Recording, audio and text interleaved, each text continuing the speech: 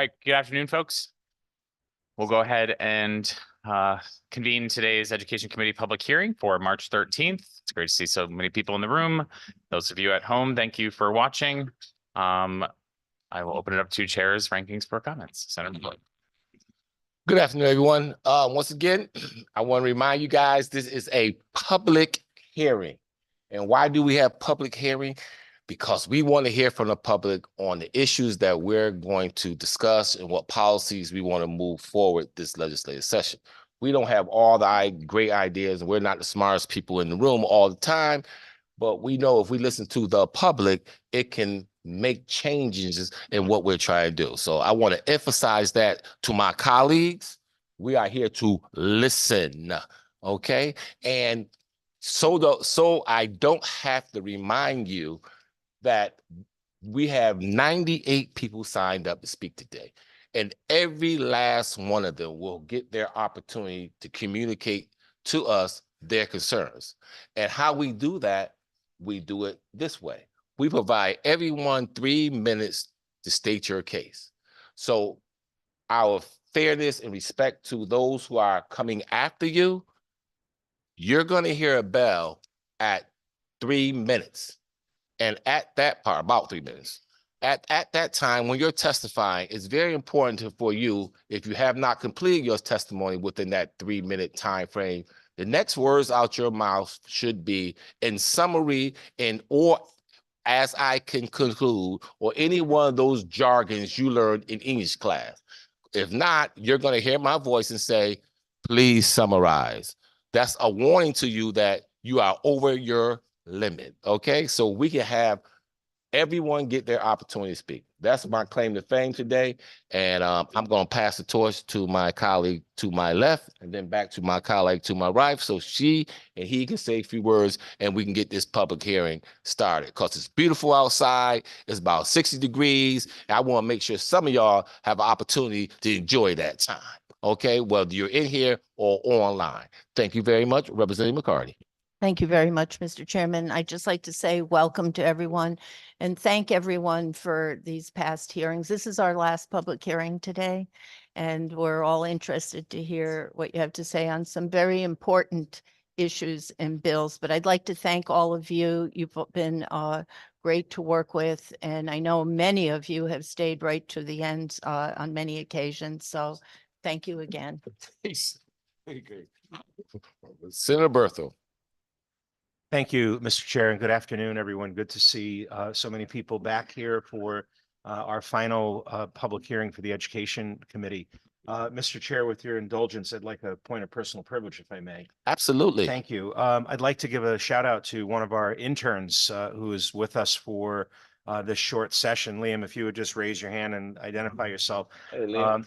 Liam is actually one of the youngest interns that we have in the building this cycle. He is a junior at Coginchaug High School in Durham. So if there's any Coginchaugers here or whatever your mascot is, give a shout out. But Liam is an intern in the Senate Republican office and not in college yet, has demonstrated some pretty strong interest in education policy and fiscal policy. So for other leaders that are in the audience today, commissioners and superintendents and building administrators, good guy to keep your eye on. He likes this stuff and he's only 16. Wow. 16. So welcome, Liam, and thank you, Mr. Chairman. Appreciate the indulgence. Thank you. And for all those who are new to testimony, that bell at your time limit, it sounds like this. You heard that? All right. You ready to get started there, co-chair? We are. Who always comes first? Commissioner Russell Zucker. Well, let's go, Commissioner.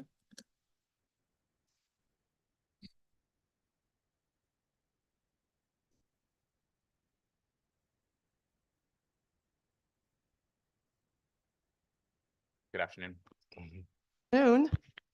Senator McCrory, Representative Curry, Senator Berthel, Representative McCarty, and members of the Education Committee. I am Charlene Russell Tucker, Commissioner for the Connecticut Department of Education, and I am pleased to have an opportunity to provide you with testimony today regarding the bills on your agenda. And a shout out to Liam. We should talk Love to see our students really civically engaged and moving forward. So thank you very much. So you have my extensive testimony, so I will use this time specifically to concentrate my comments on HB 5436, an act concerning educator certification. So some of you may know that for about a decade, just about every legislative session, efforts have been made to address educator certification. Over time, a number of these regulations have been superseded by statutes for greater flexibility. Additionally, over the past 2 years, the department, along with the State Board of Education, has explored flexibilities through emergency certifications, enhanced reciprocity, that has allowed us to welcome over 900 newly employed educators in Connecticut who were certified in other states by allowing them to quickly obtain an equivalent certification in Connecticut, primarily based on documentation of their out-of-state license. Bottom line, Connecticut's educator certification regulations has not been updated since 1998. And as noted, as I said, we're slowly chipping away at some of these more restrictive requirements through the legislative process for many years. However, with a staunch commitment to modernizing the educator certification in our state, we took another step over the past months that has brought us closer than we've ever been to making long-term sustainable change. And so this is the Connecticut Educator Certification Council that I convened by the department after the close of the last legislative session. And I would pause, I know some of them are in the room, to thank the many individuals who participated in the council. For many months, these council members met, they debated numerous proposals to modernize the state certification process. And personally, I'm thanking Representative Curry for being in that space in those meetings. So we all agree, I think we all have come to the agreement that there are changes that are necessary and we're moving forward. We also know that we need to recognize that with any change, we have to take the time to be reflective, to be thoughtful, and to take the time necessary as we develop new approaches to doing things.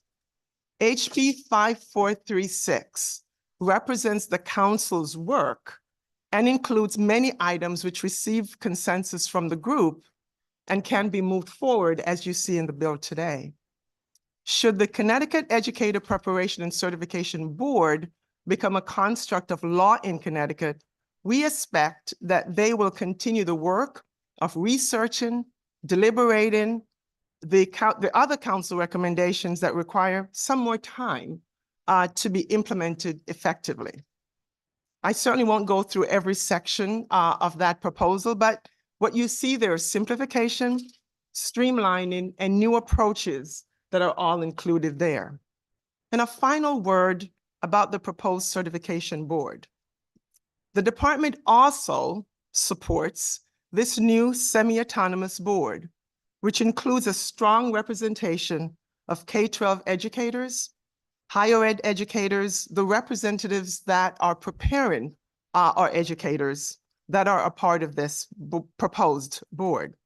And so for your information, you should know that this construct is maybe novel in Connecticut, but not a new one across the country.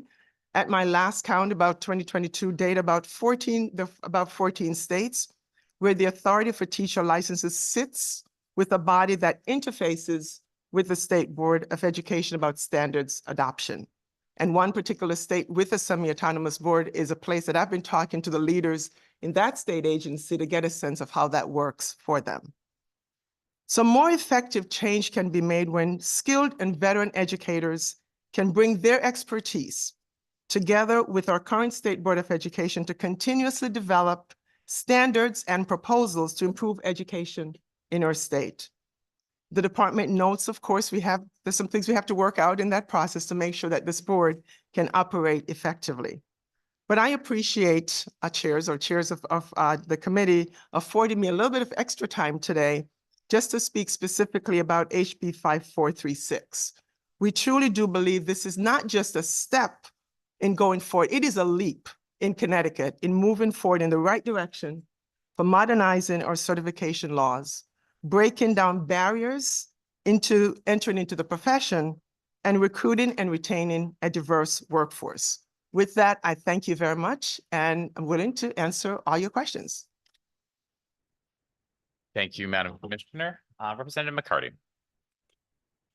Thank you very much, Mr. Chairman, and welcome, Commissioner. It's good to hear your perspective on the work of the council, and we certainly appreciate it. And while I see there are a number of changes that will take place from the recommendations of the council, the board will continue as it goes forward to do the research and to continue to give input. I hear that.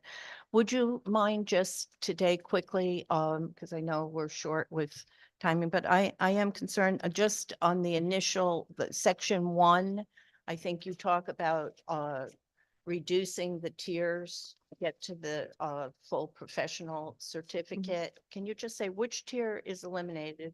And will that, my only concern, and I appreciate again all the work, and I know my good chair attended many of the meetings, but while we do all of this, and I understand the shortage that we have with our teachers and we wanted to diversify, but I am worried, I want to hear from you that we're not jeopardizing quality of our programs in any way. So just if you mention section 1, that jump, and we'll go from there.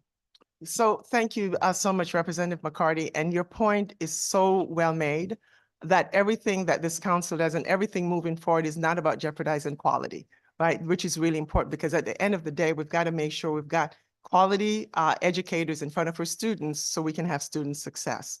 In this section 1, it's going initial to professional. So the provisional is the piece that, right. So, but that's what I'm trying to get at. What actually occurred during that provisional stage that we can eliminate? And I appreciate, let's get rid of all the barriers that don't mean anything and that don't have any real purpose toward certification. Just a little clarification that eliminating that piece doesn't harm any of the instruction. That's right. And it does. And I'm going to ask one of my colleagues to join me here a bit. I know you don't have a lot of time, but this is so sometimes in the weeds that I want to make sure that Julian Foss can just sit here, turn the microphone on and tell us a little bit more about that change. Thank you.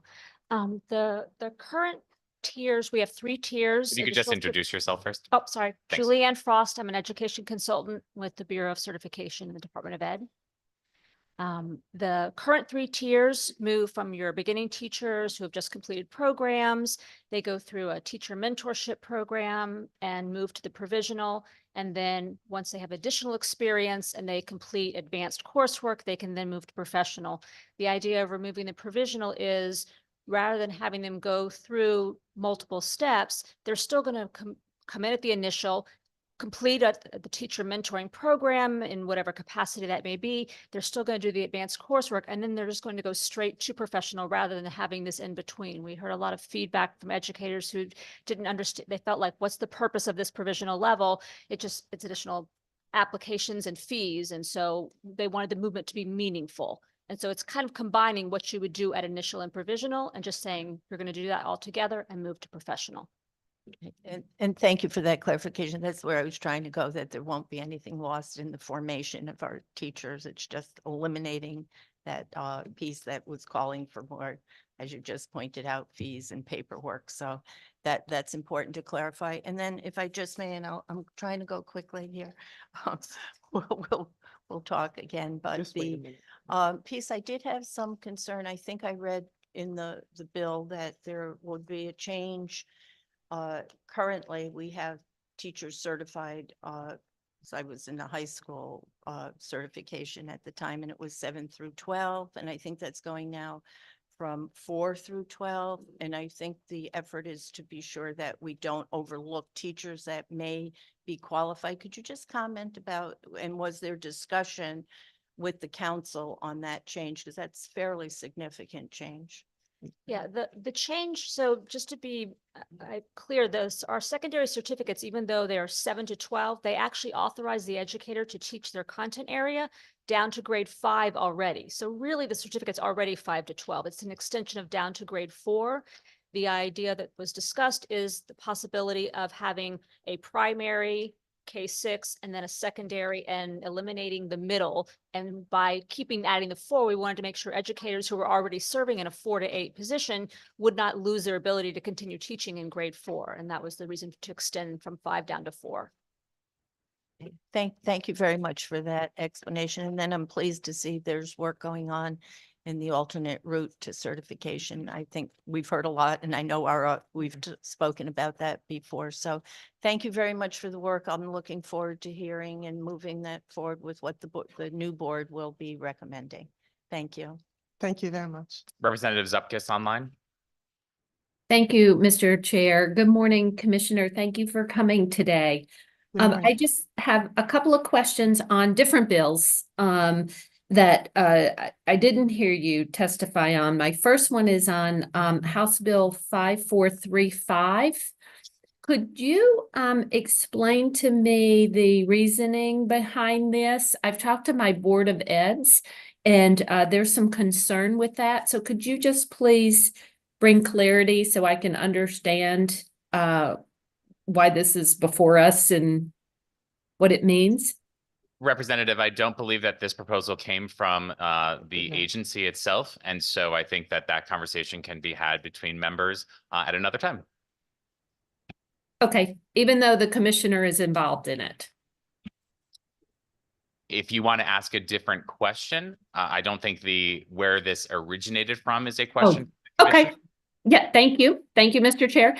Commissioner, could you please give me your thoughts on 5435 as it does pertain to the Department of Ed and completely kind of flips the State Board of Ed and your office? So thank you so much. And as I noted in my testimony, that in Connecticut, the State Board of Education is technically the department head, empowering the board to make certain administrative and policy decisions. This would make a change to that process. And as I noted, if this proposal were to move forward, the department working with the Office of the Governor would need some time to develop a plan for transferring these responsibilities. And what is the purpose of transferring the responsibilities? Again, Representative, I'm not sure that that is the question for the commissioner, as this piece of legislation did not originate with the agency. Okay, thank you. My second question is regarding Senate Bill 381. And I'm not sure if this is a question you can answer, Commissioner, if it's but can you tell me what is the minimum salary for teachers? This bill says to raise the minimum salary to 60,000. So thank you again. And I know that some of our teachers beginning salaries in the 40,000 range. And that is my understanding. Okay. So I'll make sure that I talk to the committee more. And then I guess my last question is on Senate Bill 380. And it talks about the climate. I'm trying to read that a SDU will appoint a director of social climate improvement. And could you just tell me a little bit about that? I know there was a bill that passed, I believe, last year about a climate survey. And I'm curious as to how this position will work with those surveys. Will it change the surveys at all? So thank you again, a lot of work. And as you noted, this last session and this session, making more changes to school climate, including the work of the collaborative. Again, this proposal is requiring the department to appoint a director of school climate to help to support that work. As I noted in my testimony, that the department would require additional resources to fill that position. But that is what that is proposed in this particular piece of legislation to assist the collaborative to do this work across the state. Okay, great. Thank you so much, Commissioner. Any other questions by Representative Johnson? Thank you so much, Mr. Chair, and thank you, Commissioner, for your presentation and your work. Thank you. I just going to the concerning educator certification House Bill 5436. I looked through that and I'm wondering in terms of the elementary school librarians and the, just the school librarians for elementary and secondary education. Is there some pathway in those areas as well in terms of how we're looking at this? I didn't see anything about librarians. So librarians. So the pathway that's currently in existence is if you are not certified, you would complete an educator preparation program specific to school library media. If you are already a certified teacher in another area, you would complete 30 graduate credits in school library media, and that we're not making a change to that at this point. That may be something the standards board considers down the road, but that's not anything that's in the current bill for a change. So if you had 2 or 3 master's degrees, all taking into consideration all these different types of requirements, they wouldn't be considered, even though you met the qualifications for those master's degrees in education and librarian. It just was, it just would be spread out through different master's degrees. So they wouldn't be able to qualify. It's all having to do with elementary and secondary education. But not necessarily certified teacher, just library work. So if you wanted to be a school library media specialist and not have a basic certification in another area first, yeah, then that does require a certification program. But Representative, that's a part of this whole process, is taking a look. So what you see in this proposal today are some of those things that the council have put forward, but laying the groundwork and the process, if passed into law, for all of these pieces to be looked at by this board and to make determinations going forward. And do you have a thought on a timeframe?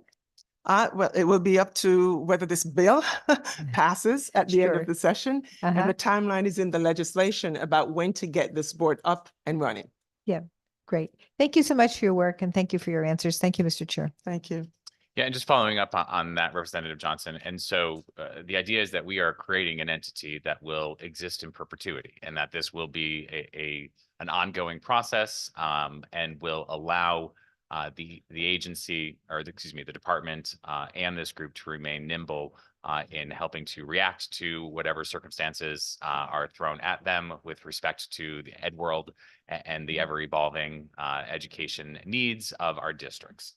So I don't know if there ever will be a definitive timeline on when things will or will not be completed. Thank you so much for your help with that. Appreciate it. Absolutely. Any other questions from members? Representative Cooley. I'm going to try to keep this brief, kind of echoing off of Representative Johnson's comment.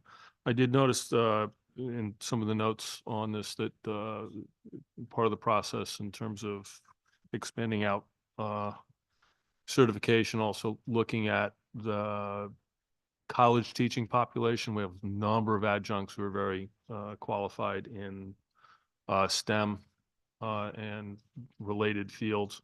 Also, those who work in college libraries who might want to transition.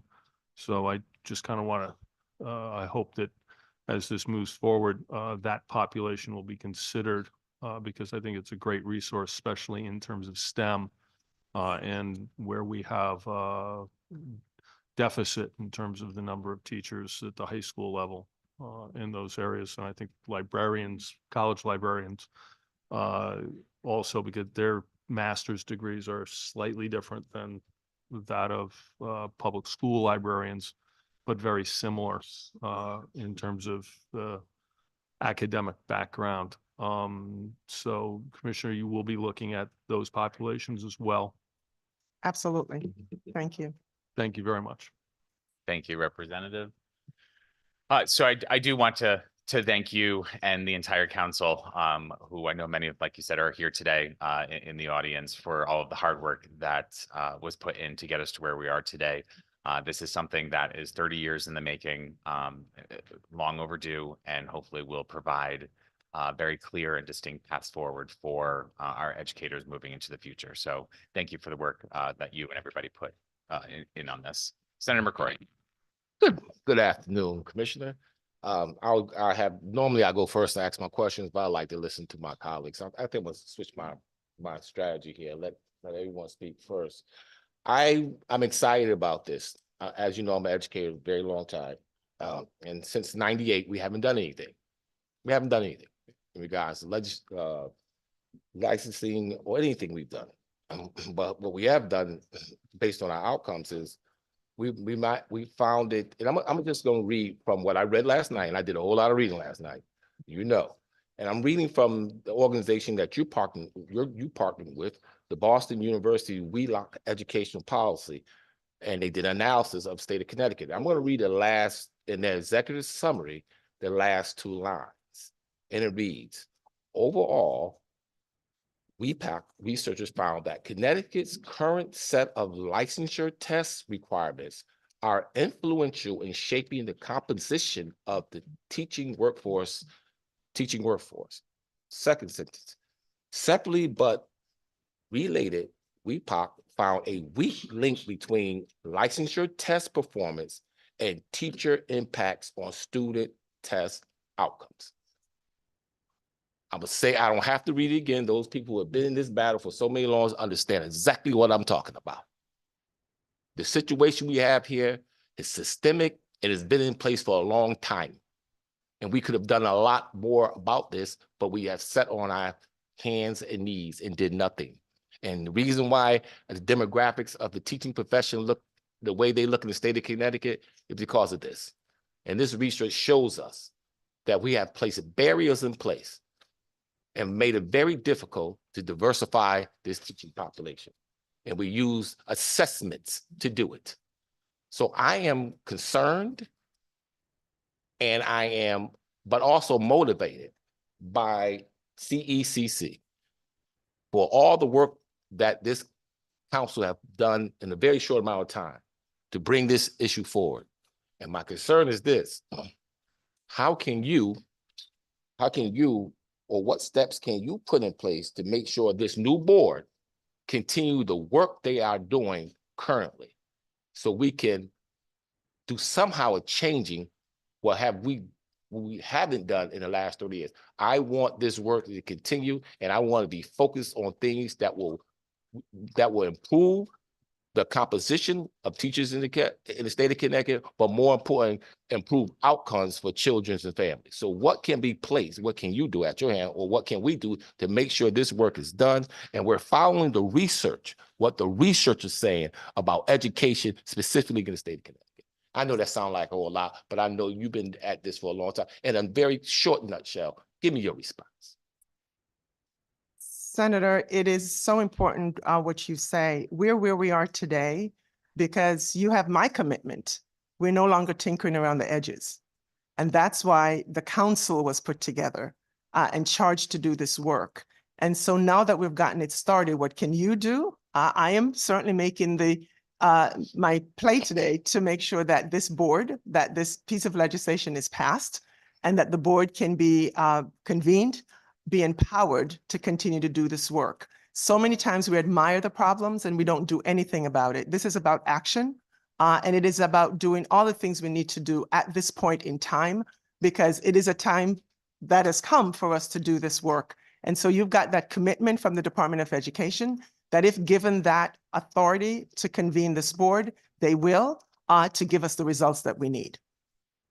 I thank you for that response. And I'll just say this in conclusion, because like I tell everyone else, don't go on and on.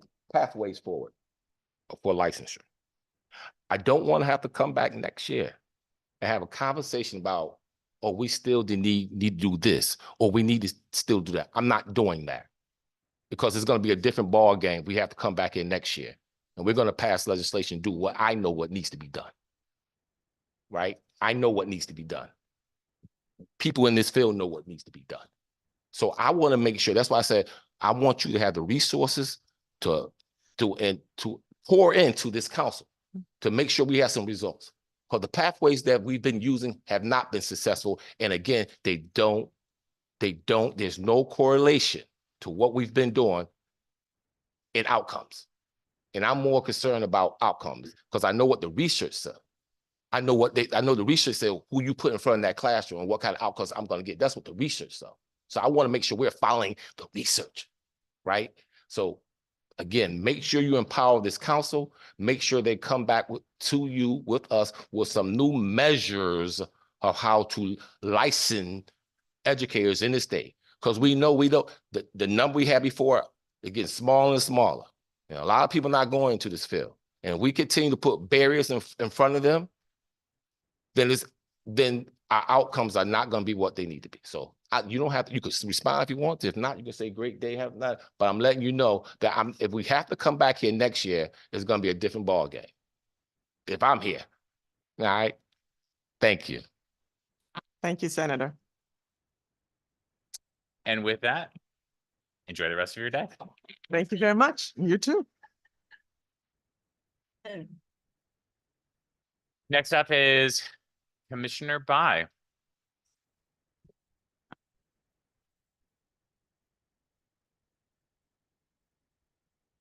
I'm taking note of this cable today.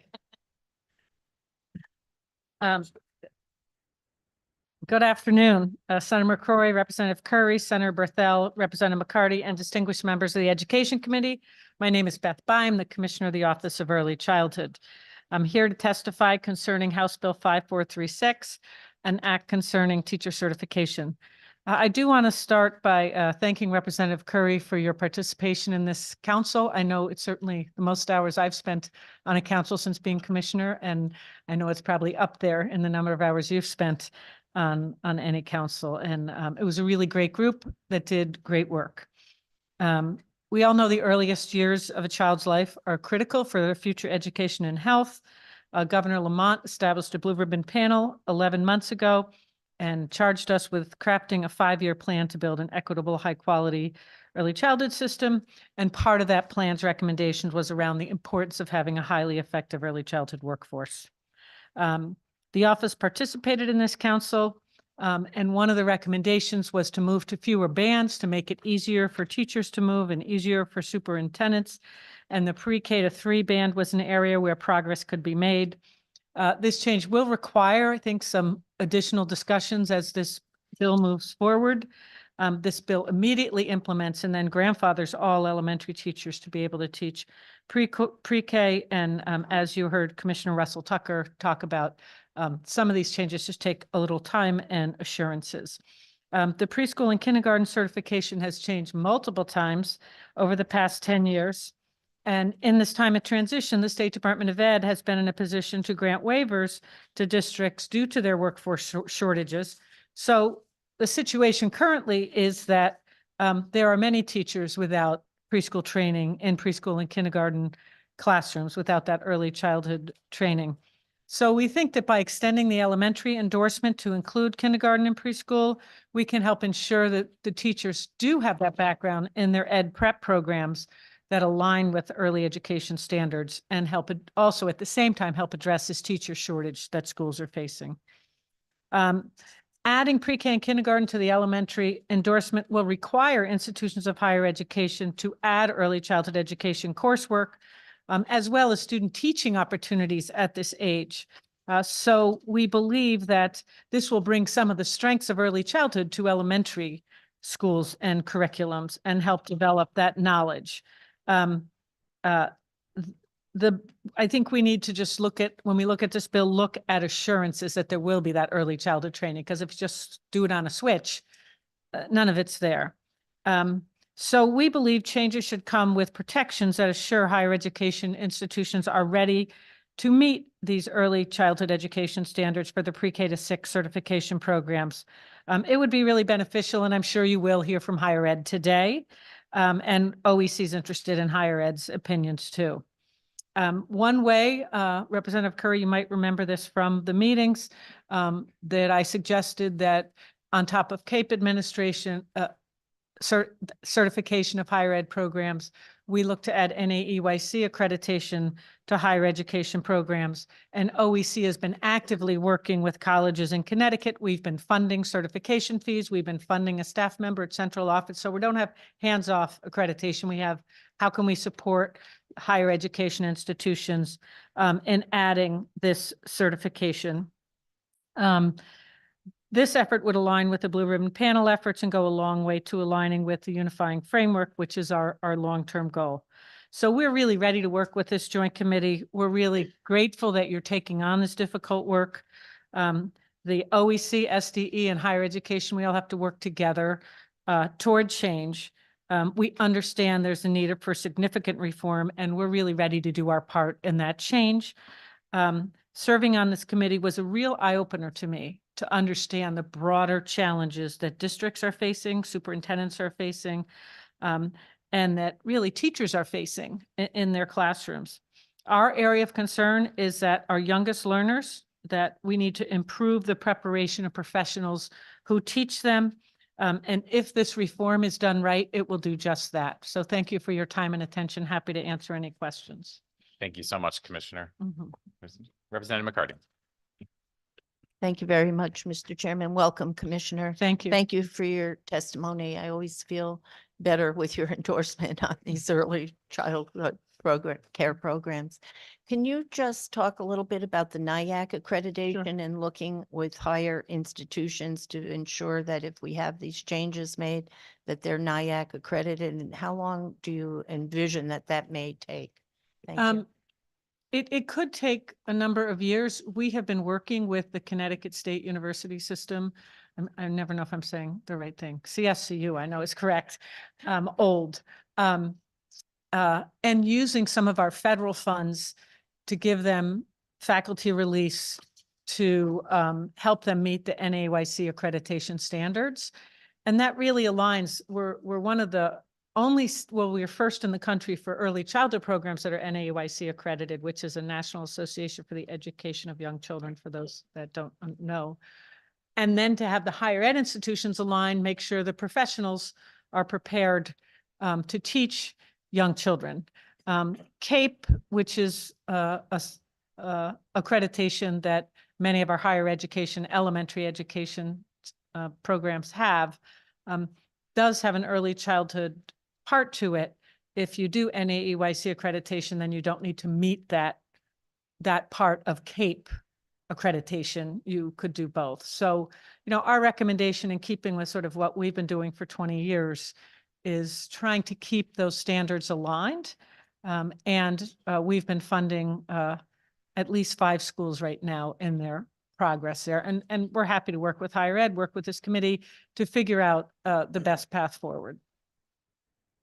Well, that's very encouraging news to hear that it's the collaboration that's taking place with the office and the higher institutions to ensure that that quality is there with the certification of those teachers in the early grades. So Yeah, and I think as Yeah. an agency, you do have, like, we have to bring some funding to the table and help the higher ed institutions so that they have sort of what they need to meet those accreditation standards if it's new to them. thank you.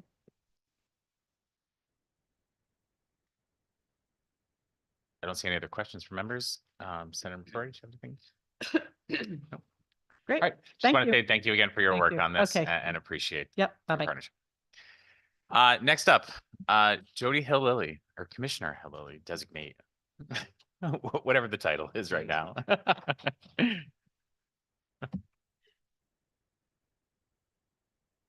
Good afternoon. Think I'd be used to that by now. Actually, give me 2 seconds so folks clear out so we're not disrupting your testimony.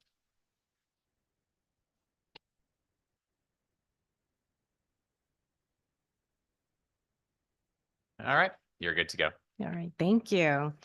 So good afternoon, Chairs Senator McCrory, Representative Curry, Ranking Members Senator Berthel, and Representative McCarty, and distinguished members of the Education Committee. My name is Jody Hill Lilly, and I am the Commissioner Designate for the Department of Children and Families, or whatever you want to call me.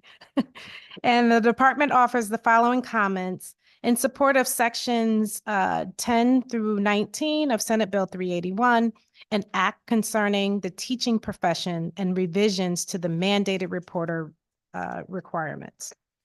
DCF is committed to ensuring the safety of children. Mandated reporters are critical partners in that effort by notifying DCF of abuse and neglect allegations via our care line. Reports to the care line are at an all-time high, mostly due to past changes in the failure to report laws. Those changes have led to educational professionals, those teachers, hardworking teachers in the classroom and educational professionals, and other mandated reporters increasing their reporting even when abuse and neglect is not suspected, out of fear of losing their jobs and being prosecuted. In light of this, DCF has collaborated with the Connecticut Education Association and the Connecticut Association of Public School Superintendents and parents over the last year to agree on some much needed updates to the state's mandated reporter requirements. A panel was held in October and attended by several legislators here and national consultants as well, and the results of which inform many of the components of the bill. The relevant sections of the bill amend statutes related to mandated reporters' failure to report suspected child abuse and neglect. Under current law, those penalties for failure to report are in two separate statutes, 17A-101A into section 17A-101O. The bill makes technical changes by consolidating the penalty language into 17A-101O. It also reorganizes some provisions specific to school employees in the new subsection D of section 17A-101O. The bill also clarifies that mandated reporters are able to conduct a preliminary fact-finding inquiry to determine if a report of suspected abuse or neglect is warranted. This bill also reestablishes a good faith exception to mandated reporter laws that provides immunity in civil and criminal prosecution to a mandated reporter who, in good faith, does not make a report of suspected child abuse and neglect.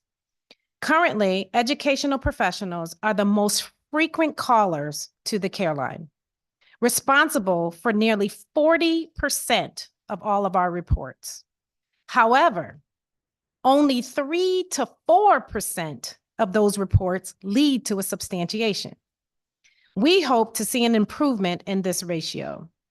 As the data indicates, most of these reports are not abuse and neglect and take up valuable employees' time and unnecessarily traumatizes families with DCF investigations.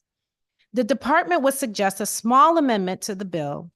DCF recommends that the new language in lines 979 through 983 be replaced with an investigation by a Board of Education shall not be defined to include a preliminary inquiry by a school employee as defined in section 53A-65 to determine if there is reasonable cause to make a report pursuant to 17A-101A.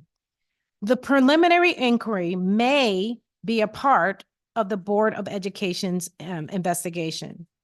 This language is meant to provide the school employees the flexibility to ask general questions before a report is made to the care line without that questioning being misunderstood as an investigation. So fact-finding inquiries, but not necessarily, obviously not an investigation, that this would be permitted without DCF approval under this subsection. We thank you for this opportunity to testify, and we look forward to working with the committee on this important legislation. Thank you so much, Commissioner. Are there any questions from members? Representative McCarty. Thank you very much, Mr. Chairman, and welcome, Commissioner. And thank you. It's good to hear that there was collaboration with CEA and the teacher. Could you just clarify for me the section about the preliminary inquiry? I believe not the last part that you said, but I think it was, nothing in this section shall preclude a mandated reporter from conducting a preliminary inquiry to determine if reasonable cause exists for such mandated reporter. Can you just explain that a little better and how that would work with the legislation? So I'll have Kate get ready to come up to if I miss anything, that's my subject matter expert. But essentially, the school is concerned about investigations being held without DCF involvement. So that statute was put there to protect that. What we didn't want to do was to say that a teacher could not ask questions. What would happen is teachers hear a little bit of something, but it's not enough to get a full history of what has happened in order to determine if there's reasonable cause to report. So we want to be able to have the teachers be able to ask those questions, right? Without interfering with the investigation process that the school does. Does that make sense? Yes, that helps clarify what I was looking for. but Thank you. They'd like to I'll comment. Thank you. yield. Did I do okay? Okay. I'm new. That only lasts for so long. Well, I'm gonna milk it while I have it. And if I may just add, I'm very appreciative to have this in front of us, because as we hear, the most important thing is that we're ensure that our students are safe That's right. and that they're taken care of. But I know the teachers had some concerns going forward. And so it's good to see that we have this clarification and that it protects all parties. So thank you very much. Thank you so much. Any other questions from members? I don't see any online. I just want to say I appreciate the partnership that you had along with the teachers and the superintendents, and really kind of putting your heads together to bring to us something that was very thoughtful and that hopefully will allow teachers to simply do what they do and teach, and not worry too much about having to kind of CYA on a daily basis, to the extent that your folks are inundated to levels that they cannot focus on what they should be focusing on. And those are the things that rise to that level. So we appreciate your time and energy and your team for being here today. Thank you. Senator McCrory. Yes, how you doing, Commissioner? You look sharp in that seat right there. Well Thank you, deserved. Senator. Great job. I mean, this piece of legislation is very important. It's really important. As an educator myself, I can't tell you how many times as an administrator that call DCF. And that's what was done. And unfortunately, like you said, so many of these cases are unsubstantiated. And then the relationship between the school system and the families are ruined, right? Because now they feel as though not only is the schools intrusive in our lives, now I got this organization on my back. And that's what starts the negative relationship between an agency that's supposed to help families and an agency that's now looked at as the boogeyman. So this piece of legislation, like I said, is really important so that you can have that initial conversation. I've been in those situations myself. I just want to ask a couple of questions before I call, because if I get the right answer, if I have a conversation with somebody, I don't have to call DCF and have to get everybody involved. So I thank you for bringing this piece of legislation forward and looking forward to passing it. Thank you. Thank you. No other questions? Enjoy your afternoon. Thank you. All right, next, just for a note for members, while this was a DCF matter, which typically would be before the Children's Committee, we have consulted with and met with the chairs of the Children's Committee. They are aware of this. We try to stay in our lane here in education. Everyone else may not do the same, but just want to recognize that we did have that conversation. Next up, Sarah Egan.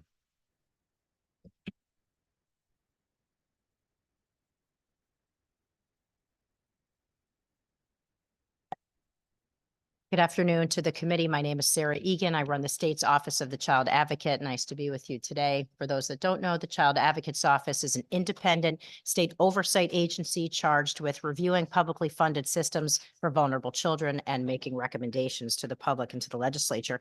Wanted to offer testimony on two bills, 380, an act concerning school discipline, and 381, which is the bill that Commissioner Jody Halili was just testifying on. Just a brief note, the OCA does support the intent of 381, which is to support teachers in their good faith efforts to comply with mandated reporting obligations.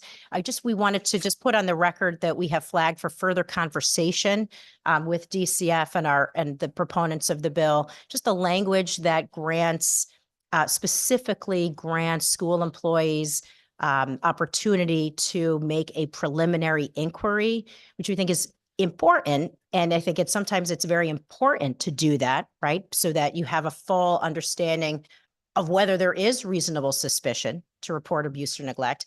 It can, in operation, start to cross the line into an investigation that is better suited for child welfare professionals and investigators.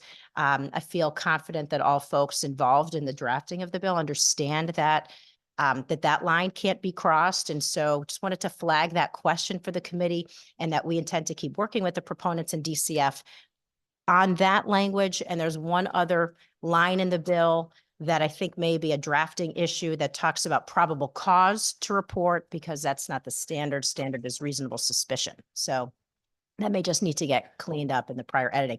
But we absolutely understand the intent of the bill, and understand that really what folks are trying to do is comply the best they can with their mandated reporting obligations, and we support that. With regard to an act concerning school discipline, and in particular, we wanted to offer support for the language that further amends the means by which and the response to the suspension for very young children from school. And this has been an issue that's before this committee a number of times. It's been before a lot of committees. It would be our strong recommendation that the state not permit suspension for children in pre-K through second grade for a number of reasons. It doesn't teach them anything. It's harmful, probably worsens the behaviors that folks are trying to address.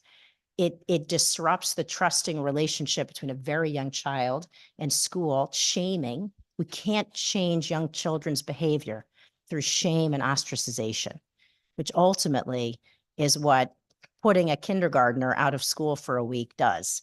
So the bill before us doesn't ban it, but it does make further roads towards limiting the use of suspension, again, with 4-year-olds, 5-year-olds, 6-year-olds, 7-year-olds, and requires a developmentally appropriate response, limits the suspension to 2 days, and changes the language that currently state law says that children this young can be suspended if their behavior is violent or sexual in nature.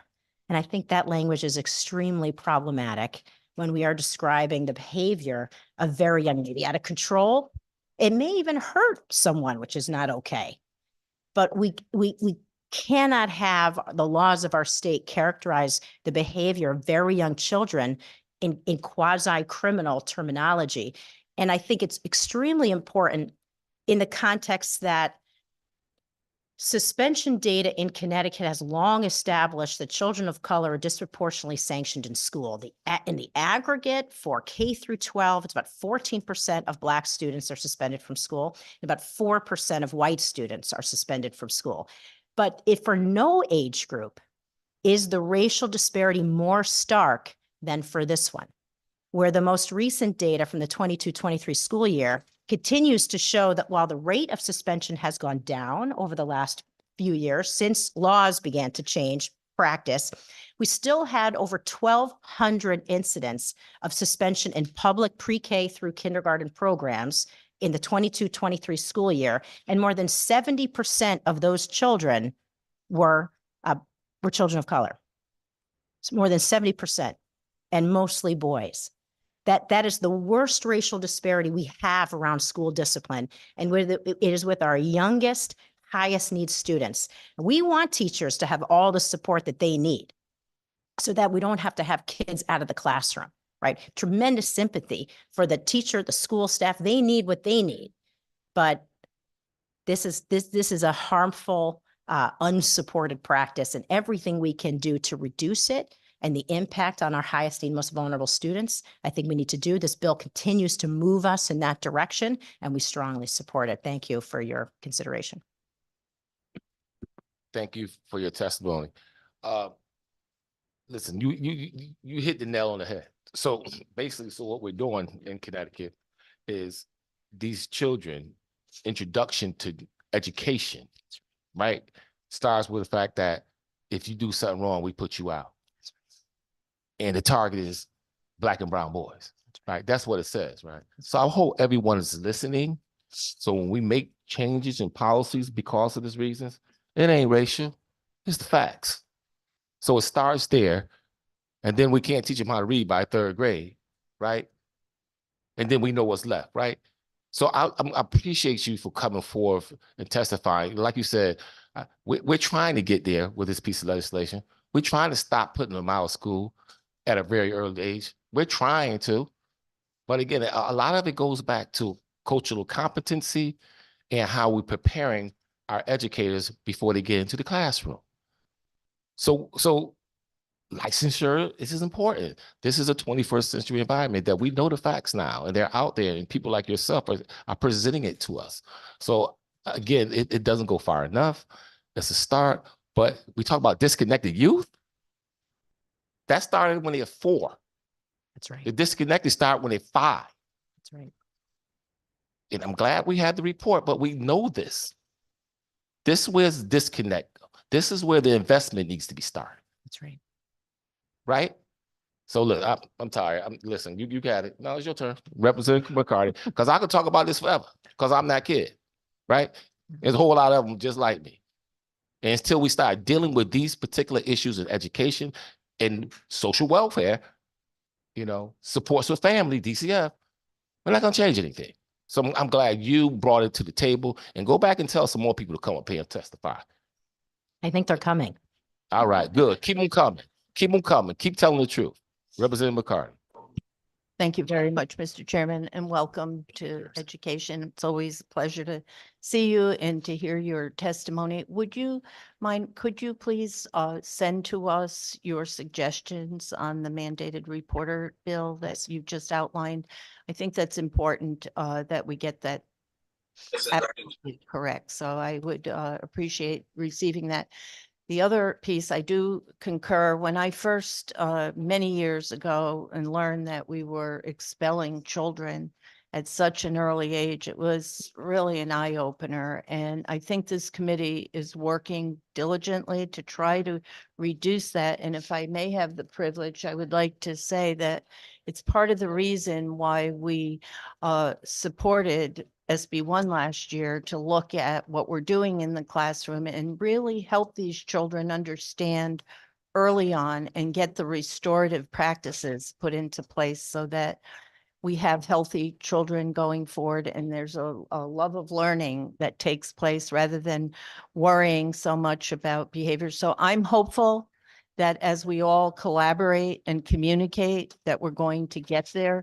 But I think it is very essential that we look at the age of the child and really try to understand what's driving that behavior and get to the source of it. Let's do that. And I think as this committee and as we all work together, we're making progress. I Yes. hope. We will. And we have to continue that work. So if you have any more suggestions and what we can do, please feel free, Sarah, to send them you. to us. Thank you. And Representative McCarty, I hope you don't take my impassioned plea for a ban on suspension. I know that the committee has been working on this issue for a long time, and I appreciate that. So it's in no way a reflection on the goals of the committee. I just think, you know, at the end of the day, our policy, sometimes we make policy based on what we can do. And I think sometimes we need to make policy based on what we should do. And I think it's important that the laws of the state reflect what we know, right? Which is a lot of what you said, which is that this is a practice. It's not neutral. It's harmful. And it doesn't help address the behavior that led to the child's removal in the first place. So it's both harmful and it doesn't work. Right? And we know a lot of the things as do teachers that will work, quiet spaces, extra pair of hands, restorative practices, developmentally appropriate support, trauma-informed practice. We know what does work. So I know I was passionate in my presentation, but I think that has to be what we advocate for, right? Which is laws that say what we do know works for children and what we do know doesn't. And as I was preparing for my testimony today, I was thinking the course of another investigation. I remember looking at an incident report or education record involving a little boy I'll call Michael, a child, not a Black child in kindergarten with disabilities in a self-contained classroom. And the record said, Michael is struggling since coming back from his 5-day suspension. I just think, like, what does a 5-year-old child learn from being out of school for 5 days? What do people tell him every day when he thinks it's like time to get dressed and go to school and have breakfast? Oh no, Michael, remember how you had that scene in school? Now you can't go back till next week. I just think to try to think of it from the perspective of that child and that parent, like how they manage that instance. And some of these children are suspended multiple times in that age group. It's not a one and done. So those out of school suspensions can add up for some children. So I deeply appreciate everybody's work on it, but just wanted to put a fine point on it. Thank you. Just want to thank you again for all the work that you do in helping this committee. Thank you. Any other questions, comments? Seeing none, thank you again for your testimony. Thank you.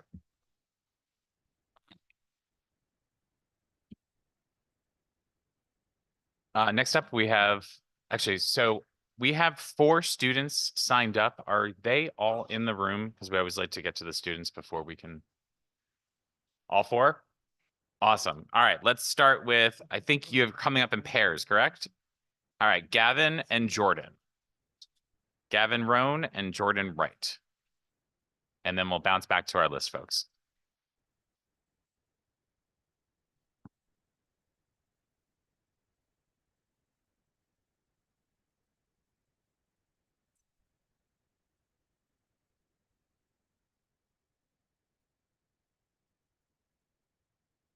One can sit there and one can sit right there. Yep.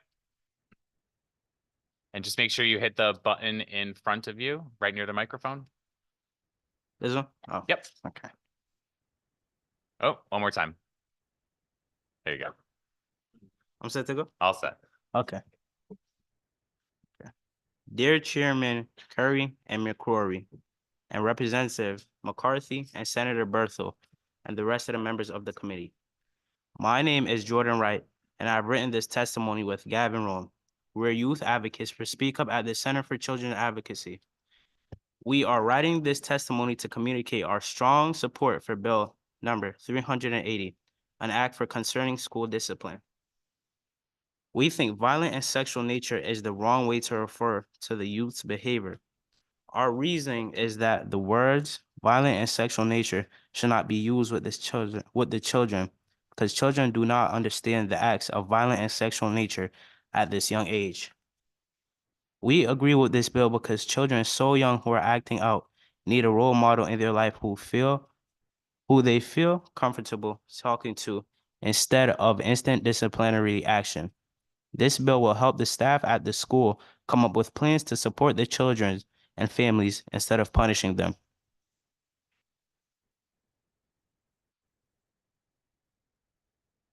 Another question we have.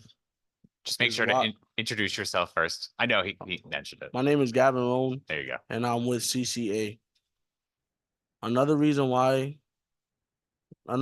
question we have is why are first and second graders' actions being referred to as violent and sexual? We think that this is absurd given that they are not even 3 years into school and most likely don't know what these derogatory terms mean. Think about what the first grader feels about these words versus how their parents feel. The parents aren't there at school to see what they're actually doing, so they can't really know, the severity of the incident. They just know that their child is being disciplined because of their violent and sexual behavior, quote unquote. We believe this is damaging both to the child and their parents and should not be used. Thank you for allowing us the opportunity to testify today. Thank you for your time. Thank you. And we'll go to the next pair and then we'll open it up for questions or comments from members. So we have Tristan Littlejohn and Nazia Jones, I believe.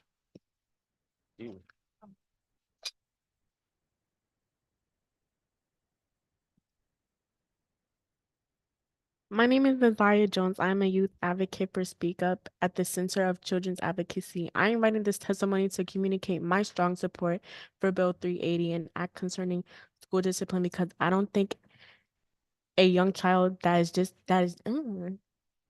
just learned how to read should get suspended for anything. Many times, children that young are simply doing what they see around them. I also don't believe that suspension is necessary for kids 2nd grade and under because teachers and other educators should talk to the child and help them understand what the expected behaviors are and try to understand where they got that behavior from. Instead of suspension, they shall offer restoratives and parent-teacher conferences, but I don't think that suspending them is the best options. Thank you.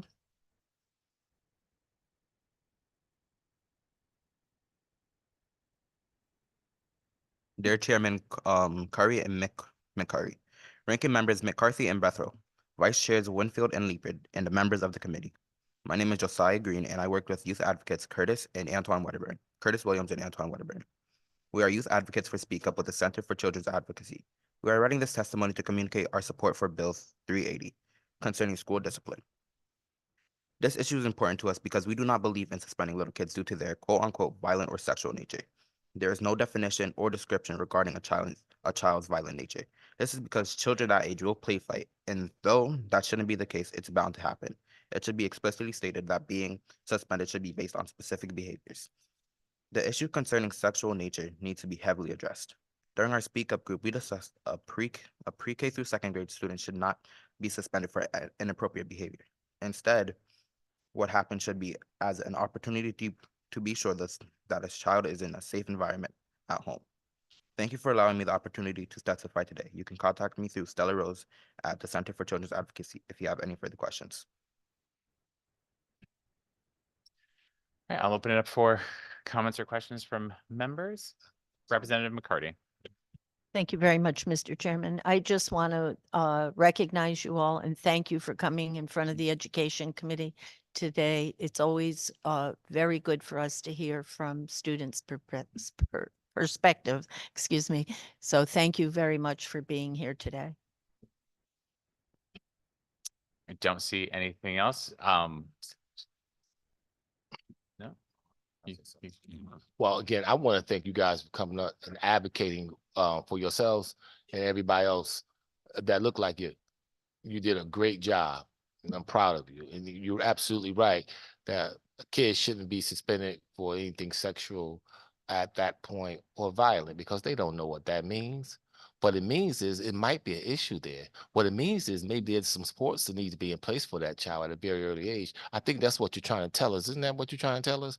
That if a kid is doing something like that, something's going on or may or may not be going on. And that parent or that child and that family might need some supports. So again, thank you for advocating for yourself and coming up here and speaking up and speaking out. All right? Appreciate you. Thank you all very much.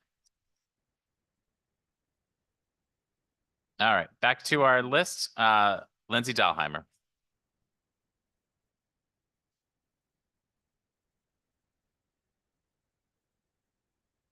Hello again. Good afternoon, Education Committee co-chairs, Representative Jeff Curry, Senator Doug McCrory, ranking members, Representative Kathleen McCarty, Senator Eric Berthel, and committee members. My name is Lindsay Dahlheimer. I'm the chair of Region 13 Board of Education. I'm also the chairman of the State Relations Committee for the Connecticut Association of Boards of Education. First, it's wonderful to be here today, and it's great to see everyone. I'd also like to recognize, I know he left the room, but to recognize Liam. He's one of our students at Coggin Chog, and he's been up here as an intern, so we are incredibly excited, and it's very rewarding to sit here today and see someone as excited, especially seeing him in his junior year. So thank you for honoring that. I am very concerned with provisions in SB 381, the act concerning the teacher profession and the revisions to the mandated reporter requirements. Section 1 of the bill would establish minimum salaries for teachers, which is inappropriate and infringes on collective bargaining. While a goal of a minimum salary of $60,000 is laudable, it fails to account for the variation in the cost of living around the state. In addition, negotiations over salaries are done in concert with other provisions of the other provisions of the teacher's contract, including the length of the school day and the entire financial package, particularly health insurance coverage. We also know from past experience that relying on appropriations from the Office of Policy and Management to cover this cost would not be sustainable. With respect to Section 3, we would need more information about the administrative process to distribute a COVID-19 recognition payment to certified teachers employed by a Board of Education during the school year commencing July 1, 2019 and July 1, 2020. This would be an incredible burden with substantial administrative costs at the local level. Issues such as locating teachers who have taught in the district during that period, but have since relocated, perhaps out of state, would be an unreasonable burden to impose on school districts, and it is unclear whether the state would have the resources to devote to this. We are not aware of what issues the changes to the teacher termination and collective bargaining process contained in Sections 7 and 8 attempt to address, but CABE will provide detailed written testimony expressing our concerns to those sections shortly. In respect to SB 380, an act concerning discipline requires the development of a school climate survey standards. It is our hope that any standards will allow for surveys that reflect the needs of the community. It is important the survey meets the needs of the school districts and not create a one-size-all-fits survey. In order to fulfill the provisions of Section 9, which require the Department of Education to appoint a Director of School Climate Improvement to assist boards of education, it is important that the department have the resources available to perform this new mandate. We appreciate your attention on these issues today, and thank you. Thank you so much, Lindsay. We appreciate you coming out. Representative McCarty. Thank you very much, Mr. Chairman. Just a very quick comment to put you at ease that the surveys will have community support and input. They'll be tailored to the particular district and school. So just to clarify that for you. Perfect. Thank you so much. You're more than welcome. All right. I don't see any other questions. Have a great afternoon. Thank you. You too. Thanks so much. Superintendent Ritchie.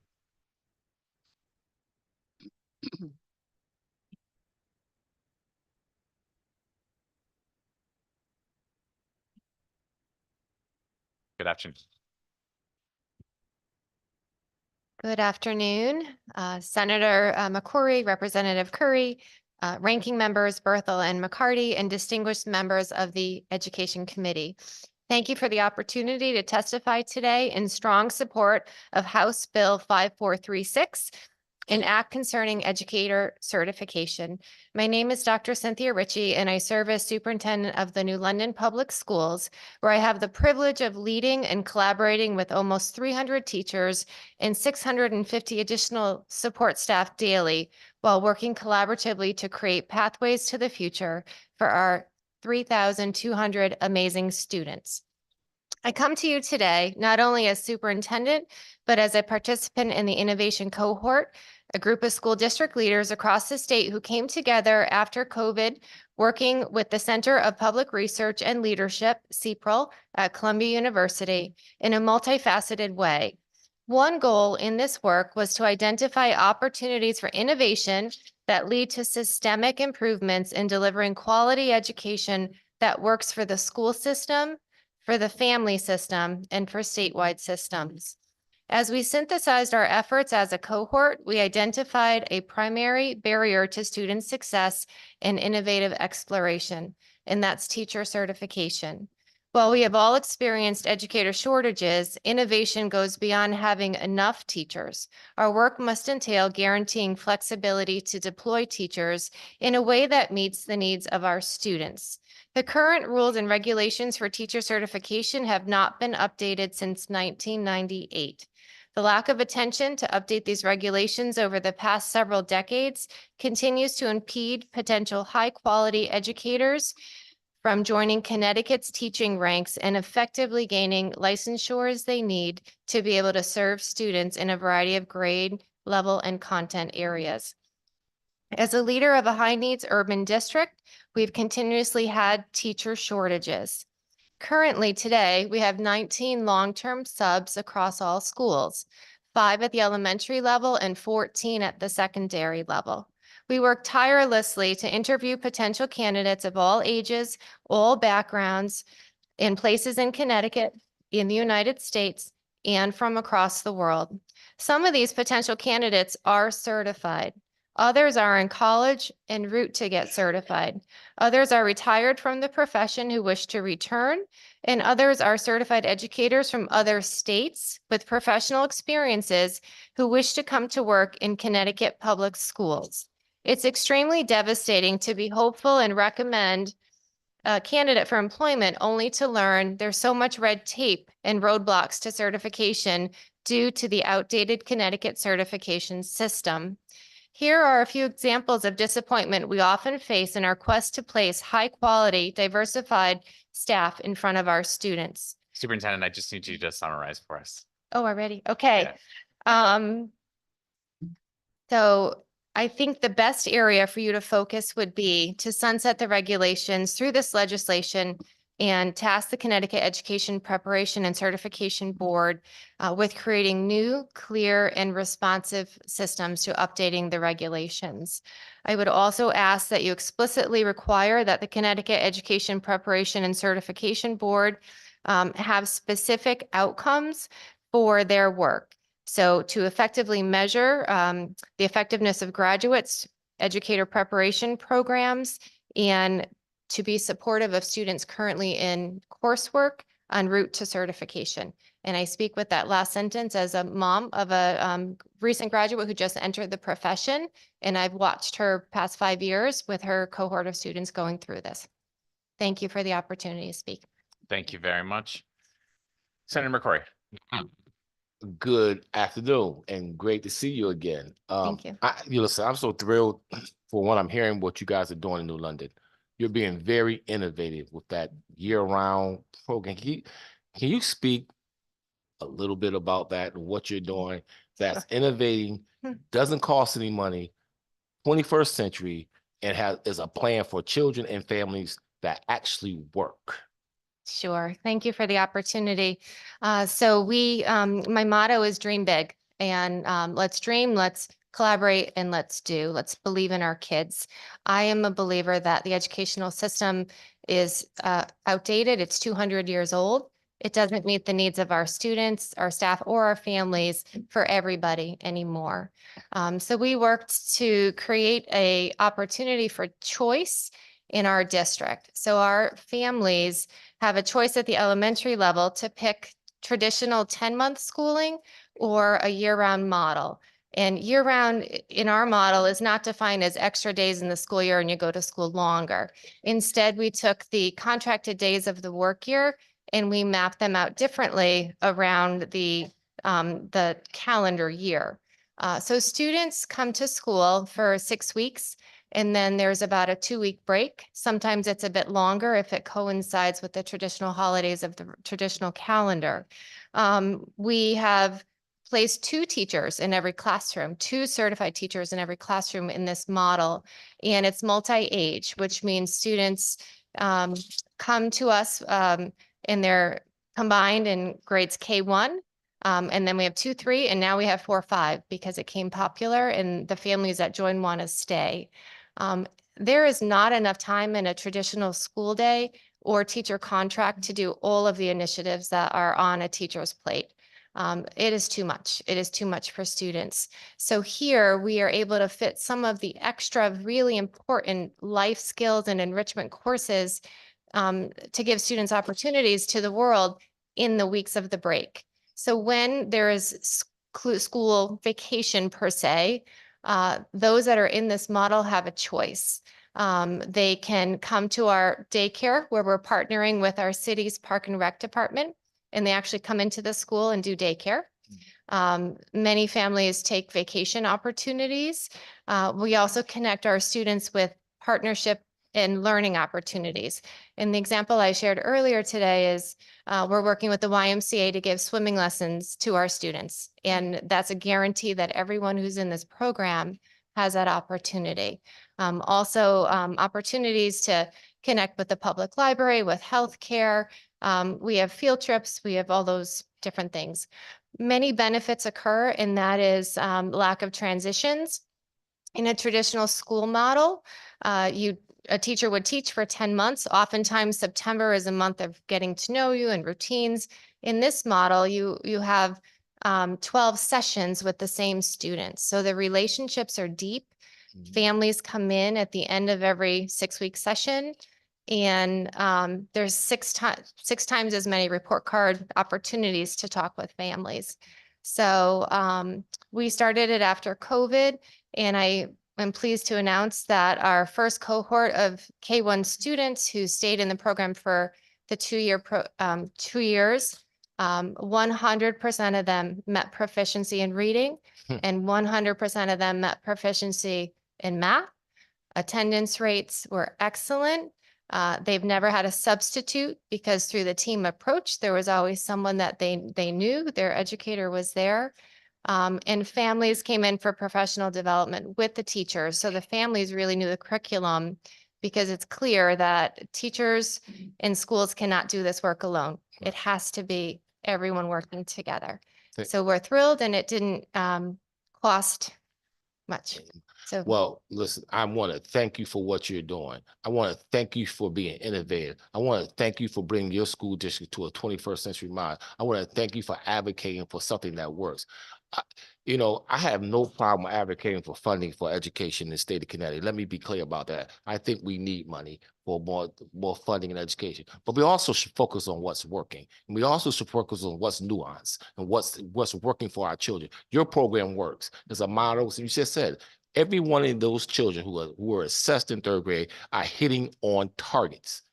It works for families. It works for your teachers. teachers love it. And a benefit too that I didn't plan on is that some of the teachers are choosing to work as substitutes during their vacation time for extra pay. Exactly.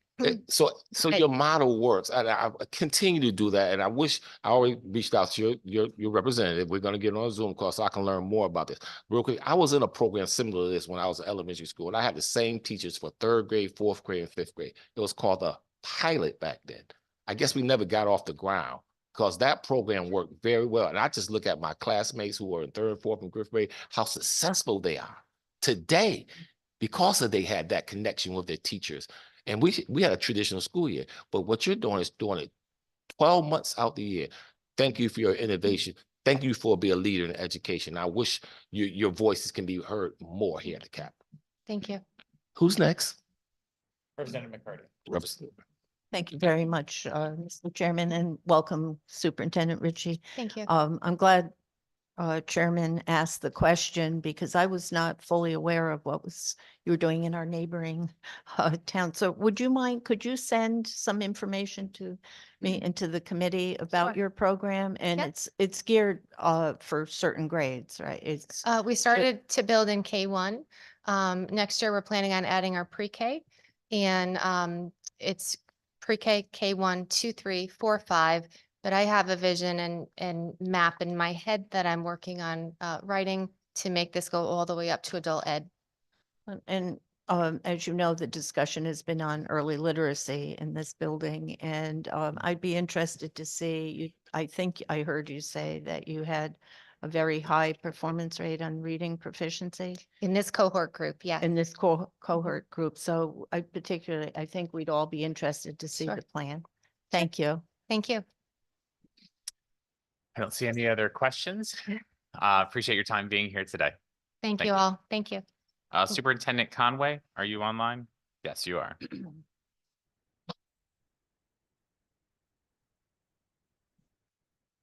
Floor is yours, Matt. Thank you, Representative. Good afternoon, Senator McCrory, Representative Curry, Ranking Members Berthel, Representative McCarty, Vice Chairs Senator Winfield and Representative Leeper, and distinguished members of the Education Committee. My Hey, name is Matt, Matt could you, Conway. Matt, could you maybe move closer to wherever your microphone is? Sure.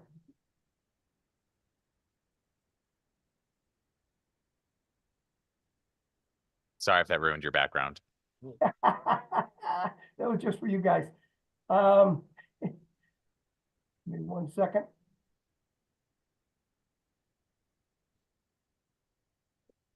I'm Matt Conway. I'm here today as the immediate past president of CAPS, the current co-chair with Superintendent Peruccio of the CAPS Legislative Committee, and the very proud and fortunate superintendent for Derby Public Schools in the great city of Derby to speak on behalf of HB 5436, an act concerning education certification.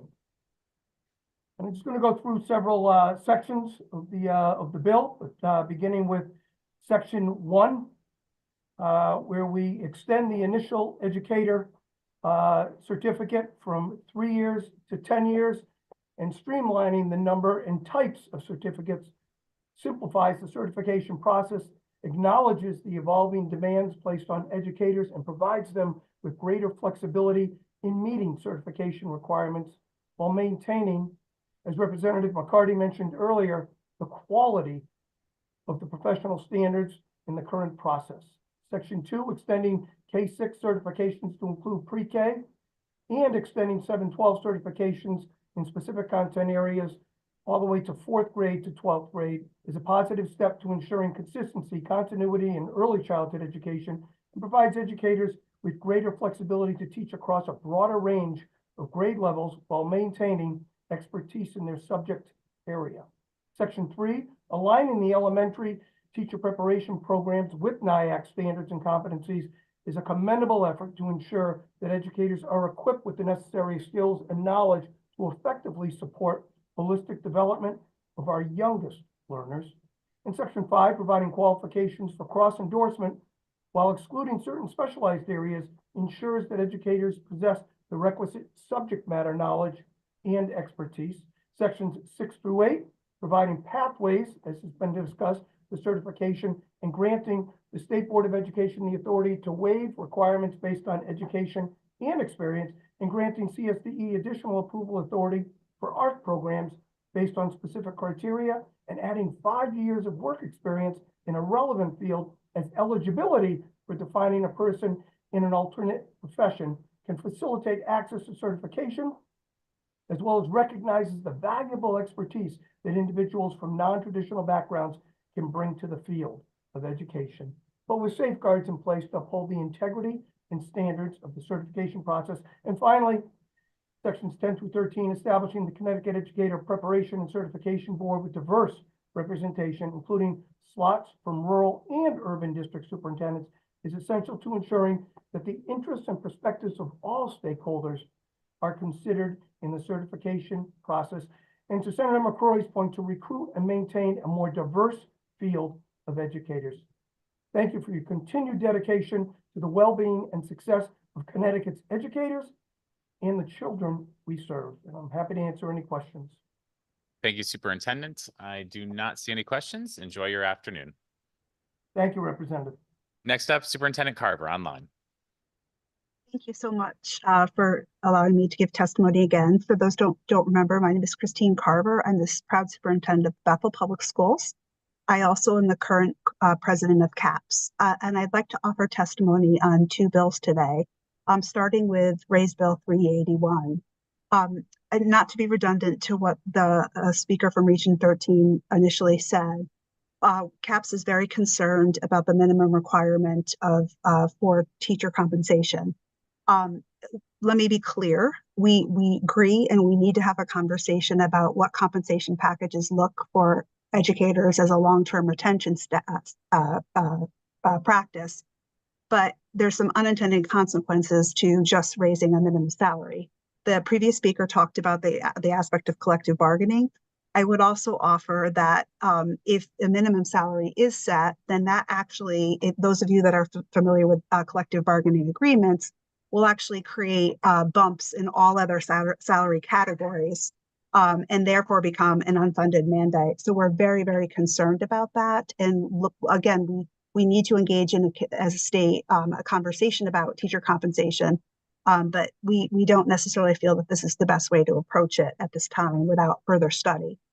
The other thing that I wanted to bring out with 381, I provided written testimonies to lots of aspects of it, but the one thing I wanted to highlight is something that several other speakers mentioned earlier about the change in language in requirement of mandated reporting for students. And just to be clear, CAPS has participated in conversations around this, but we did not get a chance to provide input to the final bill language. And so I just want to clarify a few things. Superintendents across the state are very concerned with the idea of educators, individual educators making a determination or initial inquiries, as was described earlier, that they don't have the skills and training to be able to make the distinction to determine what is reasonable cause. And that obviously, our ultimate goal is to protect children. So how do we develop some kind of compromise between that in shifting the language, but also ensuring that we're not missing children that could be subject to abuse?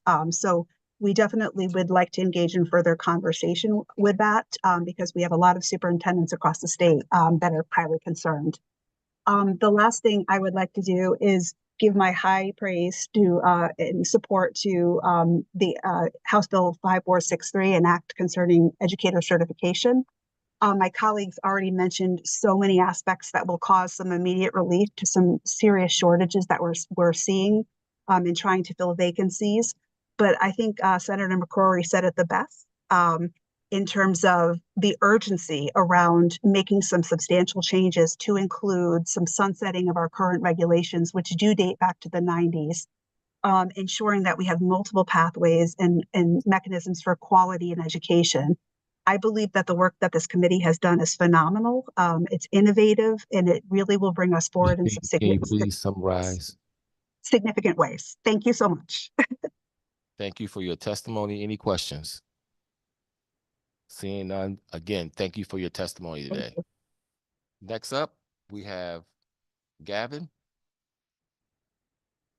Is it Gavin wrong? Followed by Tristan Littleton. Oh, that was you guys? Oh, okay.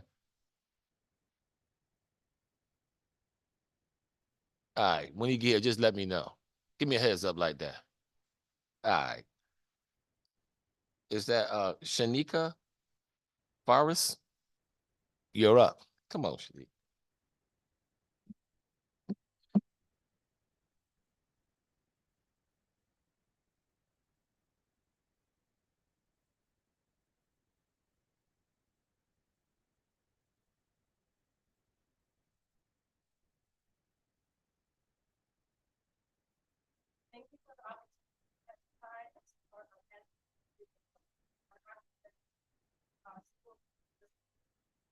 My name is Shanika Farias, and I am the Executive Director of the Connecticut Black and Brown Student Union.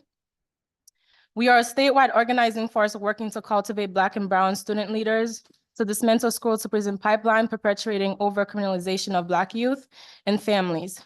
Grounded in youth-driven community building and grassroots organizing, we leverage our collective strength to challenge systemic injustices.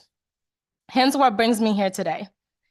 Today, SB 380 reflects an ongoing commitment to transparent reporting processes for students undergoing disciplinary measures, including arrest. The added clarification of reporting protocols for school resource officers will enhance accountability and the oversight of their roles in schools. I endorse the procedural changes in reporting student arrests to the superintendent, as it is expected to safeguard students' privacy and cultivate a more inclusive school environment. The proposal to refrain from reporting arrests within the community-based diversion system to the superintendent is particularly supported to prevent the stigma faced by students upon their return to the classroom. As an organization, we endorse the implementation of a statewide school climate survey. The collection of the utilization of data are crucial for enhancing the Connecticut education system, developing better educators and practitioners, and providing stronger support. Organizationally, we believe it is imperative to gather this disaggregated data that highlights the diversity of students and their experiences, as this will instrumental in creating more equitable and positive learning environments. Such data can reveal the prevalence of inequality and discrimination faced by students. It is imperative that we delve into the profound connection between school climate and public safety, recognizing that the emotional well-being of our student is intricately tied to their sense of security. In order for genuine engagement to flourish within academic spheres, students must not only navigate the halls of education, but also traverse an environment where safety is paramount. The heartbeat of a thriving educational system lies in the assurance that students shielded from the coercive effect of bullying, discrimination, and societal stigma. These threats not only hinder academic progress, but also inflict deep emotional wounds, impeding the potential of a robust and enriching educational experience. In summary, I express my support for SB 380, believing that the proposed legislation represent a positive stride towards more equitable education practices and school systems that prioritize students in well-being, shame, and exclusion. Thank you. Thank you for your testimony. Any questions? Representative McCarty. No, thank you, Mr. Chairman. I just wanted to say hello to Shanika. I know you've been working on this for quite a long time and appreciate your testimony and hearing from you today. So thank you. Thank you, and thank you for your continued support. Any questions, comments? Thank you again. All right, thank you. I think I skipped number 12, Melissa Coombs. So Melissa, you're next, followed by Jack Harris Stone, followed by Daniel Pearson.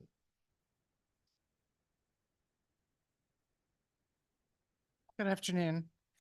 Senator McCrory, Representative Curry, Representative McCarty, Senator Berthel, and distinguished members of the Education Committee. I'm speaking today in support of SB 380, an act concerning school discipline. Since moving to Connecticut in 2016, my children have been in 4 public school districts. While every district conducted school climate assessment surveys, their approaches were wildly different. Of the 4, only one partnered with an expert resource that follows best practices for survey methodology. This resource managed the construction of the survey, analysis of the responses, and reporting of the results. Though it provided sound data, it did not assess the experiences of protected classes of students, those who are most likely to have negative experiences impacting their academic performance and future economic opportunities. In another case where best practices were not followed, a superintendent openly discussed rewording survey questions from year to year. This person is not trained in survey methodology, and rewording questions regularly means that year-to-year comparison of data is not consistent and thus not helpful in measuring school climate over time. The additional layer in this bill requiring schools to include actual or perceived protected class status in their annual report of verified acts of bullying will provide important insight. We will likely learn from the surveys in this new requirement that schools are underreporting and not verifying bullying and harassment acts.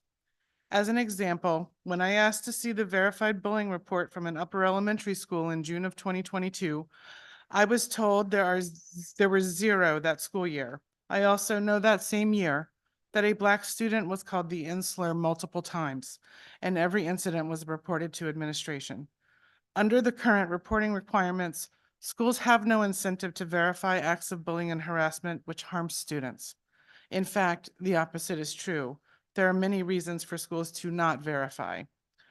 The State Department of Education claims in its written testimony that the intent of a perpetrator's bullying and harassing actions cannot be ascertained. Schools have been ascertaining this information for decades under Titles 6 and 9, and the provisions in SB 380 are no different. This further underscores the need for the data. Standardizing school climate assessment surveys and allowing for insight into the experiences of protected classes of students enhances the incredible work this committee has already put into safe school climates. Being able to compare the reported experience of protected classes of students with the number of verified acts will illuminate where underreporting is taking place and allow the new Director of School Climate Improvement to hold schools accountable for hostile learning environments. I believe in the promise of public education. This bill is a commitment to that promise and is a step forward in ensuring that all children have access to the same high-quality education. Thank you. Thank you, and thank you for your testimony. Representative McCarty. Thank you very much. So may I ask you, looking at this legislation, you think this survey would be able to help improve the climate in the school, particularly since the standards will be there by the collaborative, but they will be tailored to the community and to the school itself. If you'd like to comment further on that. Thank you, I would. Collecting this data will inform where resources need to be deployed. Starting with the districts with the worst responses, worst data, and going from there. So yes, I believe it will improve school climate. It'll go a long way. And just thank you for coming forward and testifying and giving us your experience. It's important to hear from people that have had students going through the system. So thank you. Thank you, Representative. Thank you. Any other questions? Seeing none, we'll move along. Jack Harrison? Harris Stone? Good morning. Good afternoon. Senator McCrory, Representative Curry, and distinguished members of the Education Committee. I am speaking today in support of SB 380, an act concerning school discipline. As an educator and a parent, I've had a broad view of the impact of bullying and school climate on our children. On a personal level, my child was deeply affected by bullying and observing bullying as members of a protected class. This created fears that even with treatment mean they can no longer speak and rarely leave the house. We do not know if this is temporary or permanent. Their therapist has made it clear that this is the direct result of repeated school-based trauma as member of a protected class. To say this affects their access to a free public education is an understatement. This may have permanently affected their access to a normal life. They are far from alone. There are numerous kids statewide who have been bullied, found an ineffective response, and parents feel their only option is to withdraw from public school and homeschool. Many of us believe in normal circumstances our kids would be better off in school, but districts have to be able to effectively deal with hate speech and bullying. SB 380 is a lifeline to kids like mine and preventing situations like we are in. In all cases, we reported the bullying and observations of the bullying, which occurred at 3 schools in 2 districts. Only 2 of 6 were investigated. None were confirmed. After minimal response, we heard either we won't or cannot address issues of a protected class bullying. Certainly what was done was not effective because it was repeated. The next victim at one school was physically assaulted, shoved into a locker. Both my kids and their peer groups were targeted in hate crimes against their protected classes. No parents were informed. Students report the school follow-up to the hate crimes in the one place it was addressed made it worse. Mandated statewide intervention would have helped. The same district states that based on their climate surveys 85% of their students feel safe at school. I can guarantee that of the 15% that don't, most or all are members of a protected class. But there's no space on the school climate survey to gather data as to what protected class the kids who do not feel safe belong to. As a non-binary person, I see this data collection problem as especially obvious when we look at the district's profile and performance reports. Just statewide, look at the non-binary category. Statistically, districts should have 5 to 10% of students registered as non-binary.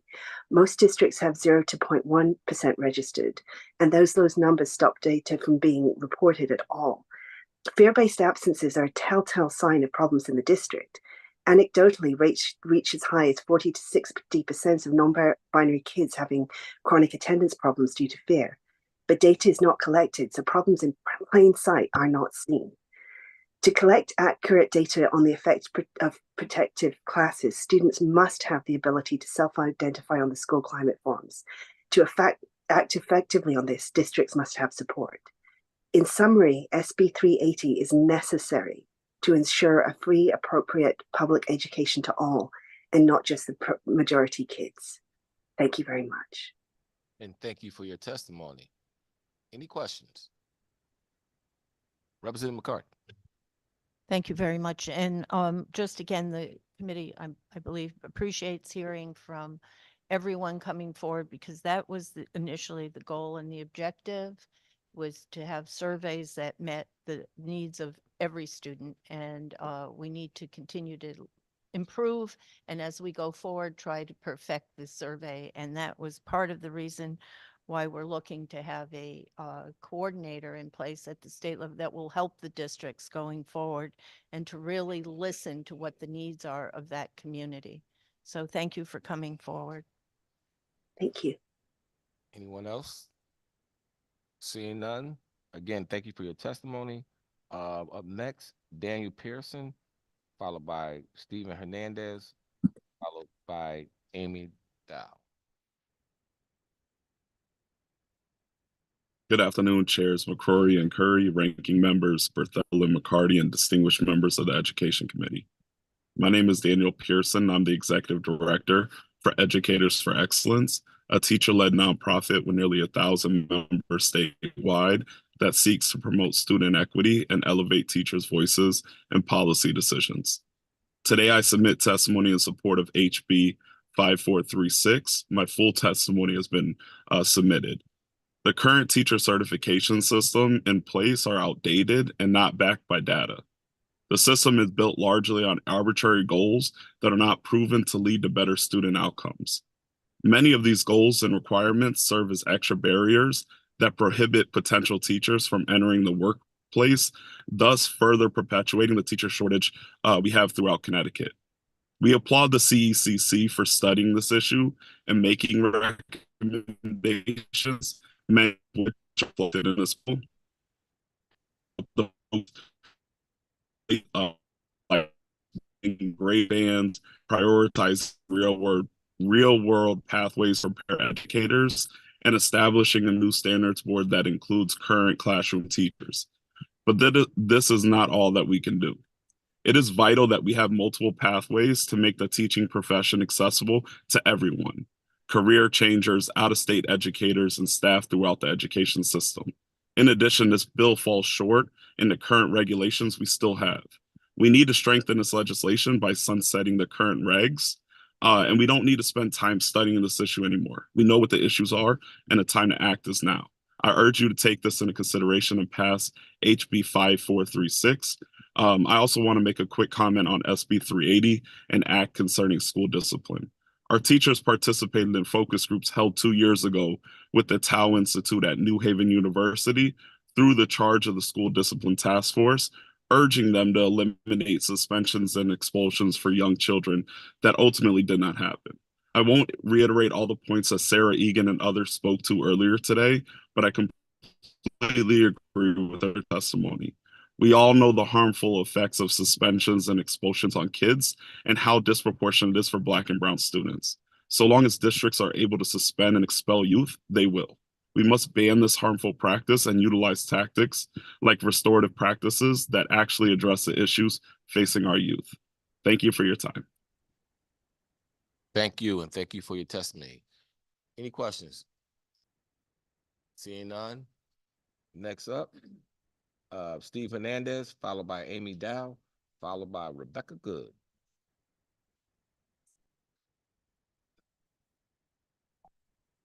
Good afternoon. How you doing, Stephen? Good afternoon, Senator McCrory, Representative Curry, ranking members Bethel and McCarty, and other distinguished members of the Education Committee. I'm Steve Hernandez, the Executive Director of CONCAN, a statewide advocacy organization committed to building equitable and accessible educational opportunities for all Connecticut students. Today, I'll testify on House Bill 5436 on educator certification and Senate Bill 380 on school discipline. Every one of the over 512,000 students that arrive at a Connecticut school each morning deserve, in fact, depend on finding caring, committed educators that greet them ready to deliver robust, innovative, and engaging academic content. The relationship between student and teacher and the instructional practices that prepare our young people for a fulfilling and productive life are critical to ensuring that Connecticut continues to thrive. But for many children in our state, most acutely in our high-need urban and rural communities, this is not reality. In fact, for these children, access to consistent certified educators is becoming increasingly rare. 60% of current educator vacancies are in our 36 alliance districts, meaning existing overstretched staff or long-term substitutes have to fill the absences. For our students, educators, and communities, this is not sustainable. And we, as the stewards of policy and resources, have an obligation to urgently reorganize our existing system, uncovering opportunities to innovate, attain, and attract and retain. Over the past 6 months, practitioners, preparation programs, and content experts have engaged in a series of productive conversations on how Connecticut's educator certification system can better represent our values of high-quality instruction and content mastery, rooted in a belief that all children can succeed if given the right opportunity and a commitment to diverse representation of background and skill. The CECC has done yeoman's work, and their interim findings maintain the urgency of the issue and set us on a multi-year course to innovate along with the profession rather than play chronic catch-up. Much of that work is represented in House Bill 5436. Firstly, the legislation creates a standards board led by educators whose role would be to make recommendations regarding the current and future needs of the education profession. Our current certification system is based on a 1998 notion of educator preparedness and efficacy, which was in turn built on a turn of the last century education model. By shifting to an evergreen model like the Standards Board, the conversation never ends, and updates occur in concert with technological, academic, and pedagogical advancement. Secondly, there are a series of concrete, if I could wrap up, we've noted in our testimony that we will submit the pluses and some recommendations that we have along with our testimony on 380 regarding school climate. Thank you. I just want to make sure I understood what you said in regards to vacancy. You said 60% of the vacancies currently right now in the state of Connecticut mean there's not a certified teacher in the classroom. Are located where? In our 36 alliance districts. And this is incredibly important because when you think about our role in ensuring that we have a full teacher cadre in our classrooms, and yet at the same time in 360, we're talking about suspensions and expulsions, the pressure is on the human beings within these institutions. It makes total sense that there are expulsions and suspensions of our littlest ones, where the adults in the room feel under-resourced, overstressed, and can't manage the classrooms that they are dealt with.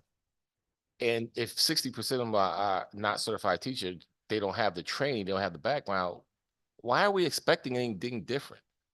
There's the lowest resource schools districts, right?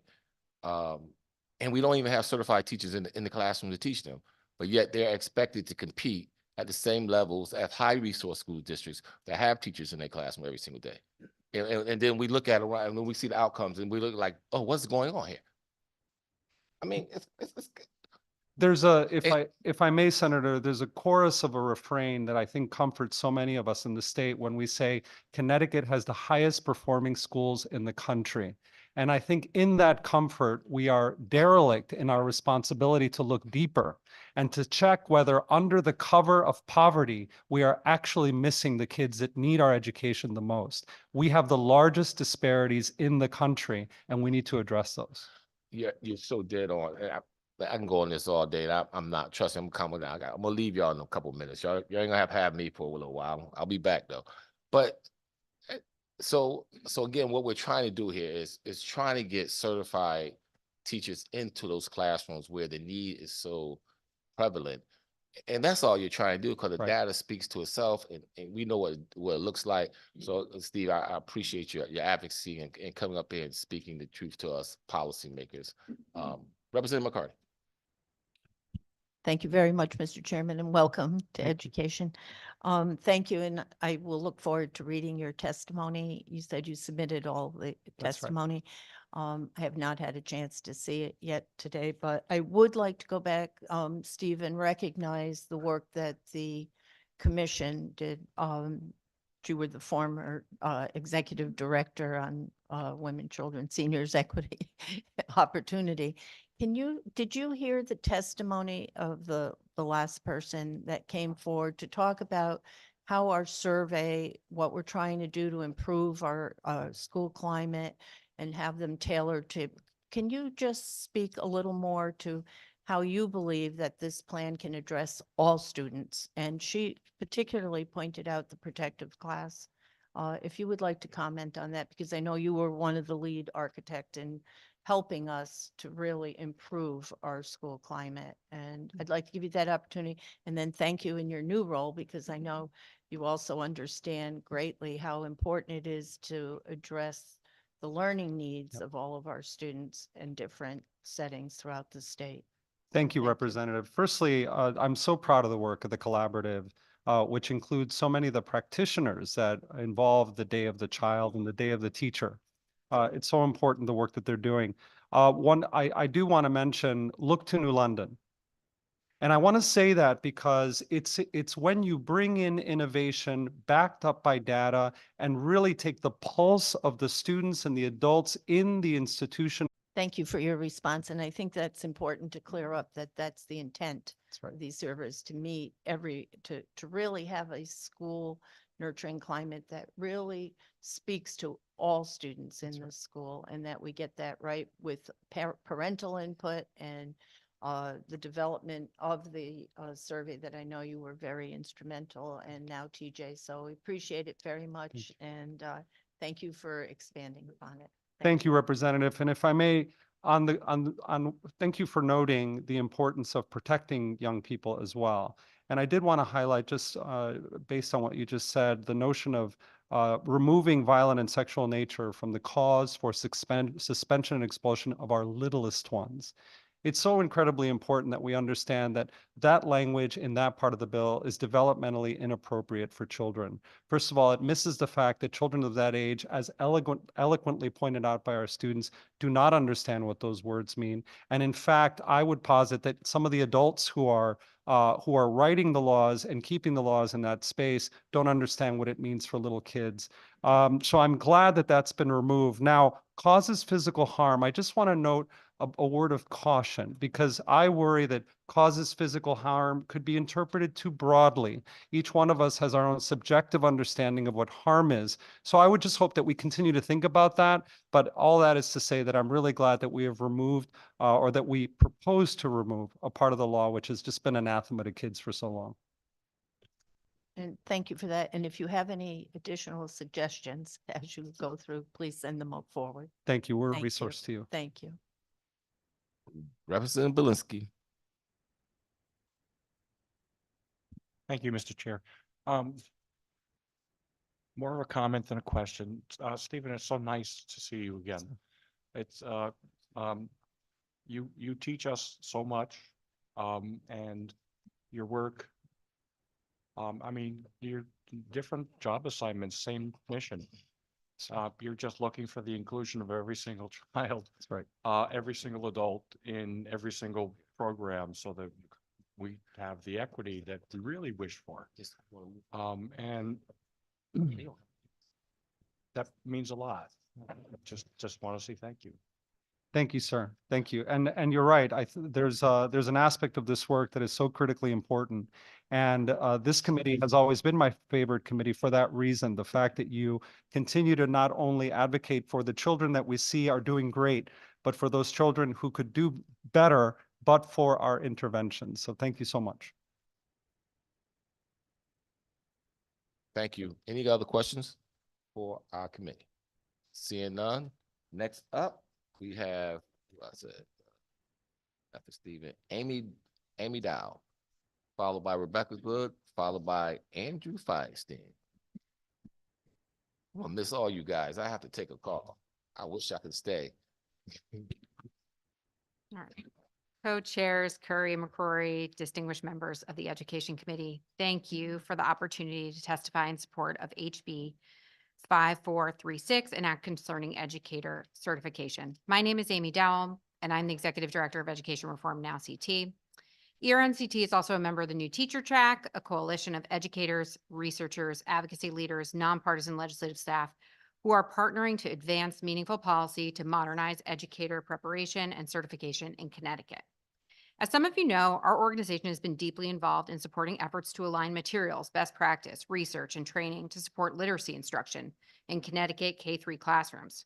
When we set out to advance on behalf of a statewide reading plan, to advocate on behalf of a statewide reading plan 5 years ago, One of the largest obstacles we saw were the inconsistent and oftentimes non-research-based pedagogy being taught in some educator preparation programs.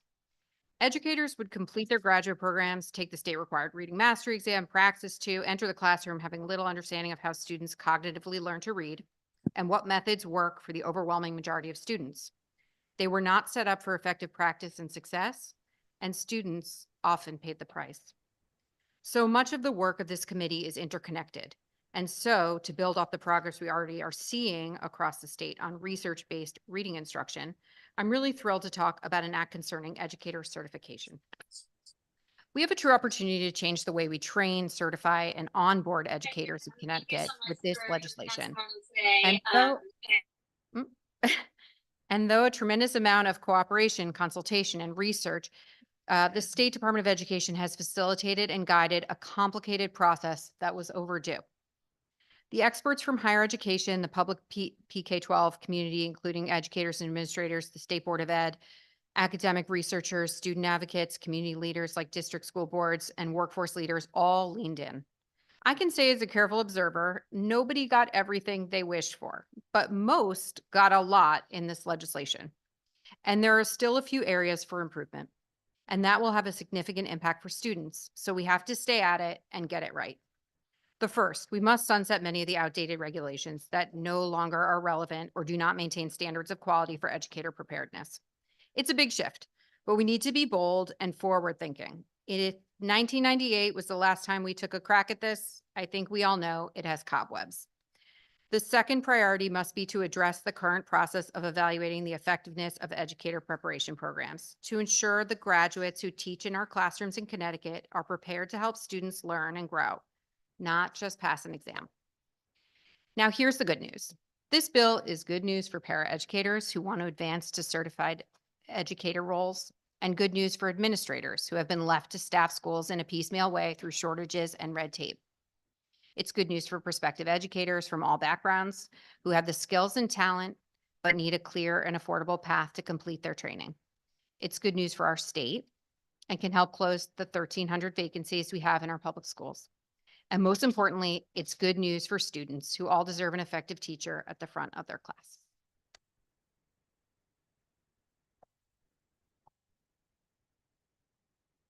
Thank you, Amy. Sure. For your testimony. I don't see any questions. Have a great day. Next up, we have Rebecca Good. Hello, Chairs McCrory and Curry, Vice Chairs Winfield, Leeper, and Ranking Members McCarty and Berthold, and distinguished members of the committee. I'm Dr. Rebecca Good, founding dean of Relay Connecticut, and now the National Vice Provost for Teacher Preparation at Relay Graduate School of Education. I'm also a proud resident of New Haven, and today I'm lifting my voice in service of aspiring teachers and the future children in their classrooms. I support House Bill 5436. If a clause were to be added to sunset the current regulations by July 2025, setting this date within the bill means we no longer will continue the antiquated approach of our current regulations that continue to deprofessionalize our teaching profession.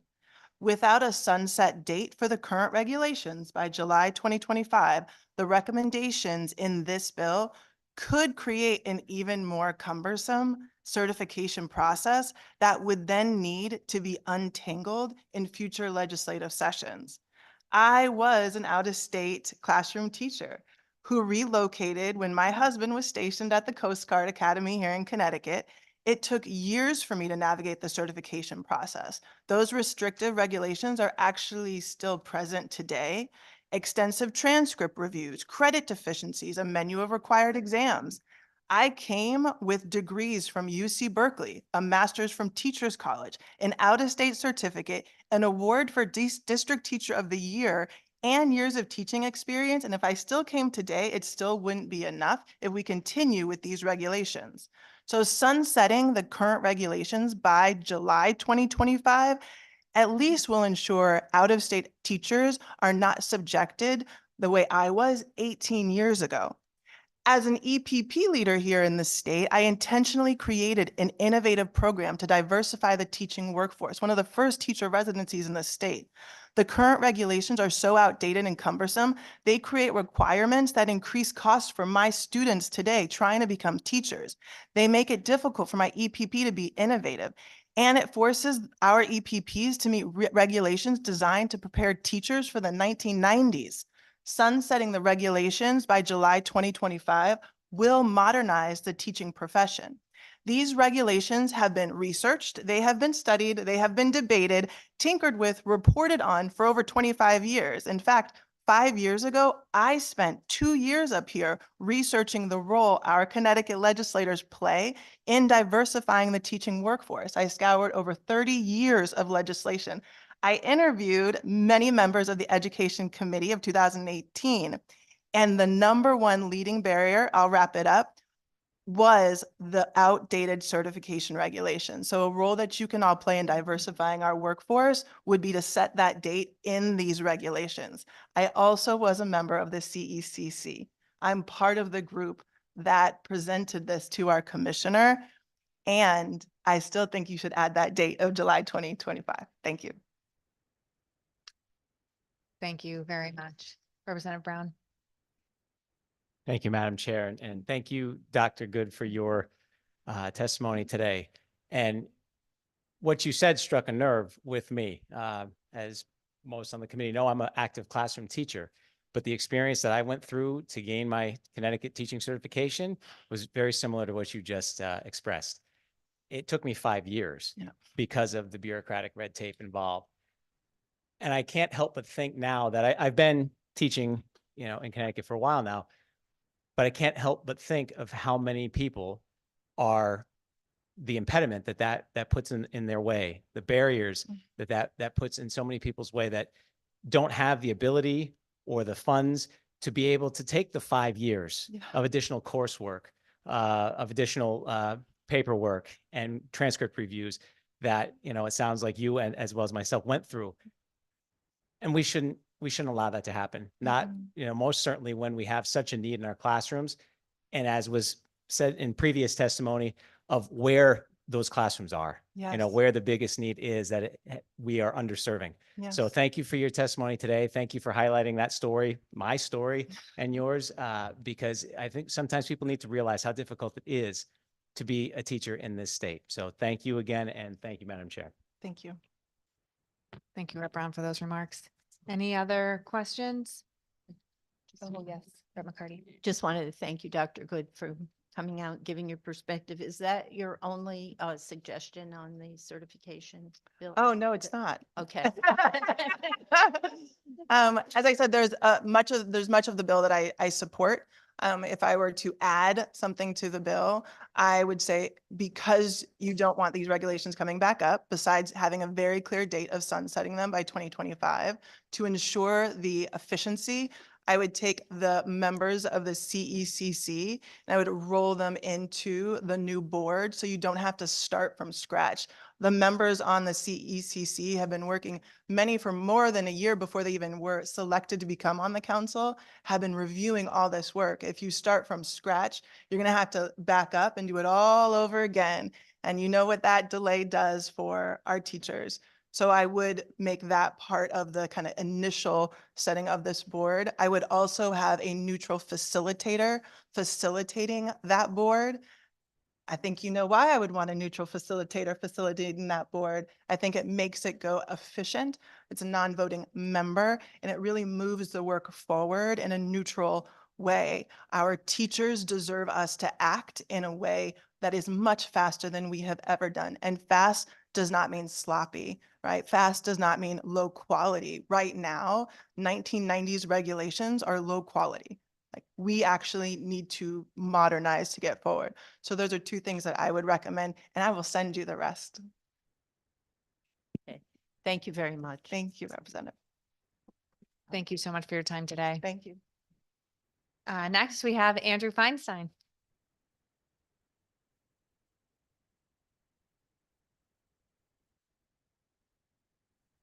Vice Chairwoman Leeper, I am delighted to see you there. I'm Andy Feinstein. I'm the legislative chair of Special Education Equity for Kids in Connecticut. You have 5 bills up in front up in front of you today. I'm indicating seek support for 4 of them. My colleague John Flanders will be up sometime later, and we'll talk about 381. In each of these cases, while we support the bills as they stand, as baby steps forward, they all could use substantial improvement. And that's contained in my testimony and in other documents that we'll supply to you. So start with the 5435. The Commissioner of Education is the one agency head who reports to a board, not to the governor. That leads to bureaucratic delays. If the board added value, I would be all for keeping the board. I have not seen that. The one caveat I have is that the monthly, the commissioner provides details of the progress of the Department of Education to the board in a public session. I would hate to lose that. 5430, that was a beep. 5436.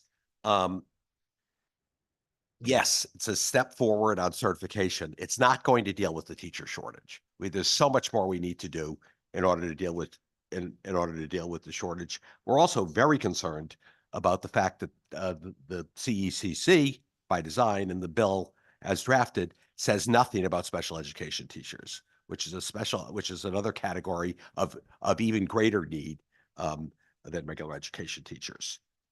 We also support 5437. We were an active member of the Mandate Relief Working Group and would like to continue working on that. In my testimony, I contained a shout out for Patrice McCarthy, and read that. That's worth it. 380. We also support 380. Look, as the committee is well aware, we're against expulsion and out-of-school suspension for anybody at any time in any way. It is not sound. It is not educationally sound. It's not beneficial. This is 380 intends to make it harder to place young kids out of school, so it's a step forward, and for that reason, we support it. In sum, even before the bell goes off, I think the committee has before it some rather weak responses to some major issues in education. This is unfortunate because the crisis in education in Connecticut is real and serious. We need more teachers and more teachers of color. We need to embrace students with behavioral issues, not throw them out. We need a Department of Education that will strongly lead the way, not just issue nice signing guidance. And if we're going to mandate what local school districts do, we need to fund those mandates.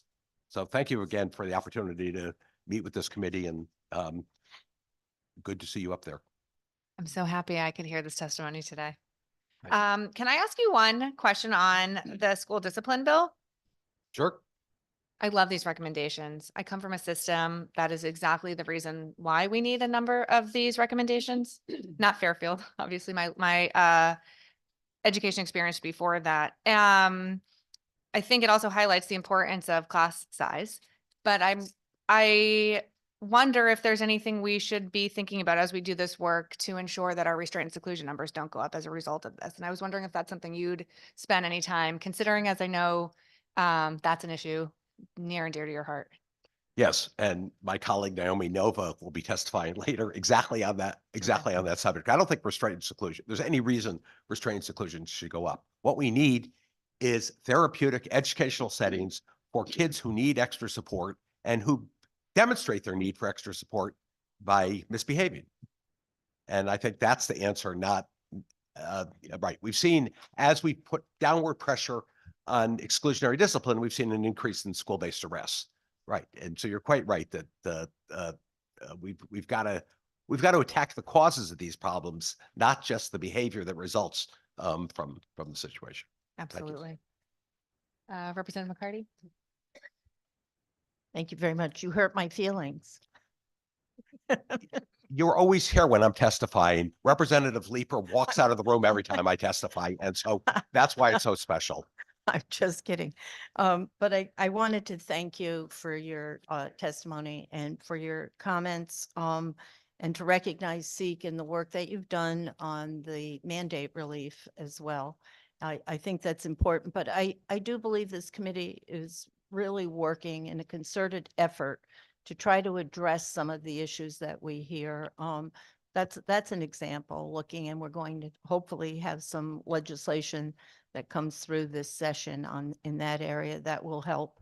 The certification piece, I think, has been vital to try and remove the barriers, to try to help look at what the shortage that we have. It may not be the full answer. If you have other ideas, I know, just send them forward, but we're trying our best to really look at the pressing needs that we have right now. And I think this legislation that we have proposed should meet some of those needs. We're not finished, but thank you. I did know- not I mean know my you comments always, as a criticism in any way of this committee. You are moving forward on these important issues.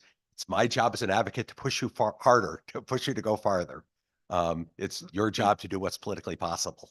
right. And if you have recommendations for special education concerns, We will. please send those forward to us. You know we will. Thank you very Okay, much. thank you. Representative Belinsky, did you have a question? Yes, I did. Thank you, Madam Chair. Mr. Feinstein, thank you so much for what you do, and reminding us of special education, as, you know, what I sort of consider to be the original form of equity.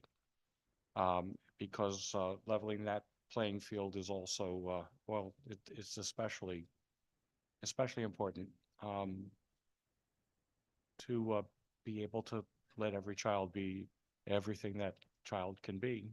And so aside from that, I want to take sides right now with Representative McCarty and say, it's not a perfect bill, but it's a substantive start that has good legislative intent, and your feedback's important. Your work on the mandate relief is important.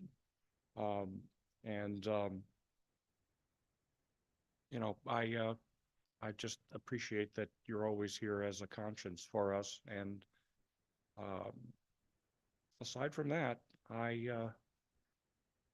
do have a question, actually.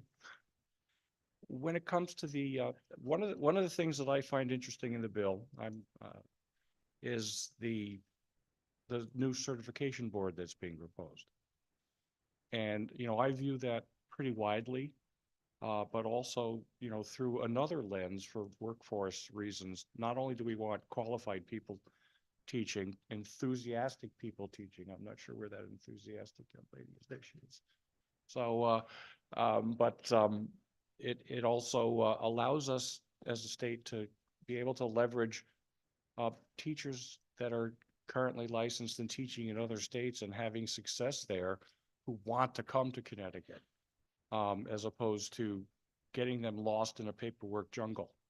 So do you see value in that particular board, and how would you perhaps charge it? I certainly, let me first say that I was enormously moved by your statements. Was it last time or time before on crisis drills? And I really thank you for that. It was very passionate, very moving. As for the board, I think it's vitally important. My concern is that education, like everything else, is changing rapidly. And the board seems to be very much an in-house establishment conservative board. And, I think as we look for education moving forward, we need people who are going to think outside the box, who are different, who know where the future is. And so I think the board, the function of the board is very important, but I think the membership really has to be diversified in a substantial way. I like the idea of having educators on it, but educators are attached in ways to the current system. I want people who are looking at what value reading and writing have in a world of AI, what value math has in a world where everything's done on the computer, and how you teach in that way, and what we should be teaching for the future. And so I think that I would look for a very different makeup of the board. Thank you very much. That's actually a very refreshing and exciting perspective. There's been no shortage today of superintendents and teachers coming before us talking about the current certification process being from 1998 and it's a liability more than it is an advantage. So I look forward to the work that comes behind this and not only stepping into the 21st century, but doing what you said, thinking outside the box. Thank you, sir. Thank you, Madam Chair. Representative Johnson? Thank you so much, Madam Chair, and thank you for your testimony. And, I like what you had to say about the Senate Bill 380, because I think that that is something that actually dovetails very much so with the fact that we have been underfunding special education since the 1970s, and the formula for that hasn't changed since the 1970s. Could you just tell us a little bit about how that formula has really limited access to special education? Well, there is no direct funding of special education in Connecticut, right? Right. There's excess cost reimbursement, which really doesn't fund special education in any way. It pays for some of the very expensive placements. I'm not against excess cost reimbursement, but what I am for is some money that actually goes for special education, because it is grossly underfunded. We've been talking about adding a weight for the ECS formula for the number of special ed kids in the district, which I think would be enormously helpful. And of course, one of the funding issues is we have the shortage of special ed teachers is dire, and the shortage of para educators is catastrophic. We've got to do something about that, and the best lever we have to do it is paying more. And so you're for having the special education costs put in a similar form to what was determined under the Horton versus Meskel case, an education cost sharing way to pay for our special ed. 50 states have 50 different ways of funding special education. Most have a direct funding payment for special education to school districts. Connecticut does not. Connecticut goes through the ECS formula.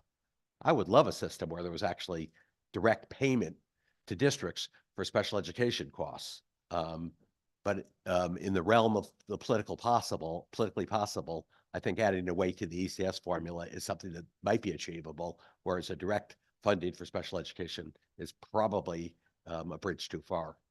Do you think that people really understand the funding formula?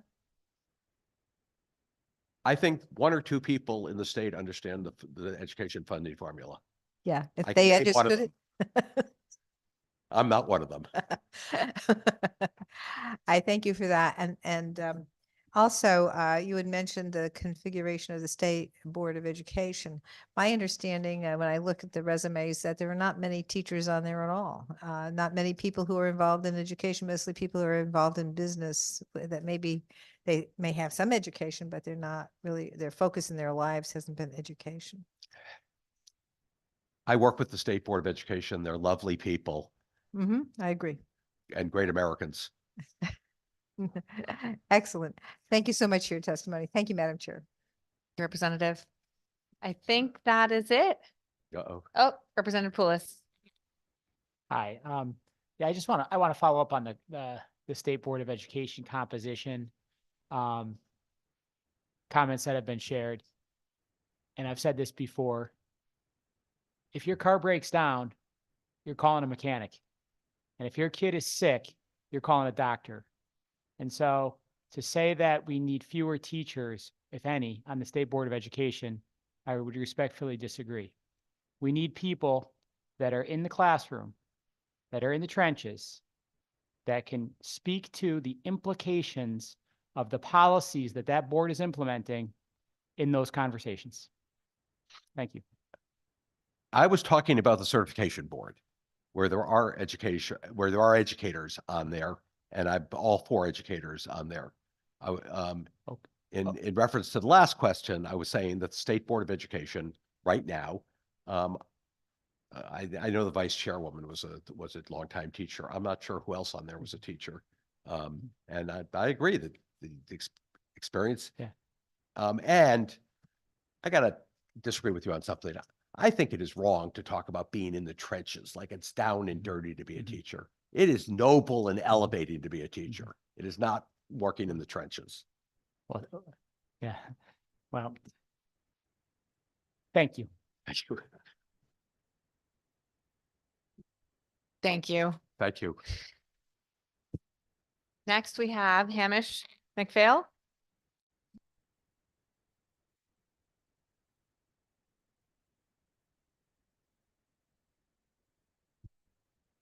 Good afternoon, Representative Leeper, Representative McCarty, and other distinguished members of the Education Committee. My name is Hamish McPhail, and I am the Deputy Director of CONCAN.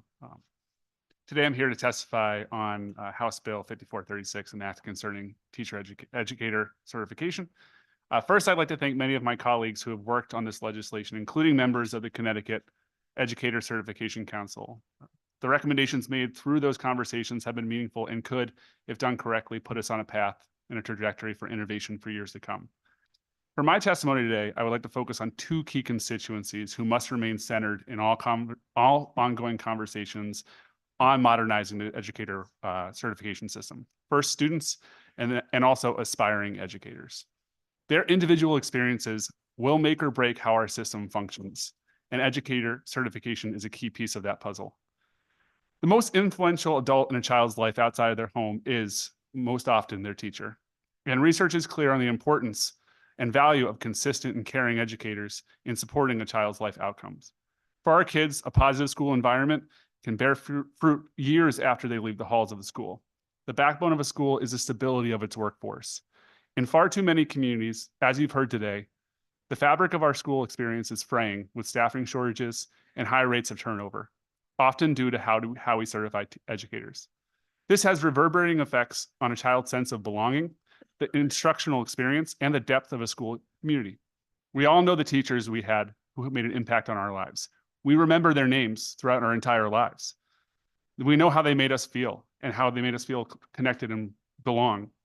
We look forward to building an educator certification system that provides opportunities for more children to meet their future favorite teacher.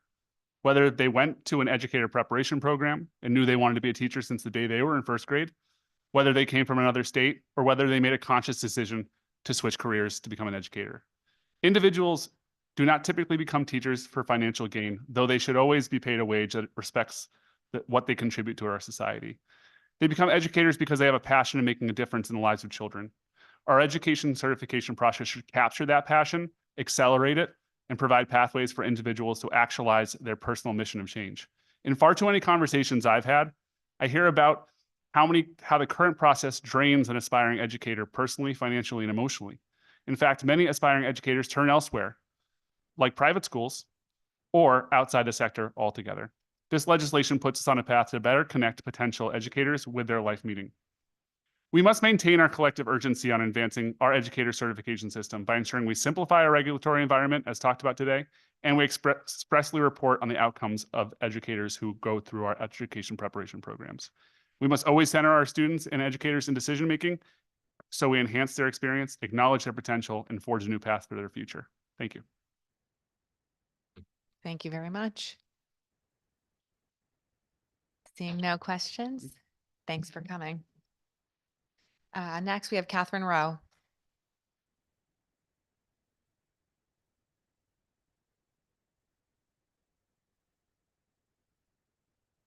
Beth, Senator Berthel, Representative McCarty, and other distinguished members of the Education Committee. Thank you for the opportunity to provide comments on House Bill 5436, an act concerning educator certification. My name is Dr. Catherine Rowe, and I'm the chair of the Education Department at Western Connecticut State University. I also am the current president of the AACTE Connecticut chapter of the American Association of Colleges for Teacher Education, a group of 13 public and private colleges and universities with educator preparation programs, whose primary goal is to promote high-quality teaching, education, and leadership in Connecticut schools. On behalf of AACTE, I'm here to provide comments on several sections of this bill. Thank you all for collaborating to bring more educators into the profession. We appreciate all the work that you've done and the proposal to raise teacher salaries and offer more flexibility on pathways to certification. Regarding Section 4, subsection 10-145, the majority of AACTE Connecticut opposes the removal of required master's degrees as it would deprofessionalize teaching at a time when public education is under increased scrutiny and teachers are under increased stress.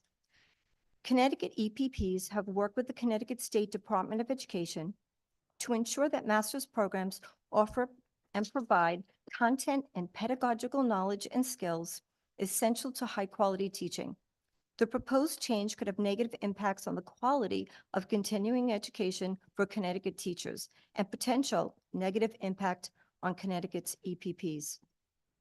Much like the K through 12 schools, EPPs are under increased scrutiny and budgetary stress.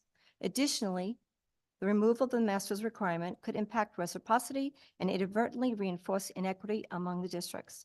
We believe that this part of the legislation should be tabled until the Connecticut Education Certification Board has more carefully considered the full range of its impact. Secondly, I'd like to discuss Section 8, subsection 10-145D. AACTE recognizes that pre-kindergarten pedagogy and elementary education are developmentally unique. The inclusion of pre-kindergarten into the elementary certification requires significant revisions to the EPP elementary curriculum. AACTE seeks clarification and confirmation regarding the early childhood learning or NIAC accreditation.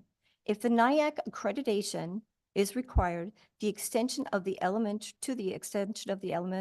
license to this distinct accrediting body beyond CAPE, the change will also create a burden on teacher candidates who have taken additional coursework and spent additional time in preschool settings. This could also create a financial burden on elementary ed candidates.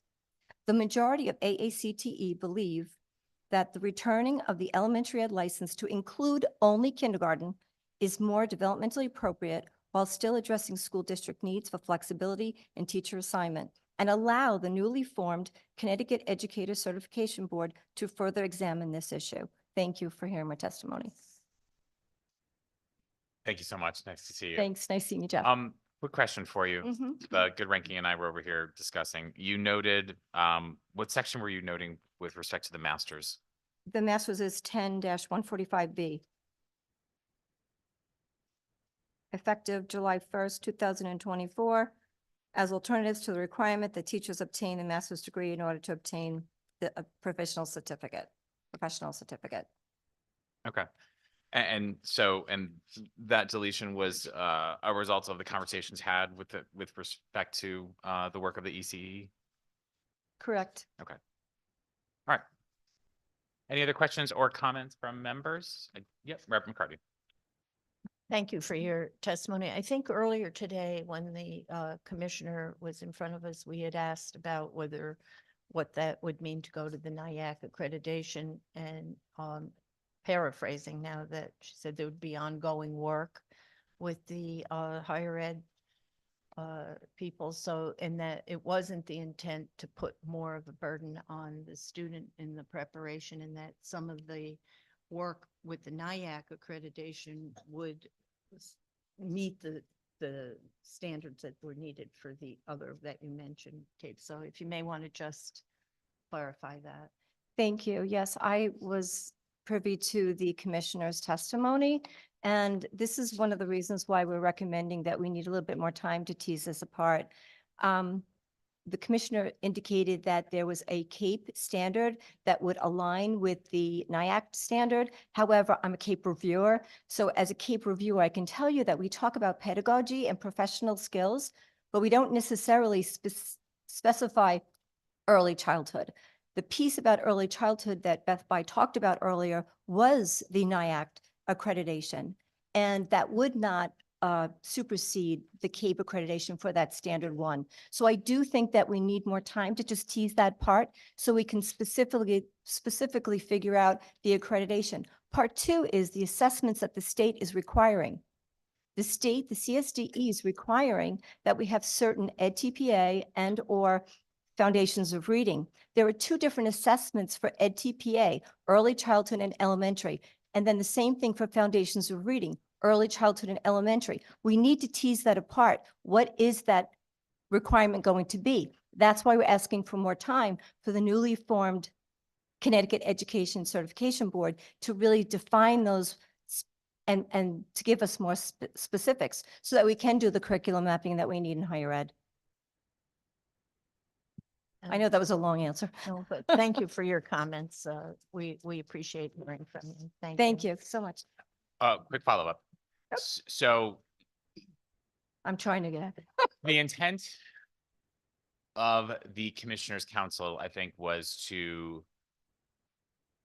move quickly and do things right. So if you are suggesting that more time be taken, do you have a sense of what that time looks like and how that may impact their current workforce and the needs of districts during that time?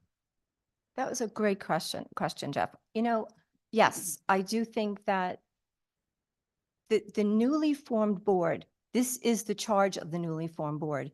And I do think that there are certain areas that we're going to be moving through and discussing. I wouldn't estimate that this is going to take more than one academic year, right? And most of these are effective July 1st, 2025.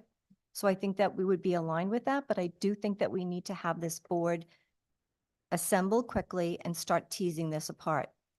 Because it is going to be a huge lift for the EPPs.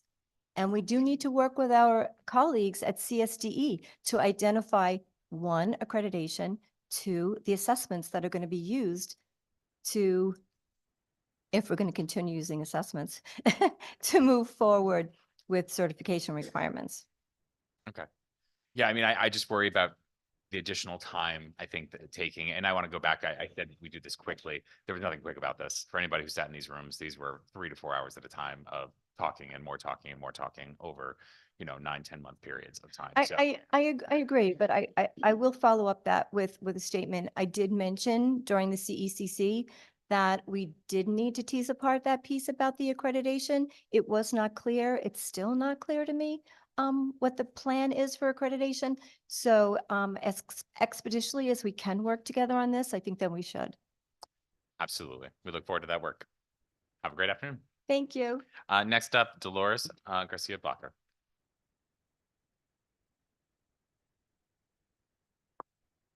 Good afternoon. Good afternoon. Chairman McCrory and Curry, ranking members Berthel and McCarty, and distinguished members of the Education Committee. Thank you for the opportunity to testify today in strong support of HB 5436, an act concerning educator certification.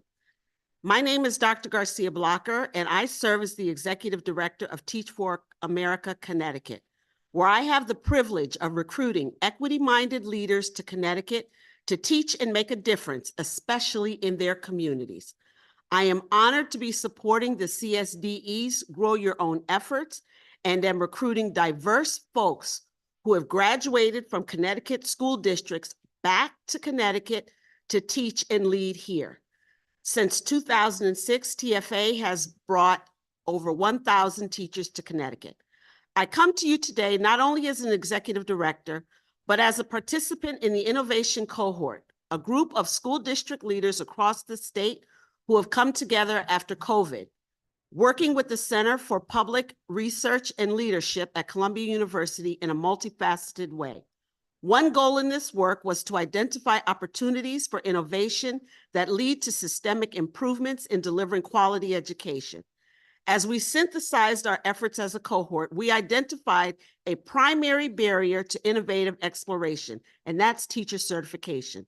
The current rules and regulations have not been updated since 1998. I'd like to share an experience I have had that has convinced me of the need to overhaul the teacher certification system. As Teach for America works to recruit diverse Corps members to Connecticut. I have learned how difficult the certification process is here. I am meeting candidates all the time who want to come to Connecticut, many of whom want to return to make difference in their own communities, and they're unable to do so because of our outdated certification requirements.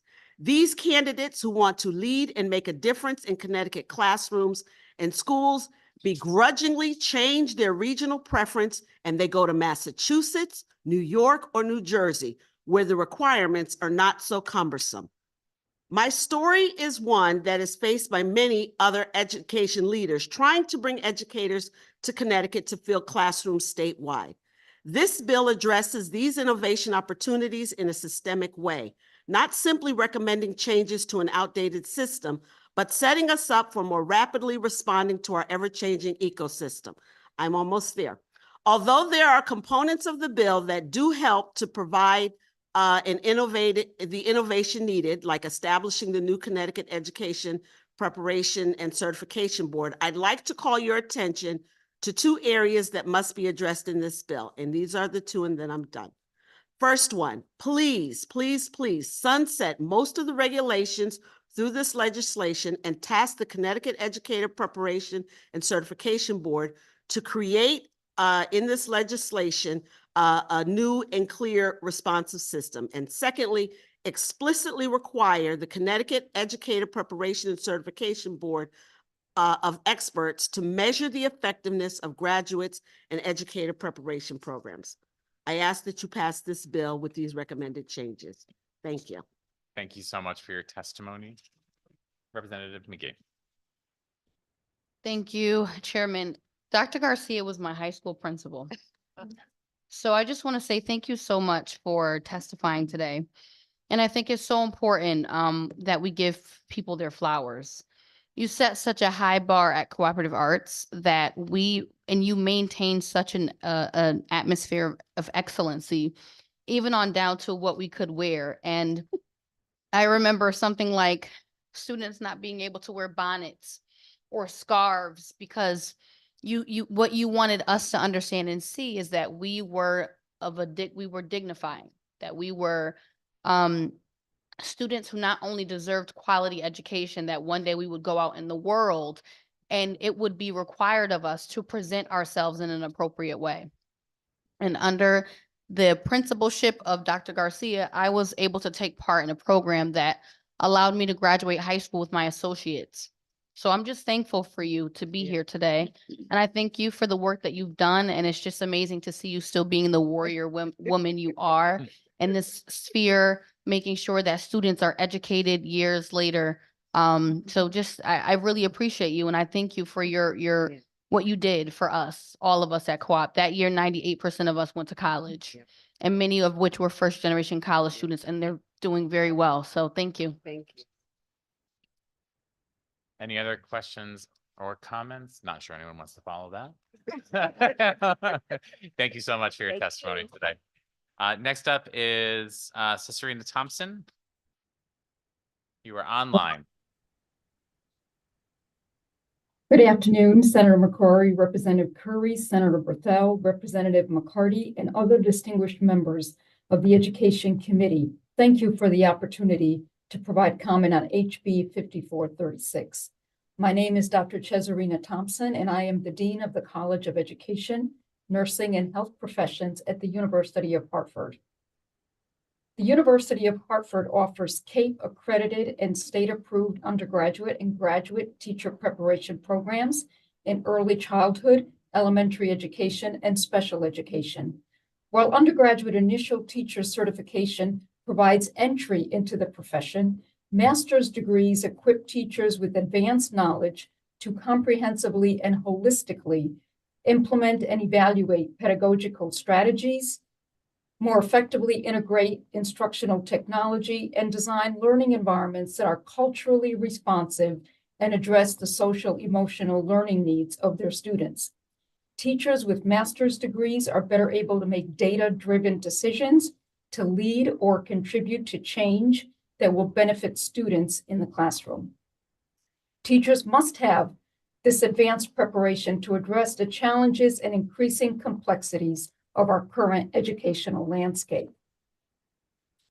Additionally, as noted by my colleague, Dr. Rowe, removal of the master's requirement could impact reciprocity or inadvertently reinforce inequity among districts. I would encourage you to consider more carefully the full range of impact that this change could have on the quality of teaching. As an institution that offers distinct programs in early childhood and elementary education, we believe that pre-kindergarten pedagogy and elementary education are developmentally unique, and one cannot simply be added to the other. The expansion of the endorsement to teach elementary grades 1 to 6 to include pre-kindergarten to 6th grade will require significant revision of EPP elementary education curriculum. For programs that currently do not offer an early childhood education program, this change would also require the need to hire additional faculty who have content expertise in early childhood education. The proposed bill also calls for EPPs in elementary education to be aligned with professional standards and competencies for early childhood education developed by NIAC. If the intent is for programs to achieve NIAC accreditation, this will mean that EPPs will have to meet requirements of another distinct accrediting body beyond CAPE, and that teacher candidates will have to take additional coursework and perhaps spend additional time in preschool settings to meet requirements, thus lengthening the time it takes for teacher candidates to complete their programs and become certified. An alternative option would be to resume the past practice of including kindergarten in elementary education certification. This option would be not only more pedagogically appropriate, but also would provide flexibility in staffing. Thank you again for the opportunity to testify and submit comments on HB 5436.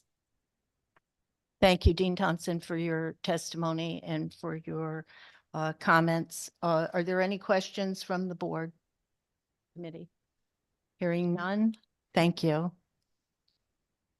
Next up would be Jocelyn Delancey. Good afternoon. I'm Jocelyn Delancey, the Vice President of the Connecticut Education Association and fifth grade teacher. I represent over 40,000 active, aspiring, and retired teachers in the state of Connecticut. I'm here today. There are so many pieces of legislation that this group has proposed that we are so excited about at CEA and as public school teachers here in Connecticut. Too many for me to speak to at this moment. You will hear from many of my colleagues this afternoon, and I just want to let you know that in the interest of your time, most of our members have submitted written testimony, so we hope that you will be able to take a look at the positions of our members. I'm here mostly to speak about the Section 6 and SB 381, which we believe we support that language, and we believe that it ensures voting rights. So last year's legislation allowed for 2 new seats to the Teachers Retirement Board. I want to make it known that CEA has always supported these 2 additional seats, which are retired members to the board. We believe their voice is important, and we are glad that they have that vote. Unfortunately, what that legislation did was it took their election off cycle, which is costly to the Teachers Retirement Board, and it also removed active members' ability to vote for retirees. And we believe that all members who pay into the system and who receive benefits from the system have a right to be able to vote for the people who represent them, whether they are retired or active. We would never say that the people who vote for Board of Ed members should only be the people who participate in the public school system, because we know that the decisions that the Board of Ed makes impact the entire community. So everybody who gets the impact has ability to vote. There are 16 seats on the Teachers Retirement Board, 8 that are elected. Currently, 6 seats of those are active and retired teachers that everybody can vote for, and 2 seats are retired teachers that only retirees can vote for. We want to rectify that, and this language does that. There are also 8 appointed or ex officio members. Technically, we don't elect those people, but we do have the right to elect those people who appoint those people. And so there is voice in all of this aspect. This is a public board, and we believe that everybody should be able to vote for those people who are responsible for the choices that impact both our actives and retireds.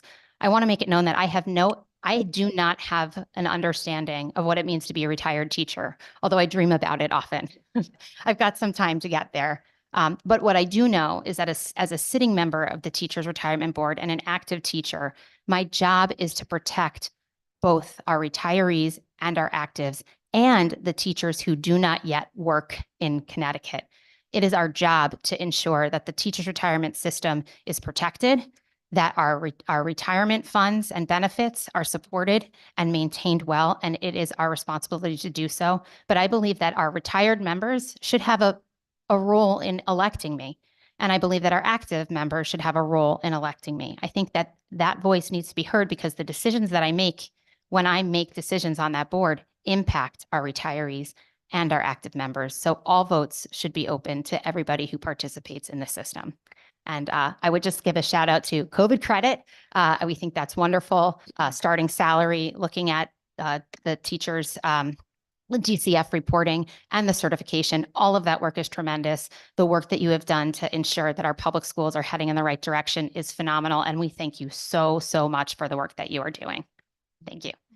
Thank you for your testimony, Jocelyn, and I certainly hope that we can all work together to figure out what's going on with the Teacher Retirement Board and the active and the retired teachers so that we can all have consensus moving forward. So I appreciate hearing your testimony, and I do think it's time that this committee is going to listen to the teachers about the concerns, not to say that we can fulfill all of that, the requests there, but it's time for the conversation. So I'm looking forward to that, and thank you for your work. Thank you Are so there much. any questions from the committee? Hearing none, I hope you have a good day. I heard it was nice outside. Thank you very much. I'll be back this afternoon with all of my colleagues, so thank you. Thank you. So next up would be Fran Rabinowitz from CAPS.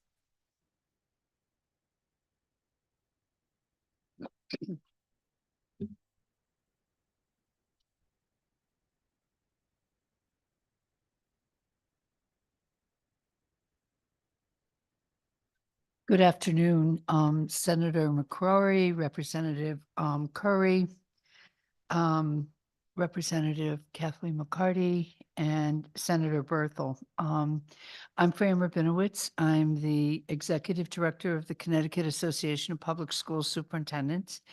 And I'm here today to talk about several of the pieces of legislation, but I'd like to spend the majority of my time on Bill 5436, which is the certification, the act about educator certification. And let me begin by saying I was associate commissioner at the State Department of Ed from 2002 to 2007.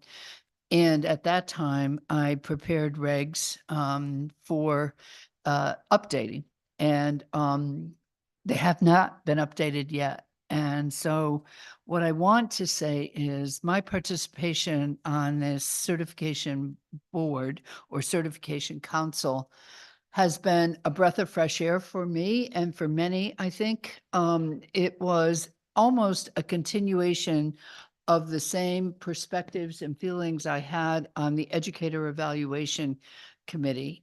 We all came together. There were many, many different perspectives, but we were able to reach consensus. And I think you're going to see some great work moving forward. I'm very much in favor of the Standards Board.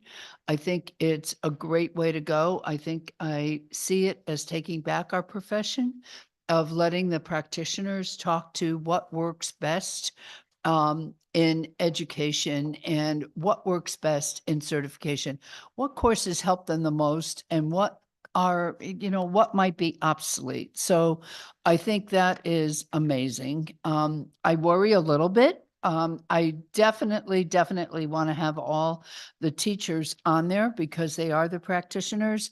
I worry about the feasibility of them meeting often because of substitutes, et cetera. But I think we have to stand ready to ensure that they have the time that they need to make this happen. So the standards board is great. The certification bands is just so welcome to me. Extending it from pre-K to 6 is amazing. As a former superintendent in Hamden and Bridgeport, that would have been a very welcome change to me at that time, because there are many teachers who might be fourth grade teachers who would be really very gifted at teaching kindergarten or pre-K. And this will allow that. And I feel the same way about the 4 through 12. I appreciate the flexibility. I would say that I'd like to see a sunset date.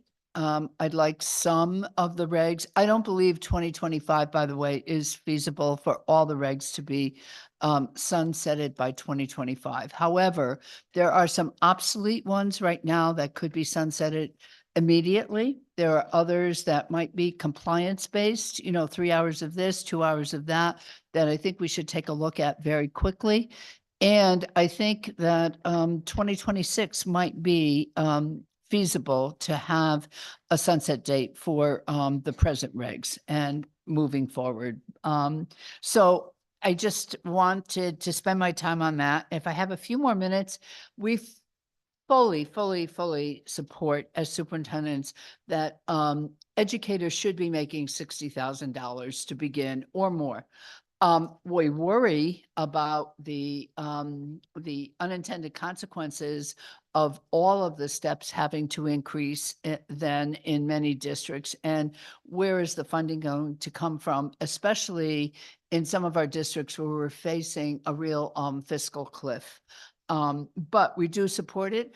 I would also say we do support rewarding our teachers who worked very hard during the COVID time. And I think that's feasible because it's a one-time thing and we can use ARPA money for it.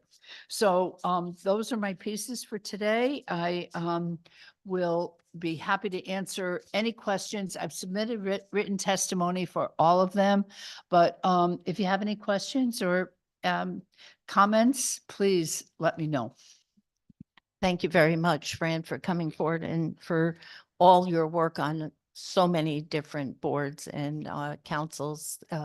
Bringing your expertise is so important for us in the state to get the best results that we possibly can. So I'm going to ask you the question that I asked earlier in the very beginning of the day, because as we hear different opinions about where we are with certification, and you pointed out very well that we have barriers there that we can eliminate and looking at the timeframes that we need. Can you just comment about the quality? Because we've talked about that as we all want to move forward, fill the gaps we have, but can you reassure us that we are not jeopardizing the quality of our teachers or the teaching profession? Thank you. Absolutely, Representative.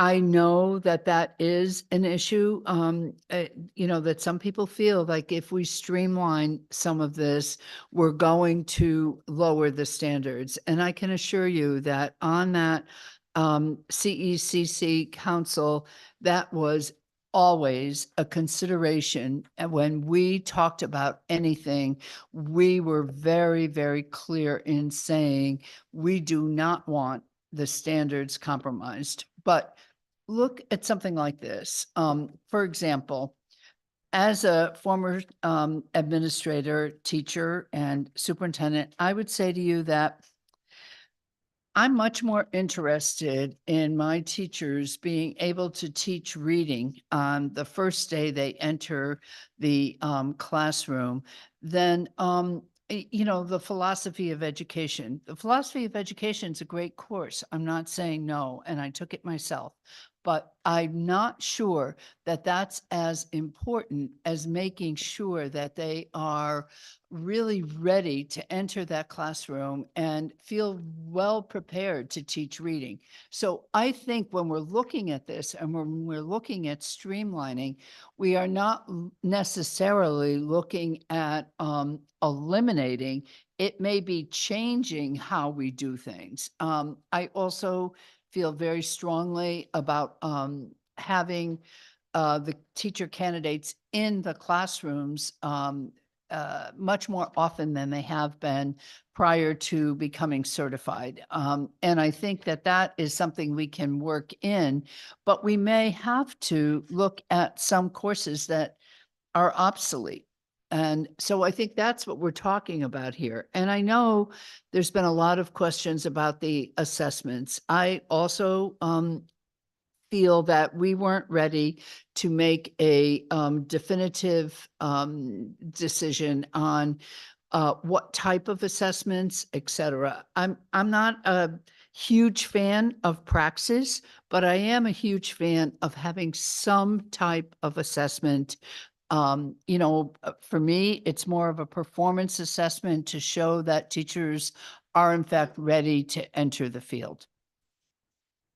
Sorry, I'm sure that was longer than you No, expected. and I think it's very important for the committee to hear and to hear your perspective, particularly because of your background and what you have done throughout many years in the different spheres of education. So I certainly appreciate hearing that. And I think with all of us collaborating and communicating, we're going to get to the right end product. So thank you very much. And I appreciate you being here all day. Thank you. Well, thank you. And thank you for crediting me with doing so many things. But to be honest with you, I'm learning every day. And I learned a great deal on that council from, of many different perspectives. So thank you.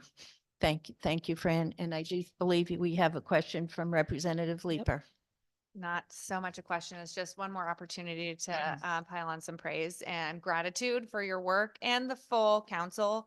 But I also just want to recognize you because you're always available for questions. And these are challenging issues. They are. And it's easy for all of us to identify these challenges, but working through solutions with lots of different perspectives and coming with real recommendations that are meaningful and going to improve the profession for our kids and for our educators is not easy, and just really grateful. And there's a few pieces where there needs to be additional discourse and collaboration. And I just want to recognize sort of the courage for the council to say, hey, these couple elements we're going to continue to discuss and work on. And I think that's exactly the model for the type of work we need to continue to do. And just want to say thank you.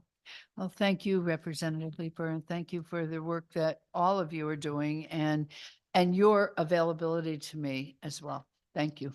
Hold up, Fran. I think you have a question from Representative Johnson. Hi, thank you so much, Madam Chair, and thank you so much for being here and for your testimony and your work. Very much appreciated. In terms of some of your remarks, you mentioned things that might be should be examined in terms of whether or not they're no longer necessary for certification or for educational requirements. Are there any recommendations that we should be looking at for those purposes? I think that right now, what we need to be looking at, quite frankly, is getting the standards board together and getting them on the road and on the ground working. And, I told the commissioner, I do worry. I know I'm in the weeds here, but I want to worry. I want to think about how is this board going to function? Who's going to facilitate it? How are we going to move it forward? And how are we going to ensure that all the members are able to be present? And that's a concern for me. It's not that I don't think the members that are chosen for that board are the right members, but I have to say, we have to all really support that board going forward in their work in order to get it done. And I do believe that they will be coming back. Certainly, it's a semi-autonomous board. They'll be coming back.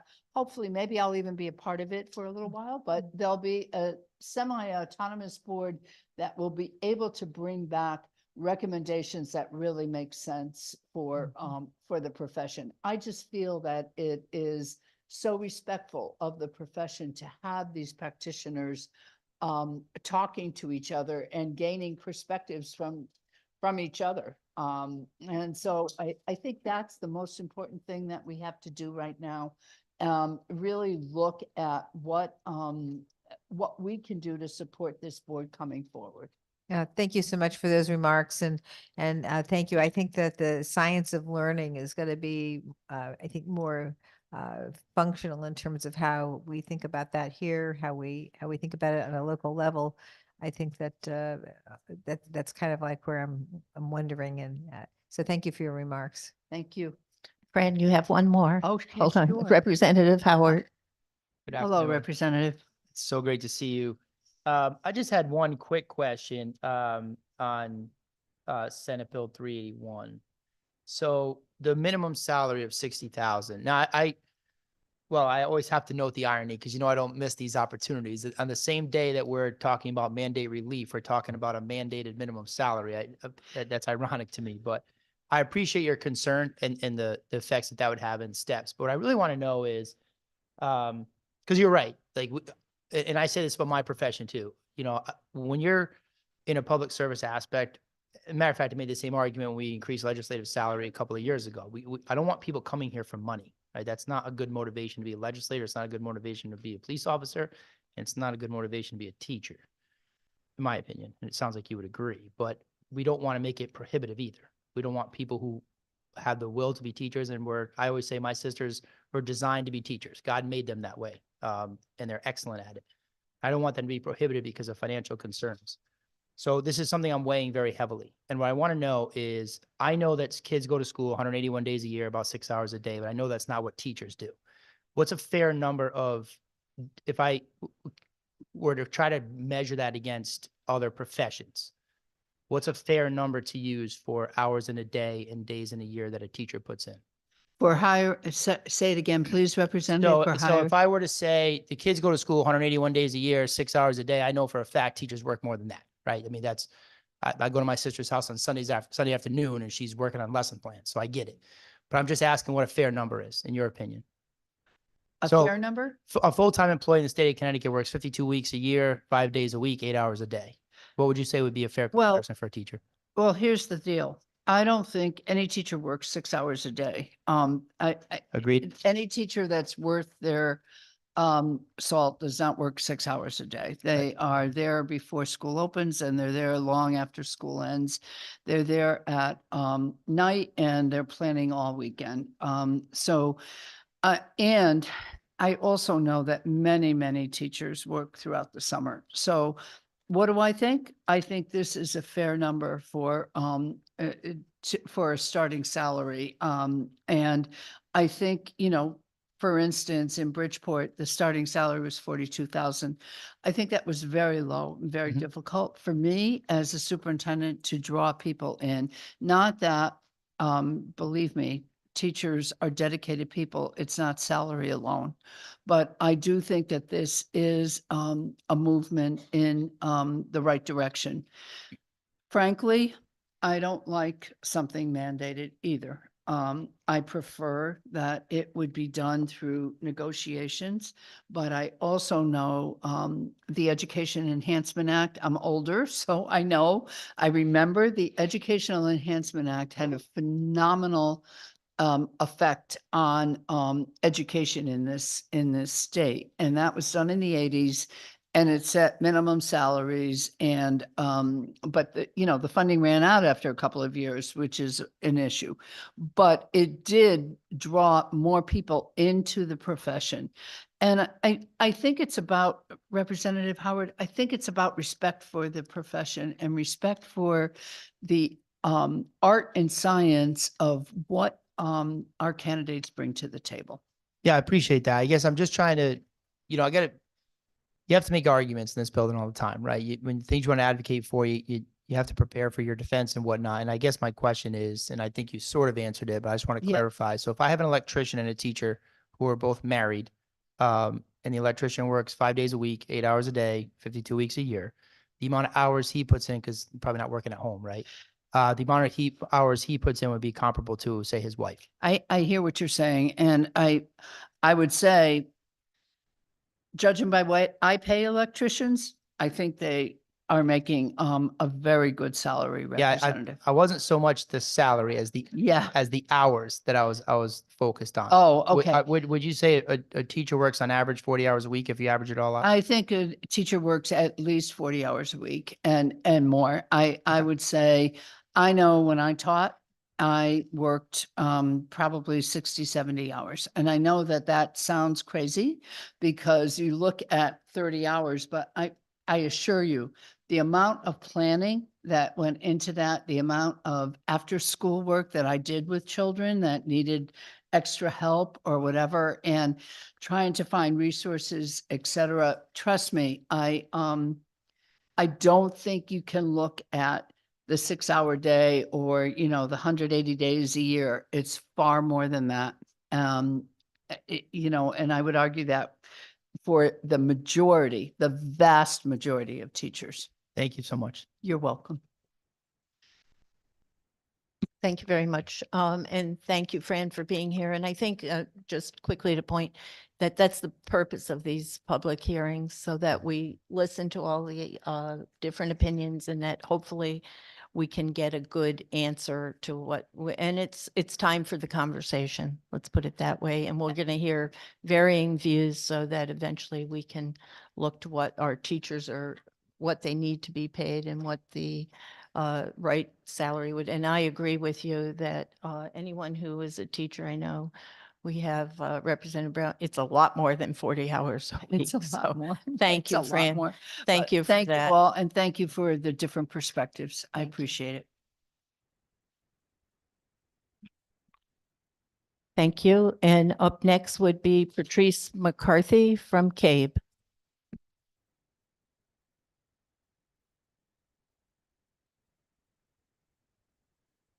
Good afternoon, Senator McCrory, Representative Curry, Representative McCarty, and Senator Berthel. I am Patrice McCarthy, the Executive Director and General Counsel for the Connecticut Association of Boards of Education. It's a delight to be here as we celebrate CABE's Day on the Hill, and we also acknowledge March as Board Member Appreciation Month, where we honor the work of the 1,400 school board members in Connecticut, volunteers who are the largest group of elected officials in the state. CABE strongly supports HB 5437 and Act Concerning Mandate Relief, which contains several important provisions that reflect the recommendations of the Education Mandate Working Group, which I am honored to chair. Section 1 establishes the Educator Professional Development Mandate Review Advisory Council, which would report annually to this committee on the cost and implementation of existing mandates concerning educator professional development and in-service training, as well as the impact of any new proposals or revisions. Since the time available for training and professional development is not unlimited, it is important that there is the opportunity to focus the attention on the most critical areas in a timely manner. The process is strongly supported by the working group. I do encourage you to amend the bill to include representatives from the CEA, AFT Connecticut, and SEEK, who have all been valuable partners in our work so far. Sections 2 and 3 of the bill create the process for the State Department of Education to establish and implement a statewide educator professional development and in-service training records database. This will avoid the need for educators to repeat professional development that they have already received. The working group has discussed ways to implement this database efficiently and effectively. Section 4 reflects the consensus of the working group that the in-service training requirements enumerated in the statute would be offered in the manner and frequency as determined by the Professional Development and Evaluation Committee in each district, the PDECs, as long as the information was provided at least once every 5 years. This provision reflects the capacity of adult learners to retain information and does not preclude the training from being offered on a more frequent basis. There are 2 provisions in this bill that relate to financial responsibility. Section 8 enables the Board of Education to make the determination to deposit any excess funds up to 2% into a non-lapsing account. This allows boards of education to have resources available for future educational needs. And Section 9 removes the limitation on regional school districts that those funds only be used for capital or non-reoccurring expenditures. By allowing the funds to be used for any educational expense, it can be a safety net to deal with other unanticipated expenditures, including special education cost increases. Briefly on House Bill 5436, the educator's certification. We support the goals of this bill, and I have represented CABE on the council since its beginning, and we've been part of the many deliberations on how to modernize Connecticut's educator certification in order to enhance the quality and diversity of the educator workforce. The bill creates a modern, comprehensive system, removing obsolete rules and regulations. There's a framework with streamlined pathways to the profession, and it expands the scope of educator practice by reducing the number of individual endorsements. We do offer several suggestions. You've heard some of them already in prior testimony in terms of repealing the existing regulations in a timely manner so that this doesn't stall for another 25 or 30 years. And those are contained in our written testimony. We urge you to support this bill to allow Connecticut's certification process to meet the needs of our students today. Thank you for your attention to these and all of the education issues that you spend so much time on.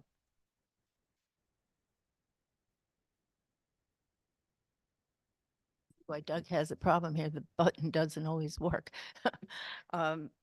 Thank you very much for your testimony and particularly for making the recommendations on the mandate relief bill. Did you submit testimony, Pat?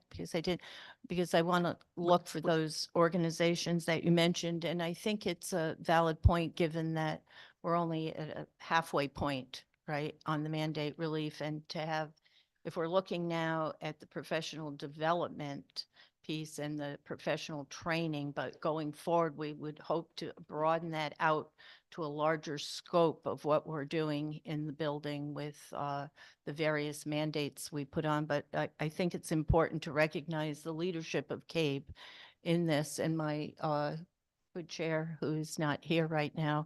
We both are very pleased with the progress that the working group has made.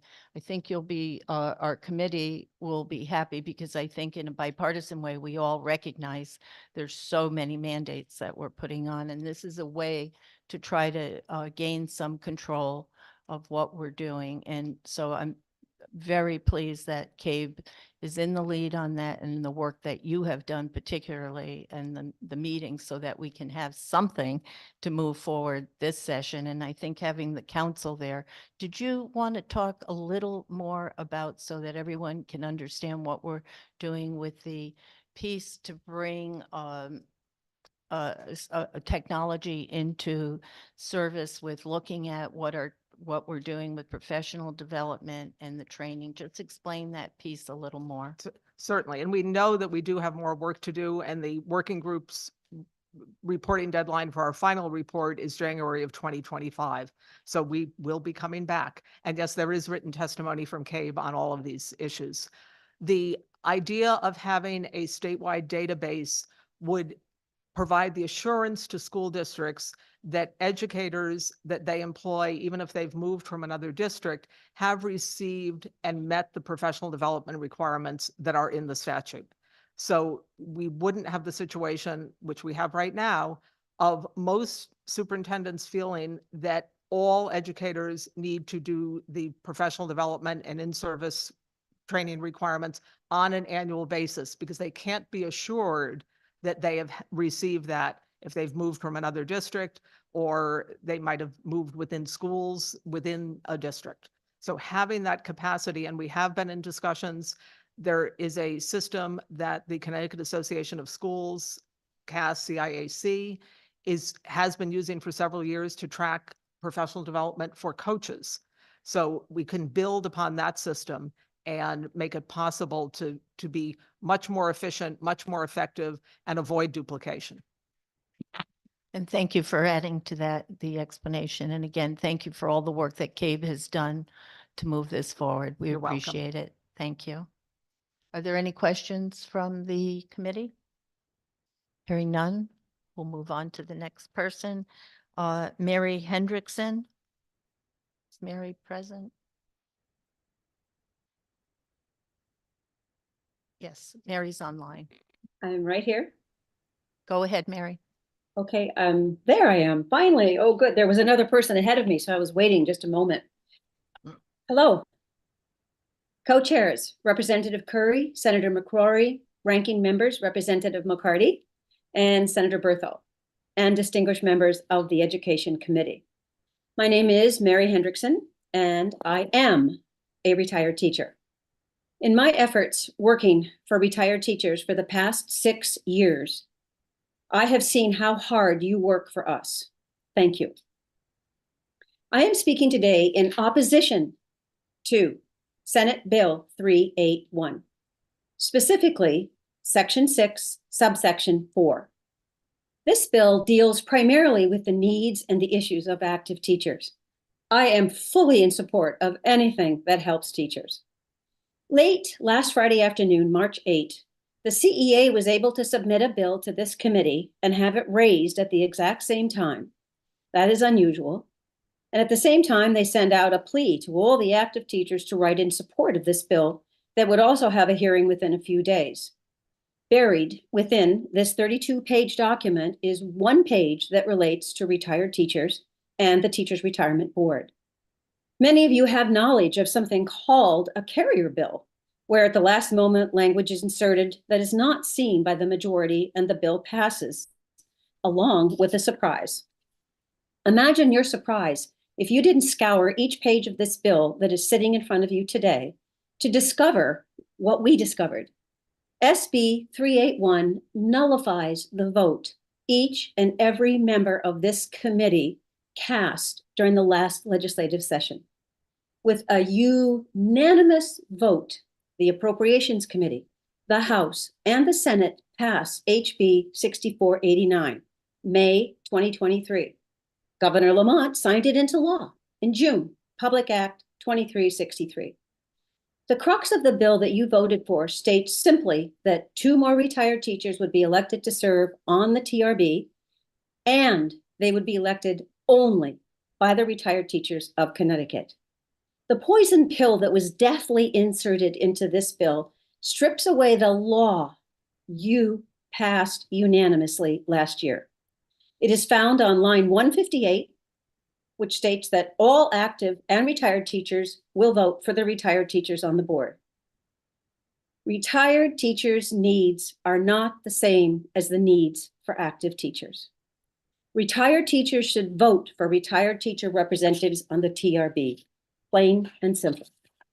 Understanding Medicare, Social Security, and the ever-changing health insurance for retired teachers should not be something that an active teacher representative on the board can take the time to understand and cast a vote.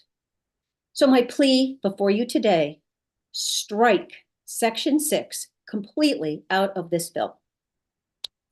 Thank you.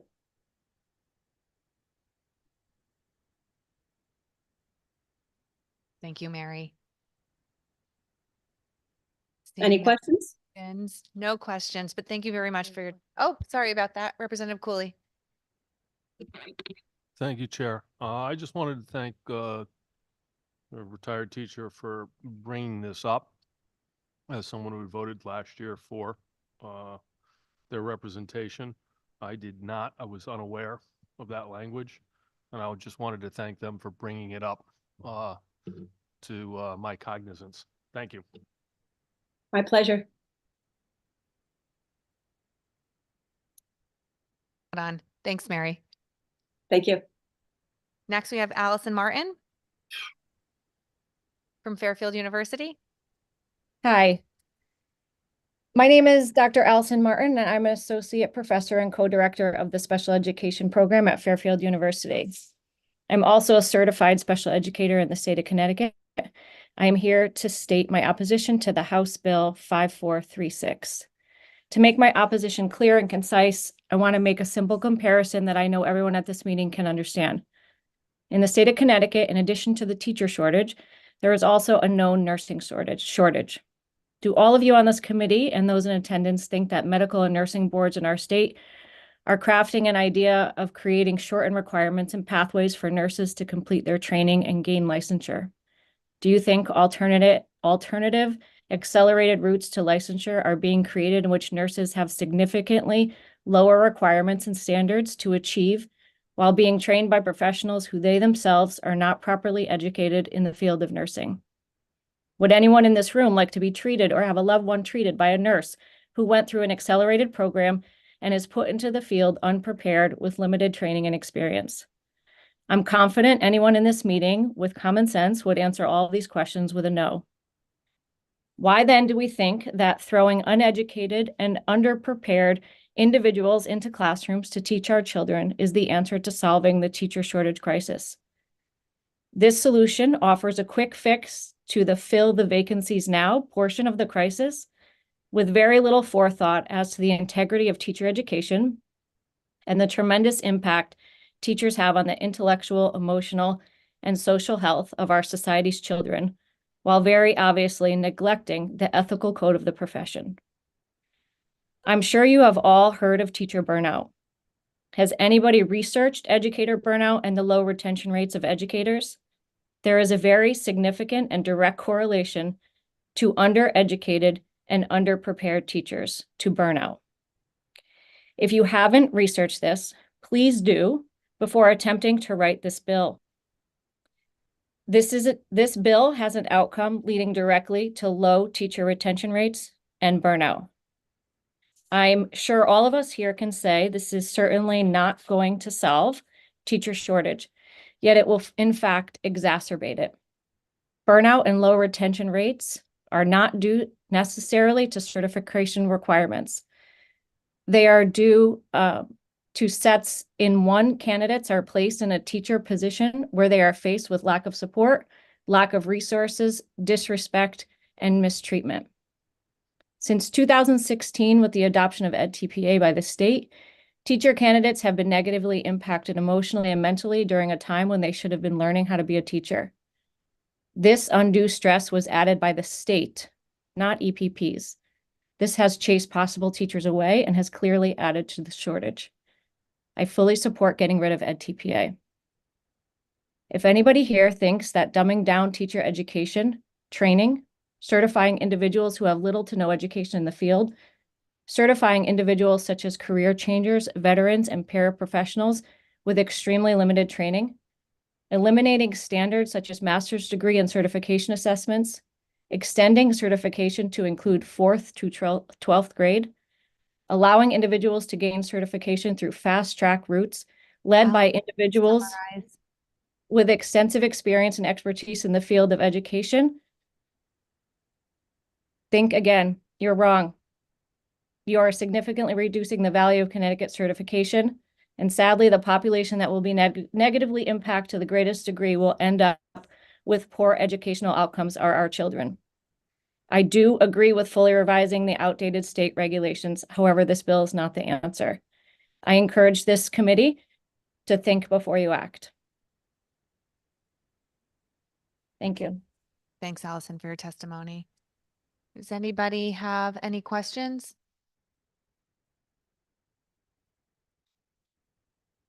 Thank you for joining us today.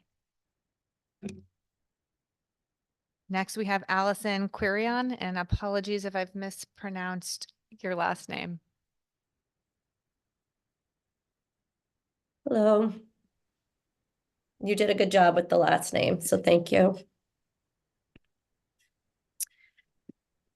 Thank you, Education Committee, for this opportunity to provide testimony on House Bill 5436, which I oppose. I've outlined in detail in my written testimony why this bill in its current state should not be voted out of committee. As a volunteer, unpaid advocate in Connecticut for the past decade and a proud parent of a child with dyslexia, I understand firsthand what happens to a student when teachers are not fully prepared and supported. There should be no shortcuts to get bodies in the classroom. I looked at this legislation through the lens of what it will mean to our children. Here's a scenario of a teacher as I read the bill if it passes as currently written. Pam has an associate's degree in general studies. She has worked for the past 4 years as a paraeducator, and her school district has a teacher shortage. She applies for initial certification under the new pathway outlined in Section 6 of the bill, wherein the State Board of Ed waives all requirements and issues her an initial educator certification because they decided that Pam presented a combination of education and experience. What is education and experience? It's unclear. Pam could be evaluated against a number of vastly different standards: a 30-hour professional learning development course standard, a 2-course 70-hour alternate route certification standard, or possibly a 10-course 350-hour EPP standard. Experience is also not defined or quantified. Does Pam need to have experience planning and delivering instructions? Maybe, maybe not. If we fast forward, Pam can remain under her initial certification for 13 years. This is equivalent to a student's entire academic career. She hasn't completed any continuing ed coursework beyond the mandatory district training because she wasn't required to. Or let's say after year or two of receiving her initial certification, Pam decides she wants to become a remedial reading specialist.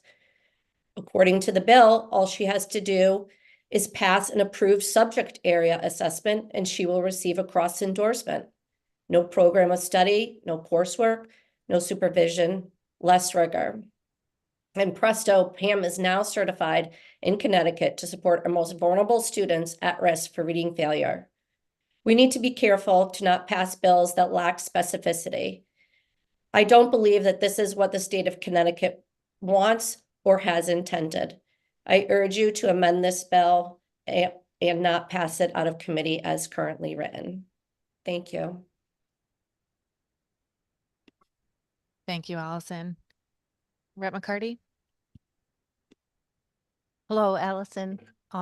Thank you for coming forward to testify today. And I want to make sure that we're clear because I know we've all worked together on teacher preparation programs, and certainly it's not the intent of this legislation in any way to overlook some of the requirements that are necessary, especially when we're dealing with a certain group of children. So did you send in what your amendment would be for clarification on the legislation so that it would meet the standards that you're talking about?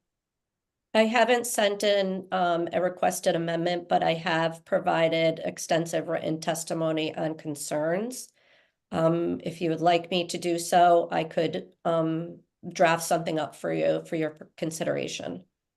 Well, and I think it's important that we, as we put this legislation forward, because it certainly is not the intent to overlook any particular group or not to have it in good shape. So anything that you have that you'd like to share with the committee, Allison, would be appreciated. Thank you. And we have a question from Representative Belinsky. Thank you, Madam Chair. Allison, thank you for coming to testify. And again, I thank you for your dedication to, to the 1 in 5 children in the state of Connecticut that are found to have dyslexia. And what we've seen the legislature accomplish in, working toward the solutions through the new Office of Dyslexia and Reading. Several of us up here, I believe, probably have gotten your emails, and it's a red flag whenever somebody uses the word rigor, toward something that that most of the rest of the bill is looking like it's awfully good policy. So, Rep. McCarty also. She asked you actually the first question I was going to ask you, which was, can you guide us on this? Because you've spent 10 years doing this. The last thing we want to do is put a brand new program at some sort of a disadvantage. So your help in identifying the language gives us something to work toward. Is there anything else of concern in this bill, aside from, you know, the issue of rigor, which we'll define with you, that you'd like to speak to? I guess I'd just like to say, like, don't get me wrong, I'm 100% agreeing that we need to do something to change teacher preparation and certification. But we do need to look at portions of this bill that allow for teachers to become certified without the rigor, I guess is the correct word, that's needed to support students. So I will draft an amendment for you, and I will provide language around potentially diverting some of the issues. What I don't want to see is a bill that creates a two-track teacher system, right? Where we have teachers with less rigor getting hired in certain districts, and then other teachers with, you know, full programs of study hired in, you know, districts with more money, I guess I should say. So I do appreciate all the work of this committee and the opportunity to provide consideration of an amendment, and I will get that to you by week's end. So I do appreciate all your work. We do appreciate yours. You know, I said earlier to Mr. Feinstein, the original equity issue comes into play and has been coming into play and been underfunded constantly forever in special education. So what you've accomplished along with this legislature on dyslexia is significant enough for me to foretell that this committee is listening, and you'll hear back. Thank you. I appreciate you. Thank you so much. Thank you, Madam Chair. No problem. Thank you so much, Allison, for joining us today and for your testimony. Seeing no other questions, please enjoy your afternoon. Thank you. Next, we have Veronica Reyes.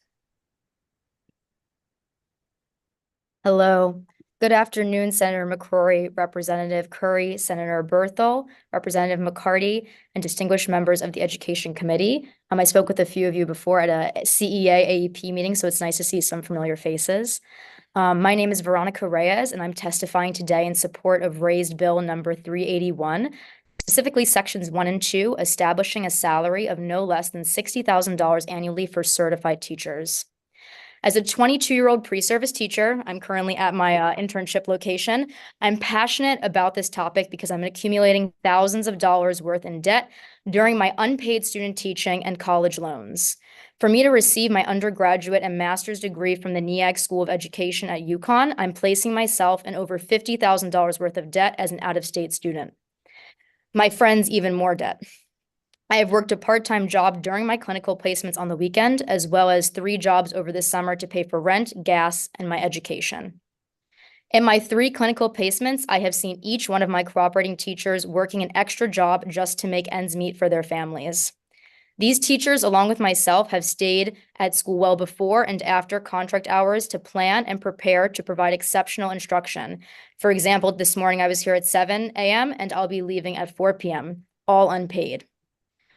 I ask you to consider the wages that childcare providers are paid with or without a degree. Certified teachers are severely underpaid in contrast, on top of having a heavier workload. Most public schools I've been in are under-resourced, which requires teachers to pay out of pocket for students' school supplies and materials. As a student teacher, I've already put in my own funds to pay for science materials, behavior incentives, and basic classroom needs such as expo markers, because otherwise my students would not be able to practice foundations. The sheer amount of work and money I have put in as an unpaid intern is not equitable to any other internship or profession I have seen. In times of a teacher shortage, retaining good teachers should be a priority. It's not merely about enticing teachers to join. The strenuous teacher preparation programs and EdTPA are proof enough of teachers' dedication. Our teachers are nurturing and cultivating people's pride and joy, their children, for over 40 hours a week. Yet they're paid a barely livable wage in the state of Connecticut. Teachers in their classrooms are deeply affected by their annual salaries, and this is why I'm in favor of establishing a salary of no less than $60,000 annually. Thank you for your time and consideration. Thank you, Veronica, for joining us today. Representative Johnson. Thank you so much for your testimony today and really bringing to the forefront all the things that you have to do to become a certified teacher in the state and the kind of salary that you get when you first become employed, and also what you go through as someone who is an intern working to become a teacher. So I appreciate your testimony. Thank you so much, Madam Chair. Thanks, Representative. Seeing no other questions, thank you so much for your testimony. Next, we have Catherine Meyer.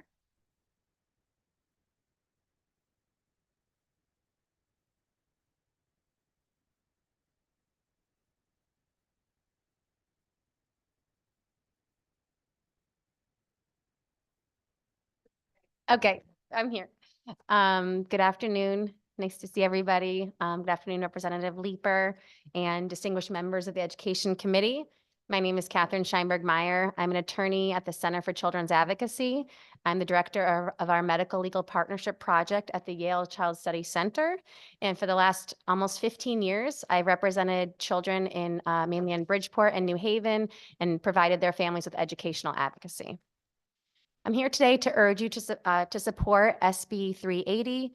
We're continuing to work towards reducing the number of young children who are excluded from school. And please understand, this is a civil rights issue. And these are the families that I represent and that I've seen over the years. Currently, we still have over 800 young children who are suspended from school per year. And yes, we've made some progress. But before we spend too much time lauding ourselves for that progress, we need to look at the disparities. We still have 3 times as many Black children who are suspended from school, 2 times as many Latinx children who are suspended from school. And so we can't continue to pat ourselves on the back until we really start to dig in and figure out what's going on with that disparity and what needs to be done. In 2015, we sought to ban the practice altogether, and some of you folks might remember that. And unfortunately, at the last minute, there was some language added that created a loophole for, quote, conduct of a violent or sexual nature. This is shockingly inappropriate to have this language in our statute that gives the stamp of approval for this language to describe young children. And so we need to take a step back, take a look at how we can rework this language. As I've said to a lot of our partners, we're very open to working on this with different folks in the room. We think right now that the proposed legislation says conduct that causes physical harm. I think at the very least, we need to add serious conduct that causes serious physical harm. And as you know, 2 other provisions in the statute in section 1 proposes to reduce the number of allowable days of suspension to 2. Currently, again, little kids can be suspended for up to 10 days like any other student. And finally, if we're going to take this time for these children to be excluded, we better have a plan in place for when they come back, a developmentally appropriate plan, a trauma-informed plan, and start to really get at, fulfilling the needs that these children are demonstrating. The last thing I want to say, because the timer's not going off yet, is every year I come here and testify to you these numbers. Again, while we see some progress, are woefully underreported, because we have parents who are called to pick up their children early all the time, twice a week, 3 times a week. Now with the staffing shortage, parents are being told, come get your child. We don't have a pair in the afternoon. We don't have staff in the afternoon. Your kid's medication is wearing off. If you don't come, we're going to call DCF. We're going to call 211. It's egregious, and it's incredibly common. So I'm always here underscoring that, and I'm sorry I only bring bad news because I'm a lawyer. So I only deal with problems. But I just want to really underscore that is a very common practice with the families that we serve. Thank you for your time. That was perfect timing. Thank you very much. And as I mentioned earlier, I worked in a setting that utilized a lot of these different tactics and have seen how damaging they are for children and families. So I really appreciate the specific feedback on how we can improve serious physical harm. Thank you. Does anyone else? Rep. Howard. Thank you, Madam Chair. Thanks for being here. So there's a couple things I just want to ask you about because you work in this in a variety of places different than I do. So, when we go from physical harm to serious physical harm, what does that say to, my concern becomes a kid who goes to school in a district and gets assaulted at school. I think it's, for a lot of those kids, it's difficult to continue to come to school, right? We talk about trauma in this committee often. So if we're going to add serious physical harm, at least in the context of the criminal statutes, that means like broken bones and things like that. Are we not giving proper consideration to the kids who are getting assaulted in school and what the impact on them? You know, I appreciate that because I represent kids who are in that position too, right? And so first and foremost, we need to focus on the safety of kids. We need to figure out how to maybe keep those kids separate, figure out, again, what's the root cause of what's going on with both of those kids. With little kids, it's hard for me to even use the word assault, frankly, but I understand that there can be damage done. A lot of these schools are saying they employ restorative practices. You know, and so we really need to see them utilize that in a developmentally appropriate way for younger kids. And I completely understand your point. We need to be creative about it in some situations.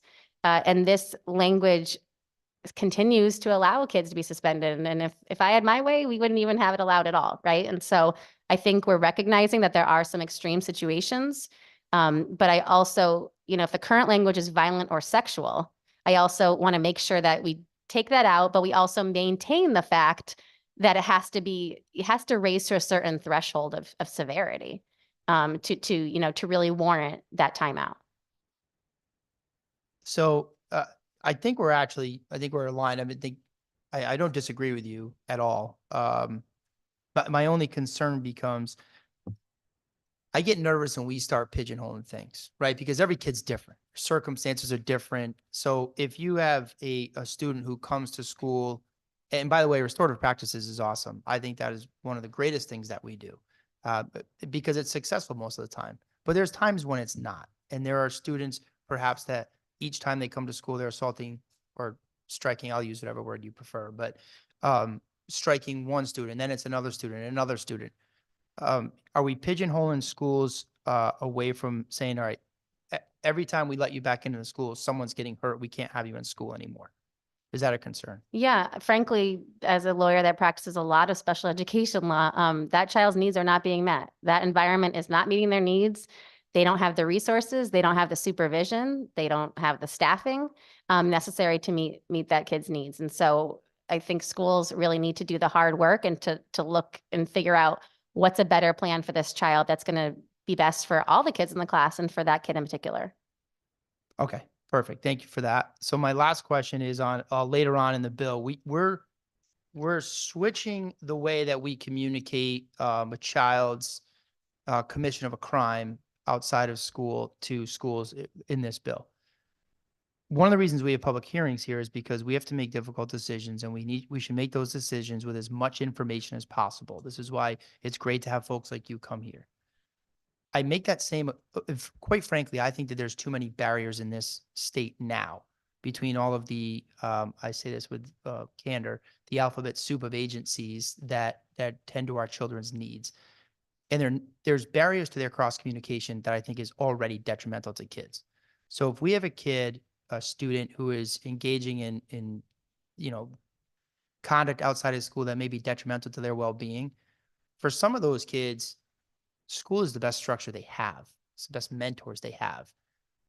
Barring teachers in schools from having that information to best associate to that child, I think is a further detriment. And I'm hoping you can convince me otherwise. Well, my colleague is speaking later specifically on this, so I don't want to step in for her.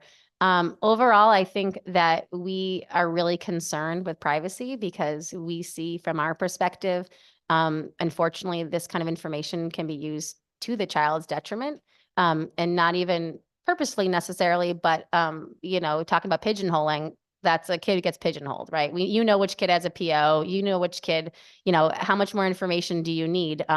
Looking at, again, the classes of crimes that are currently, have to be notified, the school has to be notified for. And again, it's just an arrest. It's nothing, further along in the system. So I think we have to be really careful about who has what information.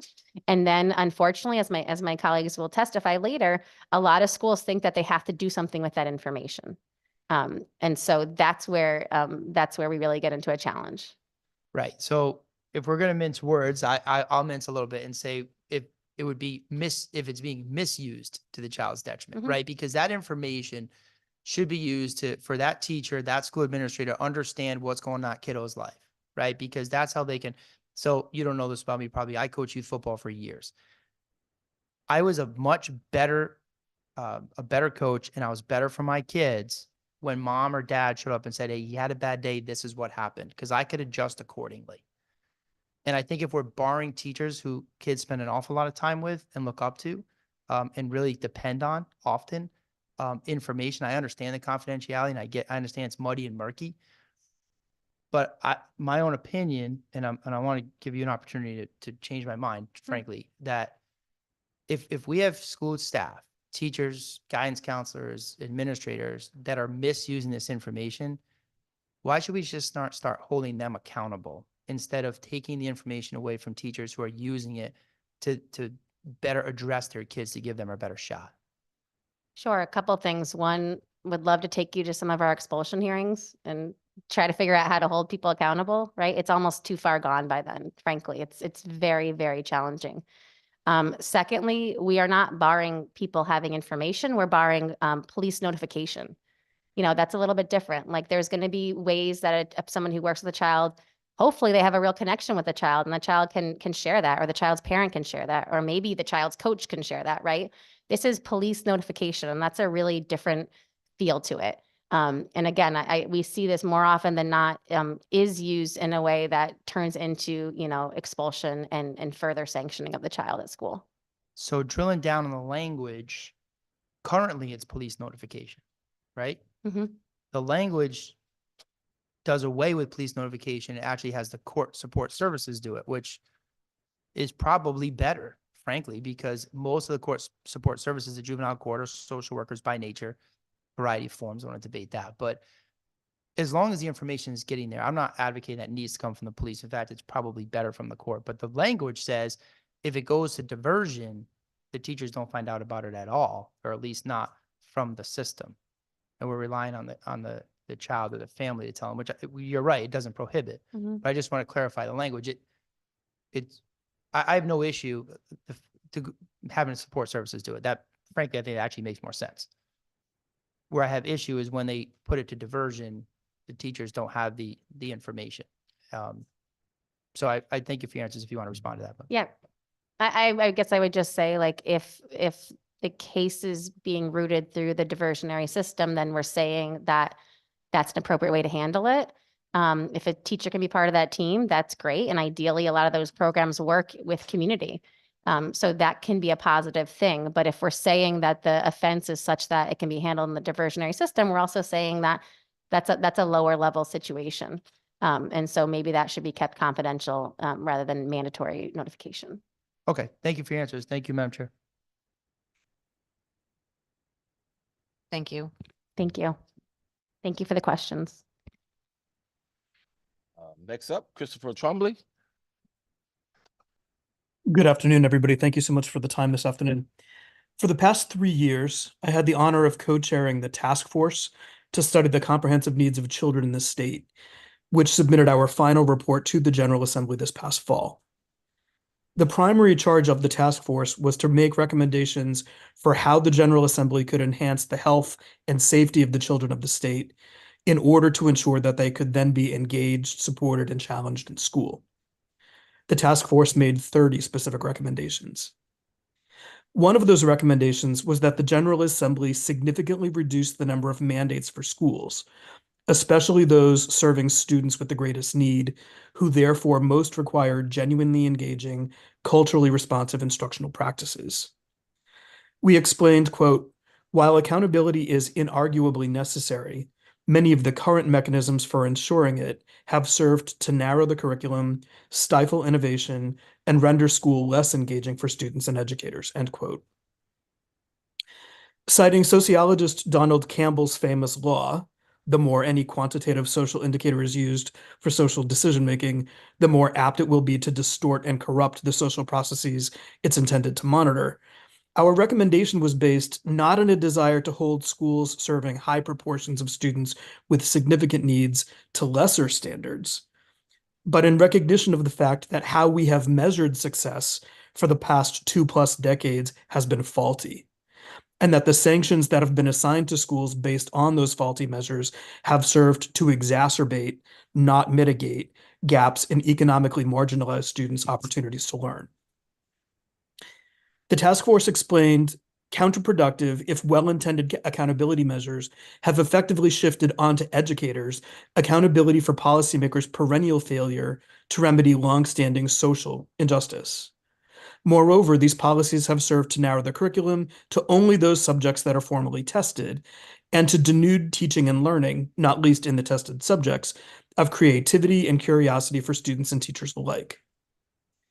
Particularly cruel, students whose annual test scores capture the lack of opportunity and resources available in the neighborhoods in which they live and attend school, and who therefore most require educators who are pedagogically creative, conscientious, and culturally sustaining, are instead taught by educators who, precisely because of the high stakes associated with testing, face the harshest sanctions for exercising their own professional judgment. The task force cited the work of economist Eric Hanushek and his colleagues, who recently concluded that despite 5 decades worth of education policy that has sought to level the playing field for youngsters from families with limited means, the gap in achievement between children from high and low socioeconomic status backgrounds has not changed. If the goal, they continue, is to reduce the dependence of students' achievement on the socioeconomic status of their families, reevaluating the design and foci of existing policy programs seems appropriate. The task force underscored the work of Adams et al., who asserted, quote, if people default to additive transformations without considering comparable and sometimes superior subtractive alternatives, they may be missing opportunities to make their lives more fulfilling or their institutions more effective. I thank the committee for having begun to address this recommendation through your authorship of HB 5437, but I urge you to go much, much further than you have done. By relieving them of counterproductive mandates while maintaining high standards and identifying novel ways to ensure that those standards are achieved, you will make schools far more engaging to students who, for too long, have had to endure the double whammy of inadequate material resources and educators who have been disallowed to engage those young people in genuinely inspiring learning practice. Thank you so much for your time.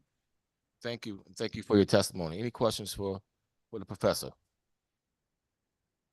Seeing none, again, thank you for your testimony. Thanks Next again. up, we have Shannon from Ready, Connecticut, followed by Paul from CBIA, and Rita McDonald Campbell, a retired educator.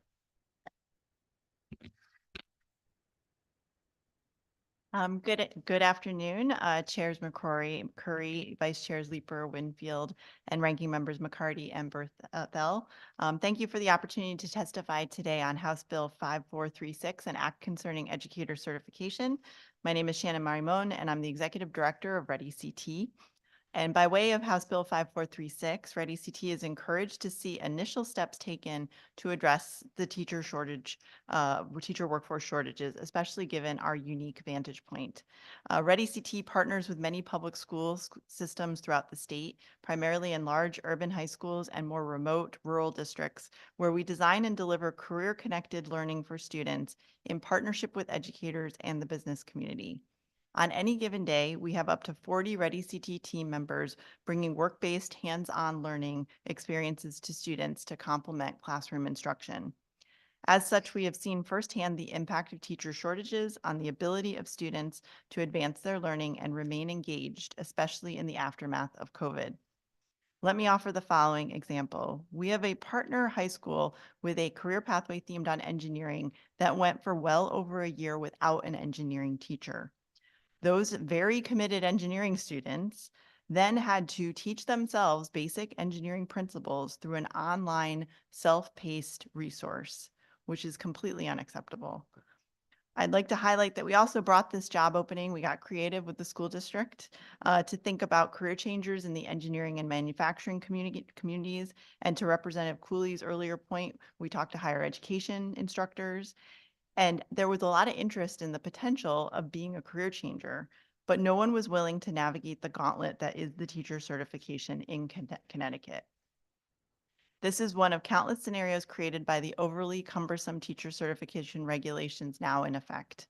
Thankfully, the work of the Connecticut Educator Certification Council, on which I enthusiastically served, has done a good amount of work to make that possible. As a group, we built off a body of research and knowledge to reimagine the existing educator certification and preparation requirements so that they meet the needs of students in the current century. House Bill 5436 aims to solve in part this persistent problem, and it is certainly a step in the right direction. However, two key recommendations came out of the council's body of work that are notably absent from the bill as presently drafted. First, it is imperative that we set July 1st, 2025 as a target date for sunsetting most of the current regulations and move that work forward expeditiously. Otherwise, it will continue to drag out. And second, we want to focus on the quality of educator preparation programs, as that is a key piece of this new system. And as was formerly mentioned, we encourage that the CECC, the current council, is absorbed into the makeup of the new board envisioned by House Bill 5436 to avoid duplication and to build on existing momentum and knowledge, because our students deserve nothing less. So thank you for the opportunity, and happy to answer any questions. Thank you for your testimony, Shannon. And yes, we do have a lot of work to do on this certification, and that's why we're here. I've only been since 1998. Yep. Land of steady habits. No time like the present. Absolutely. Any questions for Shannon? Seeing none, thank you again. Paul.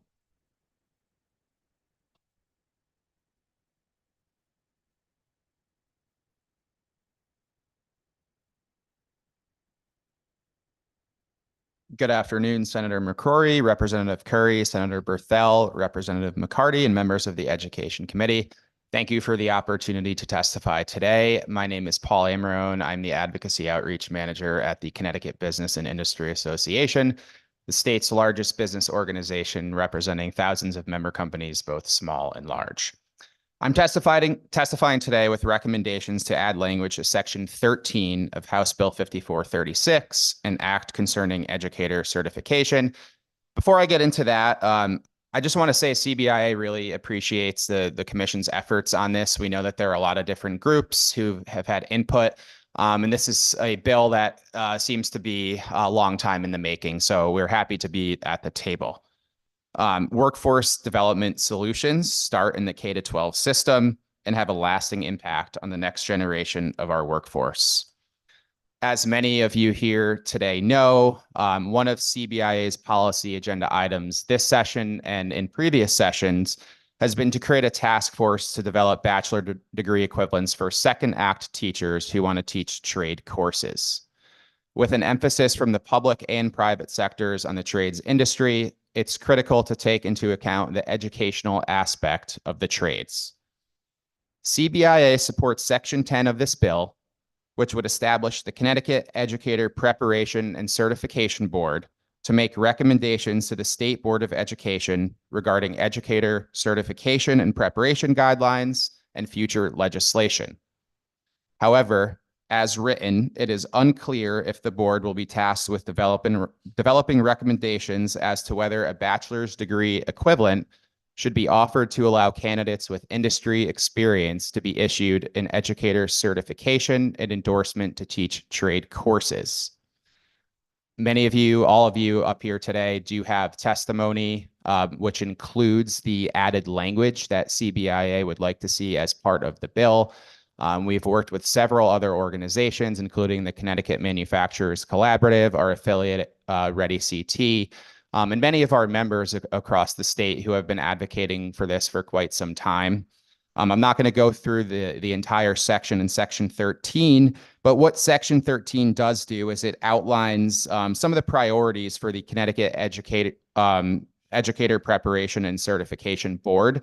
And we would like to see language that clearly states developing recommendations as to whether a bachelor's degree equivalent should be offered to allow candidates with industry experience to be issued an educator certification. So with that, I thank you all for your time. And again, this is testimony that's been submitted. It's been discussed with many of you today in committee leadership, and I'd be happy to answer any questions. Thank you. Thank you, Paul. Thank you for your testimony. You're absolutely right. Got to find ways to get the practitioners into the school, in their classrooms. I think this is a good step along the way. Any questions from the committee? Yes, Representative. Thank you, Mr. Chair. Thank you for coming in and testifying, Paul. So if we have a master plumber with a master plumber's certification, I'm reading what CBI is saying, is that we should consider that essentially equivalent of at least a bachelor's, because you're a plumber, that would be, the guild has said you are a master of the trade, and the same for HVAC and other of the trades from which you get your master's certification from, essentially what is the guild. Am I correct in interpreting what CBIA is saying as being in that range? I would say that the first step is this board that's created in Section 10 to identify what the equivalence could be to a bachelor's degree.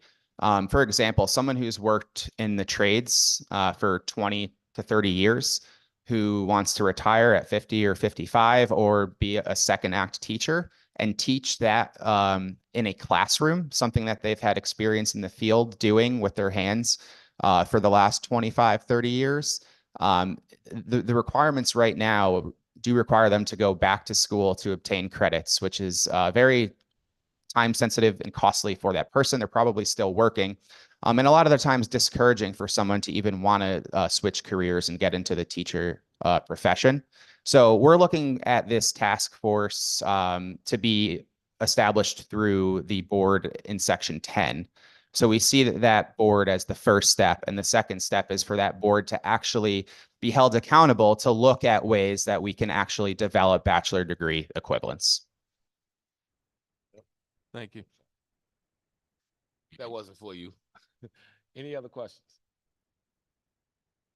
Seeing none, thank you for your testimony. Thank you.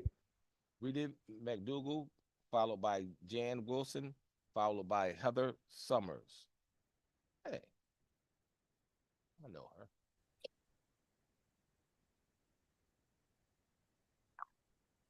Good afternoon, esteemed members of the Education Committee.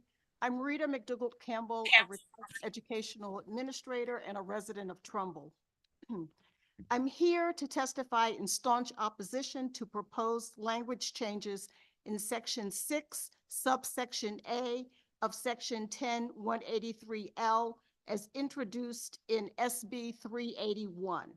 The proposed language would effectively repeal HB 6489, now PA 2363, which added 2 retired educator representative seats to the Teachers Retirement Board and specifically required that those representatives be nominated and elected solely by fellow retired educators. The proposed language change would require that those retiree seats be elected by active and retired educators. Issues and concerns of retired educators are quite different from those of active teachers. Additionally, many retired teachers are unaware of interest and concerns of active teachers. Each of those constituent groups should be responsible for electing representatives who, because of their current experiences, are most in touch with the needs of their constituents. As such, I would implore the committee to remove the proposed language and substitute language that would require active educators vote for actives and retired educators vote for retired. The terms would remain 4 years, and the elections for both groups would occur simultaneously in the spring of the election year to avoid having elections take place during winter months when many retirees are out of state, or during the summer prime vacation time for actives and retired. Holding spring elections would serve to boost voter participation which in the 2 elections held in 2023 was dreadfully low. It should be noted that those TRB elections for retiree representatives, excuse me, were the first elections in more than 2 decades. This committee should explore why that is when terms of representatives are set for 4 years. Finally, it should be noted that the educational organization, which has submitted SB 381, is currently holding elections for representatives for its state and national representative assemblies. How ironic that the candidates for those assemblies will be elected by actives for active educators and retirees for retirees. I implore the esteemed members of this committee to retain the language of HB 6489, which was passed in 2023 unanimously by the Appropriations Committee, the House, and the Senate. There was a reason for that unanimous support. Please don't let that hard-fought and well-earned legislative accomplishment for retired teachers be lost in the stroke of a pen. I thank you for listening to my plea, and I'll take any questions that you may have. Well, you heard her. Any questions you guys have? I have a couple questions. For you. I'm shocked. No, well, I'll make them brief. I just want to make sure y'all said in the past 20 years, there are how many elections they have for the position? We had 2 elections in 2023. There had not been elections for retiree seats on the Teacher Retirement Board in over 2 decades. Well, how can that happen if they only have a certain number of years that they're sitting on the board and you don't have an election? After every 4 years, you have to have 2 or 4 years, you have to have new people. How does that happen? I will tell you exactly how it happens, and thank you so much for that question. It happens because when there are openings on the board, Right. the bylaws of the TRB say that they only have to advertise those openings on their website, which nobody goes to. Right. So if you don't know that the openings are there, and there are 2 openings and 2 people who are in the know, the 2 people who go to the website are in the know, then there doesn't have to be an election because there are 2 people in 2 positions. And it's kind of occurred like that for years and years. The other thing that happens is if there's an opening because there's an unexpired term, let's say I'm on the board, something happens, I have to get off the board. It's the same kind of thing for both active and retired. There's this blurb that goes on the website, you have 2 weeks to submit your stuff. And if you don't happen to see it and you don't make it in those 2 weeks, then the board in that case selects, whatever word you want to use, the people to come in. So it's kind of like a closed shop revolving door. So what happened last year in 2023, I happen to be one of those nerdy people who now knows to check the website. Right. And I saw that there were openings. So I sent emails to everybody in my orbit that I knew and said, now's your time. If you want to run. And for the first time, I think there were 6 people who ran the first time. There were 4 people who ran the second time after 6489 was passed. Right. Okay. Well, that makes sense. I mean, listen, I could say a whole lot of things about voter suppression and things of that magnitude, but I get it now. Right. All right. So it's possible that can someone become an active member, retire, and the next thing you know, the next week, now they're TRB board as a retired member like that, like continuously? No. If the person served as an active member of the board and the person retires, the person then has to vacate that seat. Okay. They have to vacate that seat, but they can come back because it just happened with with one of the elections last year. There was a person who had served as an active member of the board for a number of years. That person retired, and then because we were able to get the election, the person ran and was reelected. So that person is now serving as a retired representative. Gotcha. But if I can say one more thing to answer your question, it was interesting because earlier this afternoon, Jocelyn Delancey spoke about this same bill, and she was explaining why it was important for everybody to be able to vote. I just want to read from, because I am a member, full disclosure, I'm a member of CEAR. So last year during Lobby Day, there was information that was passed out. I want to read it. I don't want to paraphrase. Tell legislators how addressing the priorities listed below would impact both retired and active educators. And there are a number of things, but I'm going to go right to Teacher Retirement Board, HB 6489, an act concerning retiree members of the Teachers Retirement Board. The following substitute language from the Appropriations Committee, CEA, does not oppose HB 6489 and the addition of two members to the Teachers Retirement Board, but recommends amended language that would be: 1, set the date for the election of any new members to the time of the next scheduled TRB election due to the cost associated with holding elections. And 2, and this is the one I want you to pay attention to, make the proposal consistent by having active members elect active TRB members and retired members elect retired TRB members. That was a CEA document. They've now flipped. Wow. Okay. I hear you. I think you said, mentioned earlier, what's important to active teachers was probably not that as important to retired teacher and vice versa. So absolutely, the active ones, in my opinion, should vote for that. We had a lot of conversation about this, and we're like I said, I always say it, we have public hearings to find out what the public is feeling about the language that we're using. And I appreciate you and thank you for coming in and educating us about this particular issue. I sent all of the committee yesterday a detailed email that actually was in response to Representative McCarty had a conversation in a different committee, but I sent it to her, but I CC'd all of you. It was a detailed email. I know you all get lots and lots of emails, but please read that email because I think it will answer a lot of questions. Thank you. Any questions? Thank you for your testimony. You're welcome. Thank you. Heather, I think Heather, is Senator Summers here? Is she online? No? We'll come back to Senator Summers.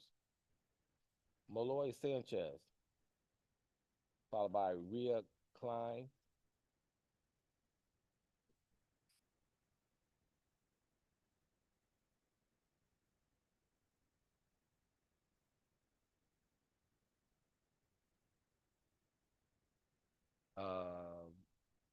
Wait a minute, Jane Wilson.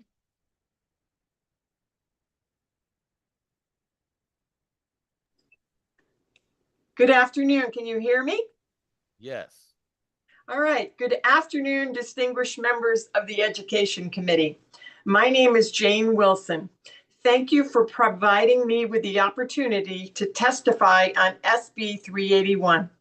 I taught middle school for 38 years and retired in 2010. Although I agree with and support the worthy elements proposed in other sections of this education bill, I oppose SB 381 in Section 6, which changes the language regarding elections for Teachers Retirement Board. Last session, when a bill was passed to become Public Act 2363, every one of the Connecticut legislators saw the clear logic and democratic principle of having retired teachers nominate and elect their own representatives. Dedicated retiree representatives on the Teacher Retirement Board reflect true experiences of retired teachers. The wording in Section 6 of this bill would revoke the provision whereby retired teachers nominate and elect their own TRB representatives. I received emails from CEA on Friday asking members to submit testimony in support of SB 381. The alerts mentioned that the bill is designed to align the election of all 4 seats for retired teachers on the TRB, resulting in a more democratic, efficient, and more cost-effective process, to quote them. But they did not tell the whole story of the impact of Section 6 of this bill. Slipped into the language is a phrase that would allow active teachers to vote for retired teacher seats, diluting the voting strength of retired teachers. This would be a reversal of the policy of the bill passed just 9 months ago to achieve a true representative democracy by which all elected bodies are modeled. I would suggest that many CEA members who submitted their click here to support testimony never read the specific language of the bill, trusting that CEA would have alerted them to anything that would have disadvantaged them as a retired teacher, whether by mistake or omission or design. The fact is, they did not mention this. Teachers are depending on this committee to look carefully at this particular provision in Section 6 and then amend the language, restating clearly the principal policy that active teachers should vote for active teacher representatives and retired teachers should vote for retired teacher representatives for TRB elected seats. Before I close, I'd like to offer an analogy. If we accept the premise that because we're all citizens of the United States, then all citizens should be allowed to vote for our Senate representatives in any other state, then the 22 million US citizens from Florida would have outsized influence on those who elect the senators representing the citizens of Connecticut. This seems inappropriate, and it is. Does Florida understand the needs of Connecticut and vice versa? I think the aforementioned compromise for TRB elections is a fair one. Active teachers should vote for active teacher representatives, and retired teachers should vote for their retired teacher representatives. Thank you. Thank you, and thank you for your testimony. And just be right before you, a speaker came up and educated us about this whole issue. And I'm Yes. sure you have well informed of what's going on, and we will act accordingly. Any questions? Seeing none, thank you again for your testimony. Next up. Thank you. Rita Klein. Klein.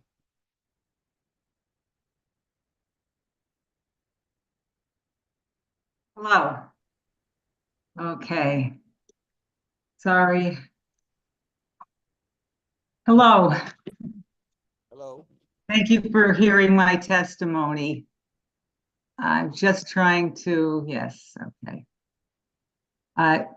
Thank you for hearing my testimony. Dear co-chairs Representative Curry and Senator McCrory, ranking members Senator McCartney, Senator Berthel, and the distinguished members of the Education Committee. First, I'd like to thank you for serving our state in your capacity on the Education Committee. It's a really important job.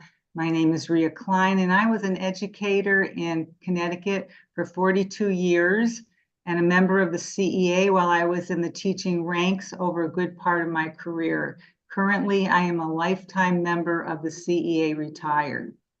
Unfortunately, I must oppose Bill 381 because of the contents of Section 6. Upon hearing and reading about this bill, I was first disappointed and then really concerned. To be kind, it appears to be an opaque process meant to overturn legislation found in HB 6489 that was strongly supported by retired teachers and passed unanimously in the Appropriations Committee, the House, Senate, and signed by the governor during the last 2023 session. And leaders of the CEA were not in favor of the bill at first until it was amended to accommodate some timing concerns. But apparently they decided to fight another day. So I'd like you to please consider my concerns about the results of the proposed legislation and the process of placing it in the Education Committee, which moved it forward at lightning speed. In the first place, it is unclear how Section 6 fits into the legislation of this committee. And the title of this bill relates to important needs of those currently working in the teaching profession, such as teacher shortages and issues of mandated reporter requirements. Certainly, I agree with those teachers that are supporting this bill for those reasons. However, the issues related to the election within the TRB puzzle me and don't appear to be congruent with the intention of the overall bill. Furthermore, the CEA website directs teachers to support this bill with no mention of a change to include total membership voting for retired teacher representatives, thus negating the unanimously proposed passed legislation of the 2023 session. So I just would like you to please reconsider this bill. Please do not continue to support the Section 6, and I'll take any questions. Thank you, and thank you for your testimony. Any questions? Seeing none, once again, thank you very much for your testimony. Thank you.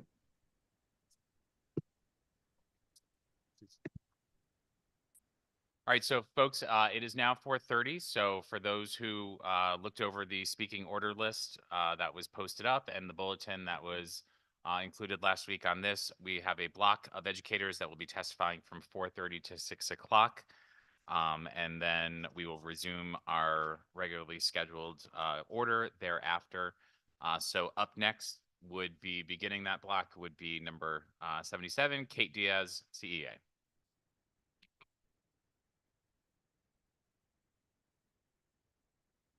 Good afternoon, members of the Education Committee. I'm pleased to be here today on behalf of our more than 43,000 members, spanning from early career educators through retirees, to talk about a myriad of issues. We have brought with us a whole host of industry experts who will share with you their perspective on issues such as the starting salary, our mandated reporter relief, and as well as any issue that you would like to discuss that's on the docket. I personally want to make sure that I cover with you the Certification Council and the work that we put forward. I sat on the Certification Council and I'm very pleased and proud of the work we're putting forward. I know a large number of people have spoken today about the work, the need to really reform, update, and modernize our practices to move towards a standards board that allows us as professionals to really embrace the responsibility of looking at certification, pivoting it as needed, and ensuring that we have a welcoming profession. I think the standards board as established is well done and crafted with educators in mind, recognizing that uplifting our profession has to be a part of this process. Leaning into trust for educators has to be a part of this process. If we fail to do that, we've failed miserably, quite frankly. So I'm very pleased. I'm pleased to see us really looking at and critically evaluating how we invite people into the profession. I know there's been mention of sunsetting. I certainly understand the desire to sunset. I would say that we want to be cautious about when we set that deadline, recognizing that there are more than 100 statutes out there and regulations that we would need to consider as we do that. So please, by all means, consider it, but recognize that how many things have to be considered when we talk about the sunsetting. I would also like to say that the moving to the advisory board for the State Board of Education is something that we understand, support, and would welcome the opportunity to talk about how those oversight functions would be shifted because we recognize the important work of the State Department of Education. And I would also like to use a part of my time to talk about the mandated reporter reform because we have worked so passionately since October with the Department of Children and Family, with parents, with CAPS, with the legal counsel on behalf of CAPS, and really negotiated what we feel is a positive change. And I heard the buzzer go off, so I'll take any questions you might have for me. Well, no, I'd like you to expand a little bit more upon the mandated reporter stuff, because I think that definitely may have been some surprise to some of the committee members, that that's not something we typically deal with here in the Education Committee. But given the fact that it was a collaborative effort between the educators, the Superintendents Association, DCF, and the like, I think we want to give you a little more time.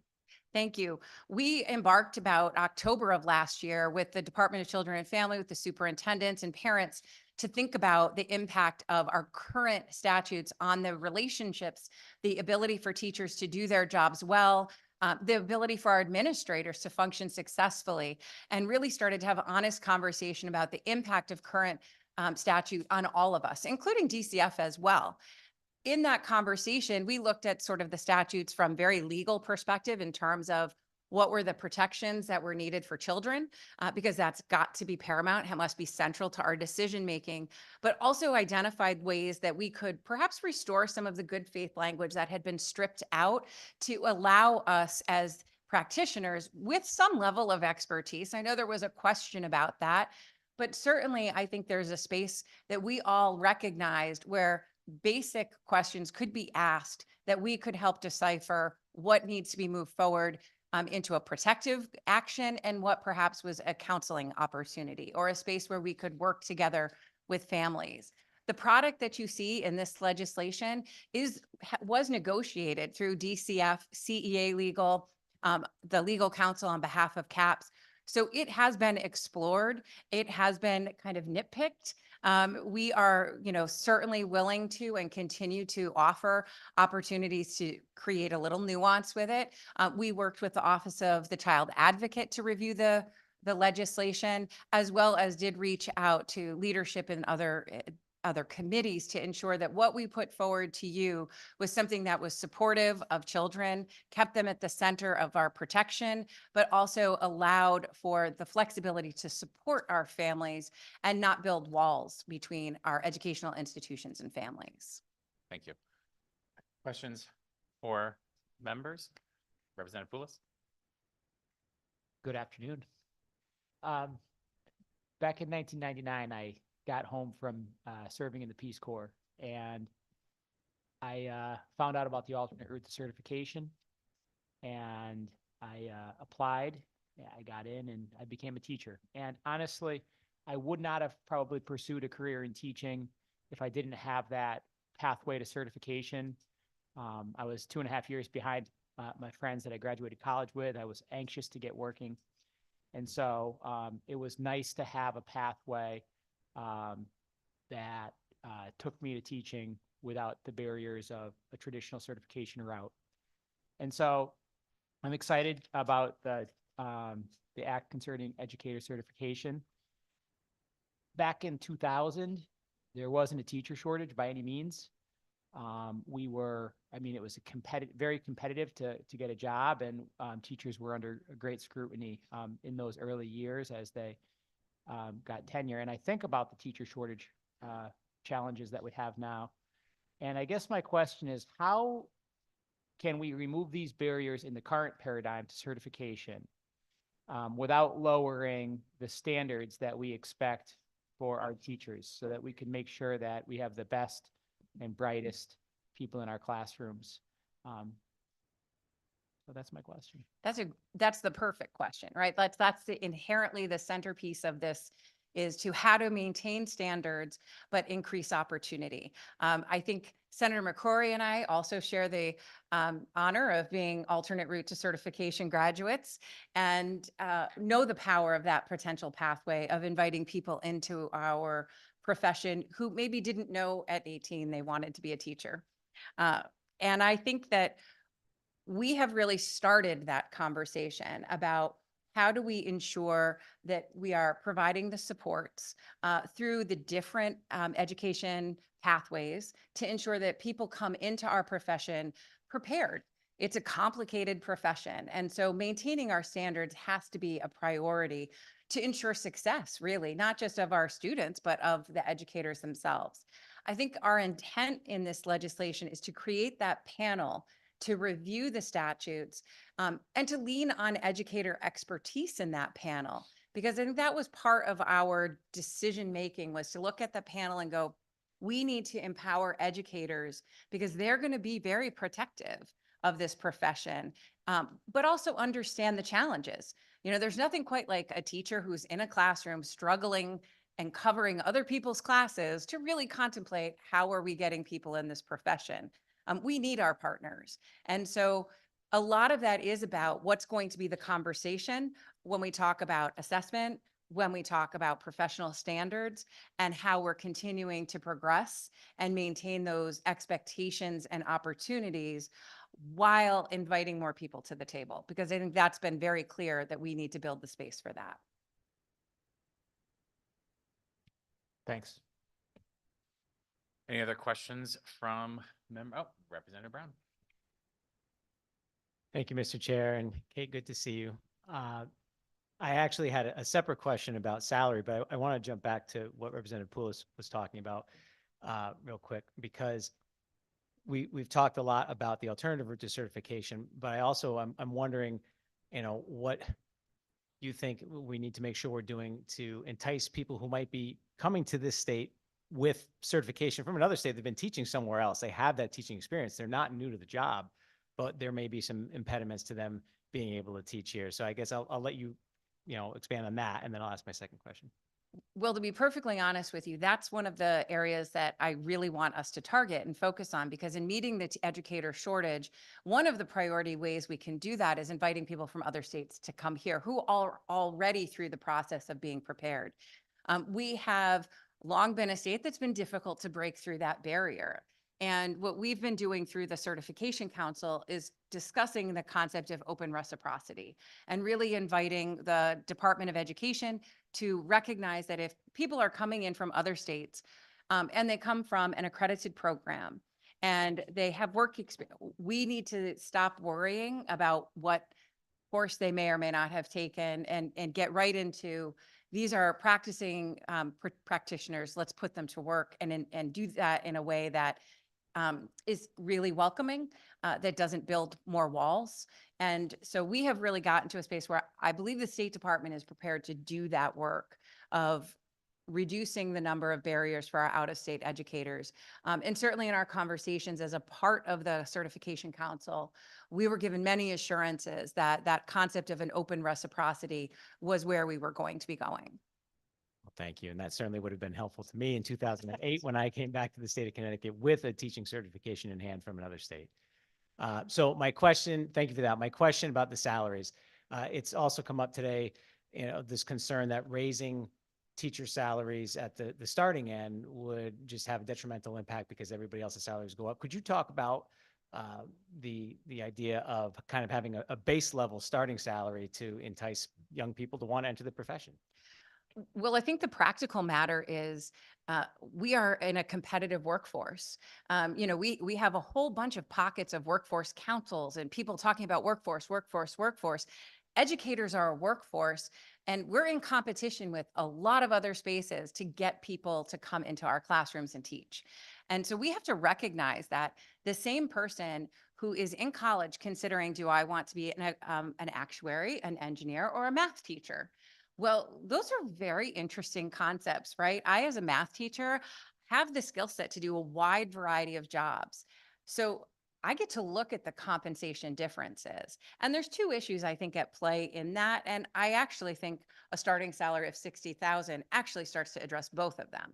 The first is, where am I starting? And teachers don't necessarily expect to start in the same exact place as an engineer in a private industry. We're not fools. We get the competition zone, but I need to be in the range. I can't be saying I'm going to start at $42,000 as an educator, where I now have to live with my parents, or I have to get 3 roommates, or I could start as an engineer at 65 and be contemplating a completely different lifestyle, right?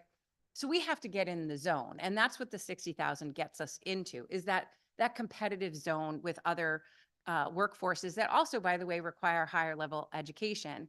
And I would argue that we have an extraordinary amount of responsibility as educators that should be considered. But the second thing is also the pathway to the maximum.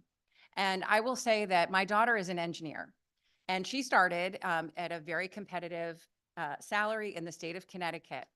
But her pathway to maximum is like 4 years. She's probably doubled her salary in 5 years. Educators start at about 40, 42, 48 on average when you kind of put everyone in the zone, and will max out in double, right? In maybe 15 years. So it's the race to the max that's also an issue. And that's where we start to see the transitioning of our educators around year 7 to being like, I want to buy a house someday. Like, where am I going to go? I might be committed to Bridgeport and feel strongly about my community, but I need to go to a district that's going to pay me more. So we have to really rethink how we get to the max. We have districts that it's 19 years to get to the top level salary. In private industry, that doesn't exist. Can you imagine hiring an engineer and saying, no problem, in 19 years, we'll make sure you're making 100,000? They'd be like, peace out. I'm not doing this. I'm gonna go work somewhere else. And so we have an opportunity with this 60,000 to say, listen, yes, we're gonna bring that entry up, which then creates the conversation of, okay, well then what does our grid look like? And for us, people who are maybe not in our world, our salaries are outlined in a salary grid. And this allows us to have a conversation about shrinking that grid and talking about not just the starting point, but the path to the top. And that is really beneficial in terms of recruitment and retention. And it's a complicated question for sure. But I want you to imagine that every district has a portion of their budget set aside for salary. The ECS dollars that you all put on the table for us is part of that.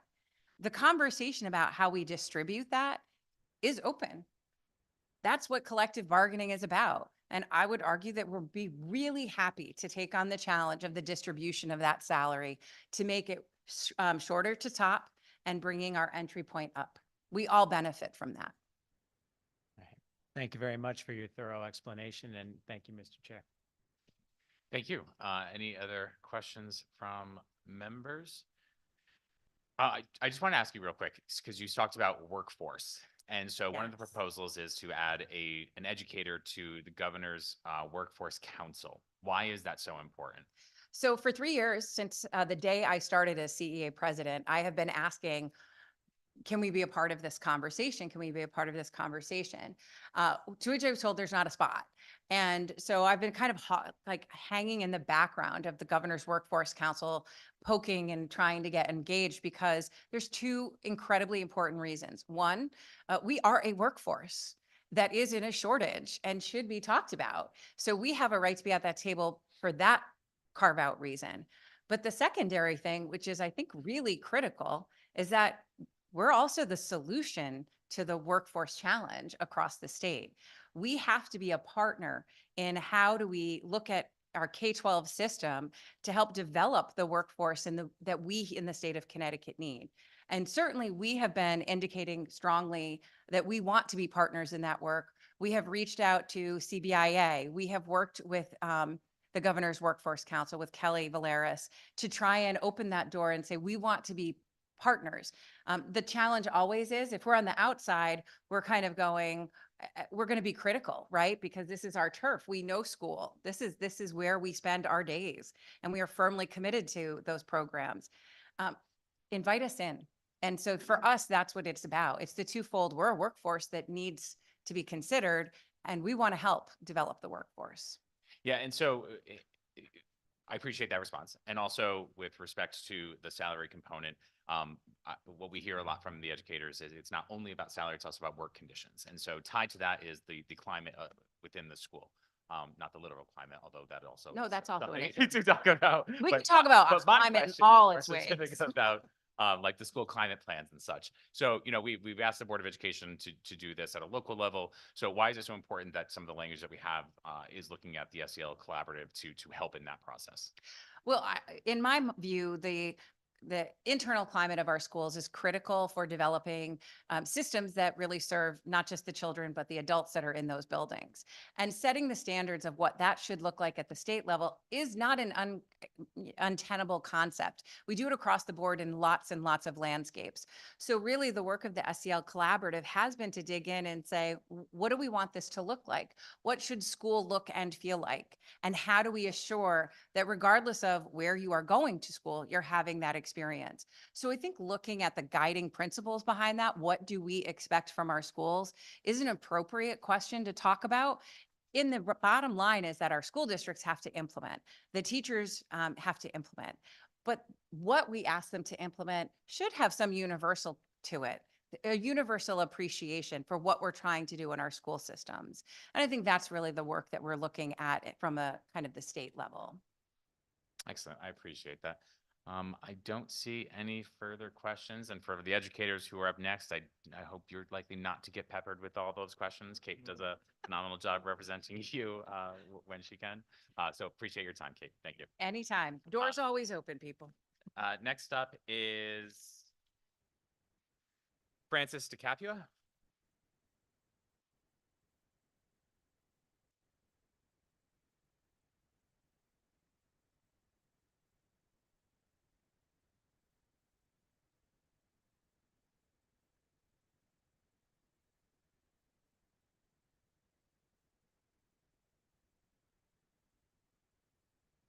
Oh, just hit the button in front of. There you go. All right. Dear Senator McCrory, Representative Coley, and members of the Education Committee.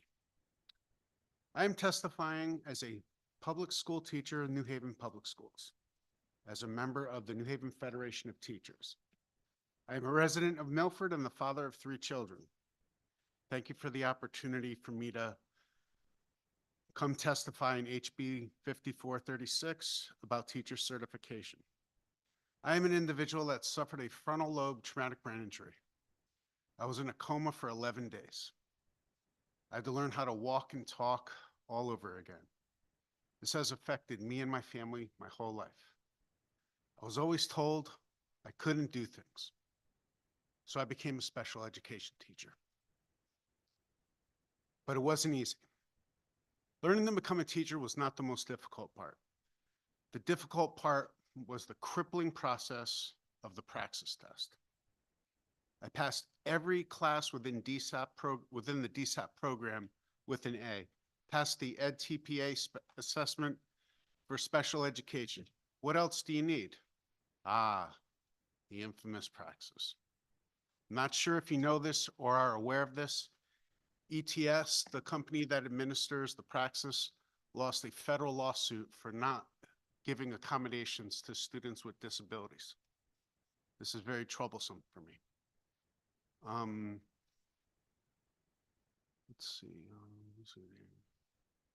I am one of those test takers. They refused to give me accommodations for January 19th assessment. I was unable to finish it. I was allowed extra time. What do you think I missed the passing score by, everyone? 1 point. Okay. Now what do you think happens? They said they're going to allow me to retake it, but it could take 6 weeks. I received an email from New Haven HR. If I don't get fully certified by the 31st, they're going to reduce my pay. Okay. Well, there's a little more to this.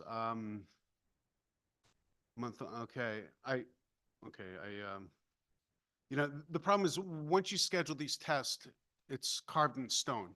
Can't move it.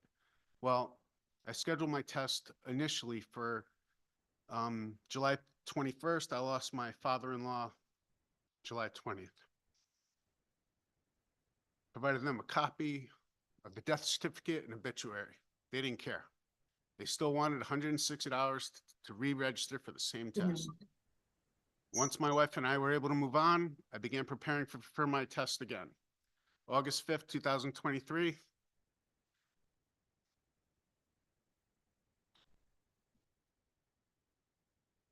Sorry. Take your time.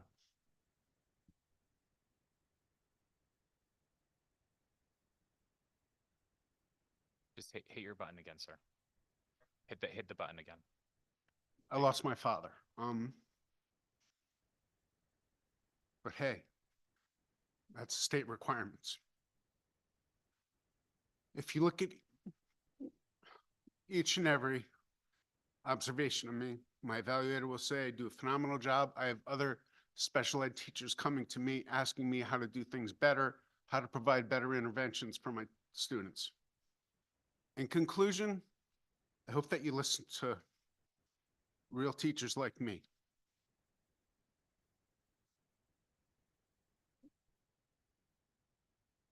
For-profit testing companies should not be the laws that impact our teachers and our students.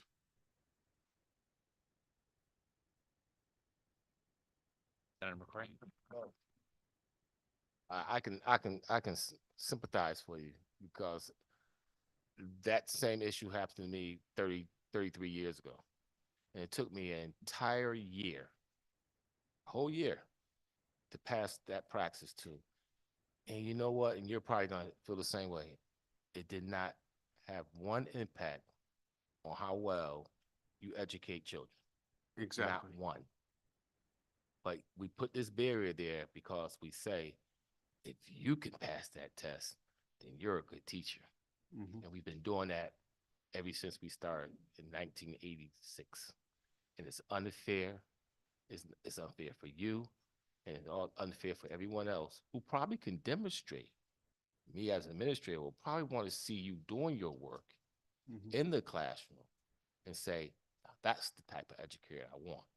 And you don't get that on a praxis too. You don't get that real life experience.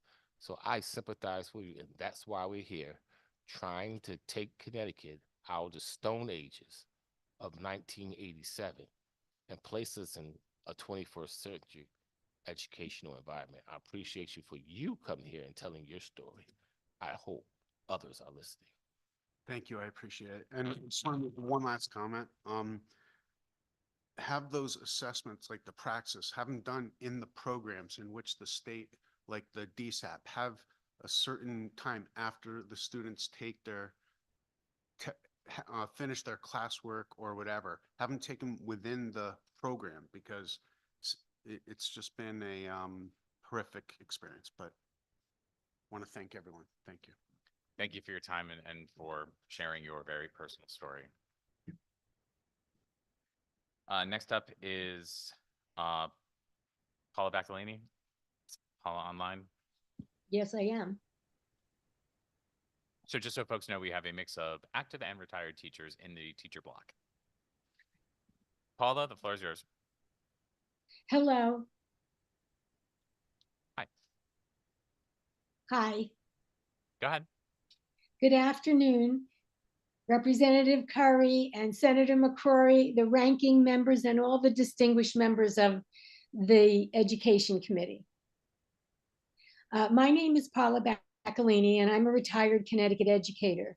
I want to express my opposition to SB 381, specifically Section 6, lines 114 to 173. This section is in direct opposition to HB 6489, which passed in 2023. And as you have heard from others who have testified, it passed with unanimous votes of the Appropriations Committee, the entire Connecticut House and Senate, and Governor Lamont signed it into law in 2023, and it is now Public Act 2363. This law created 2 additional retired teacher seats on the Teacher Retirement Board that were elected by retired teachers, creating equal representation of retired teachers and active teachers, serving the interests of these 2 groups with 4 seats each. The current bill, Senate Bill 381, addresses active teachers' needs, but then adds language in Section 6, which would effectively repeal HB 6489. Instead, I am proposing that the language in Section 6 be stricken from the bill and language be added that will guarantee the following. 1, all future seats on the TRB will have equal representation of active and retired teachers. Currently, there are 4 seats for retired teachers and 4 seats for active teachers. And the third thing I would like to see is that each group will be able to nominate and vote for the people who will represent that group. So active teachers vote for active teachers, retired teachers vote for retired teachers. I am particularly distressed and disturbed, and I think it's important for the committee to understand that the CEA may be operating in a manner which is detrimental to retired teachers. The CEA sent out an email blast to all Connecticut teachers, urging them to support SB 381 with a link that would automatically submit testimony. I've included that link and also a copy of what was on that page in my testimony, in my written testimony. The CEA on that email only stated, and in their website, they only state information about active teachers in SB 381. So there's no mention of Section 6 that would repeal what retired teachers have worked so hard for. And so many Paula, would you teachers mind had no summarizing idea. for us, please? Yes, I'm Thank you. finishing up. So many teachers had no idea that this bill had that small section in it. And so I'm asking the committee to please do not vote SB 381 out of the committee as written unless Section 6 is deleted or stricken from the bill. And I thank you very much for your consideration and happy to answer any questions. Thanks, Paul. I don't see any questions. Have a great evening. You too. Next up Bye. is John Moss.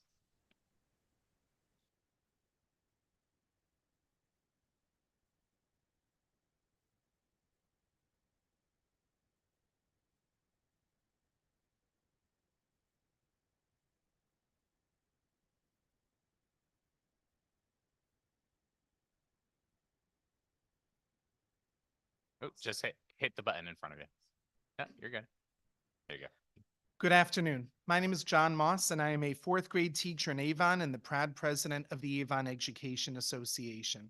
Thank you first for giving us the opportunity to testify during a shared block so as to minimize our time out of the classroom. We really appreciate it. Thank you also for giving me the opportunity to speak with you today about SB 381, specifically sections 11 through 19. Imagine that your child comes to school and mentions that you gave them wine over the weekend. There are plenty of possible explanations. Perhaps it was a grape juice in a wine glass, so they felt included in a celebration, or perhaps it was the tiniest of sips as part of a religious observance. Maybe it was all made up just to impress a few friends. None of that context matters. We, as educators, have no discretion and no flexibility to gather more information. We must report the matter to the Department of Children and Families, even if our good faith belief is that the situation is not what it seems. Now imagine that you're a teacher walking a small group of kids through the hallway and a child trips. One student shouts, "Hey, did you see that? That teacher tripped her." It's your word against the student, and the staff in your school must report you to DCF as a possible child abuser. Cases like this happen every single day in Connecticut schools. Teachers, support staff, and administrators are forced to report highly unlikely cases that still could constitute abuse or neglect. This happens for two reasons. In 2018, updated legislation stripped the good faith language from the statute, preventing teachers from using their professional judgment to help decide whether there is a reasonable suspicion of abuse or neglect. The second reason is that the failure to report is now a felony. So now we call DCF no matter what, not out of a genuine suspicion of abuse, but out of a fear of prosecution. This often causes permanent harm to the school-family relationship. The overreporting is staggering. In March of 2023, then Commissioner Durantes reported that only 6% of reports from schools are substantiated. That means that 94% of calls from schools do not constitute true abuse or neglect. By flooding DCF with more reports, they understandably struggle to catch the real cases that must be picked up. When we call DCF and fellow educators, or even ourselves, the teachers who are the subject of a pending report are placed on leave, removed from the classroom, and directed not to speak with students or staff. Learning is harmed, and the teacher's reputation is often permanently tarnished as rumors circulate. I've sat with teachers who are in tearful panic attacks because their future's in jeopardy over a claim that came out of nowhere or is a wild mischaracterization of a totally harmless interaction. So many stakeholders are saying that change is needed, including teachers, boards of education, superintendents, including my own, who submitted written testimony, parents, and indeed DCF itself. I ask you to pass this legislation to reinstate the good faith provision and to allow educators to ask follow-up questions to gain more information before determining whether a report to DCF is warranted. Because in its current state, the statute is harmful to families, to teachers, to school districts, and most of all, to students. Thank you. Thank you so much for your testimony. I do not see any questions. Thank Have a you great very evening. much. Next up is Marley Greenlaw.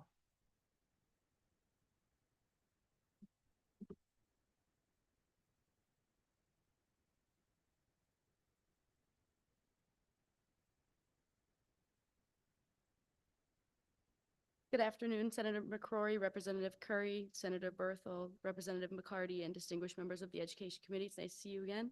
My name is Marley Greenlaw, and I'm a first-year teacher in New Haven. I'm also a grad student at the University of St. Joseph, and I'm here to testify today about SB 381, specifically to ensure that we support our educators and address the recruitment and retention issues that we see across Connecticut. Raising the starting teacher salary to $60,000 would be a huge step forward in this career. There are many challenges that teachers and aspiring teachers face every day after they commit to this field. Many of these challenges are financially based. Teachers everywhere use their own money to pay for supplies and rewards for their students. First-year teachers especially spend as much of their money on posters, writing utensils, and organization materials just to have their room feel a little bit more comfortable for their students. We expect to have to do it. It's part of the job.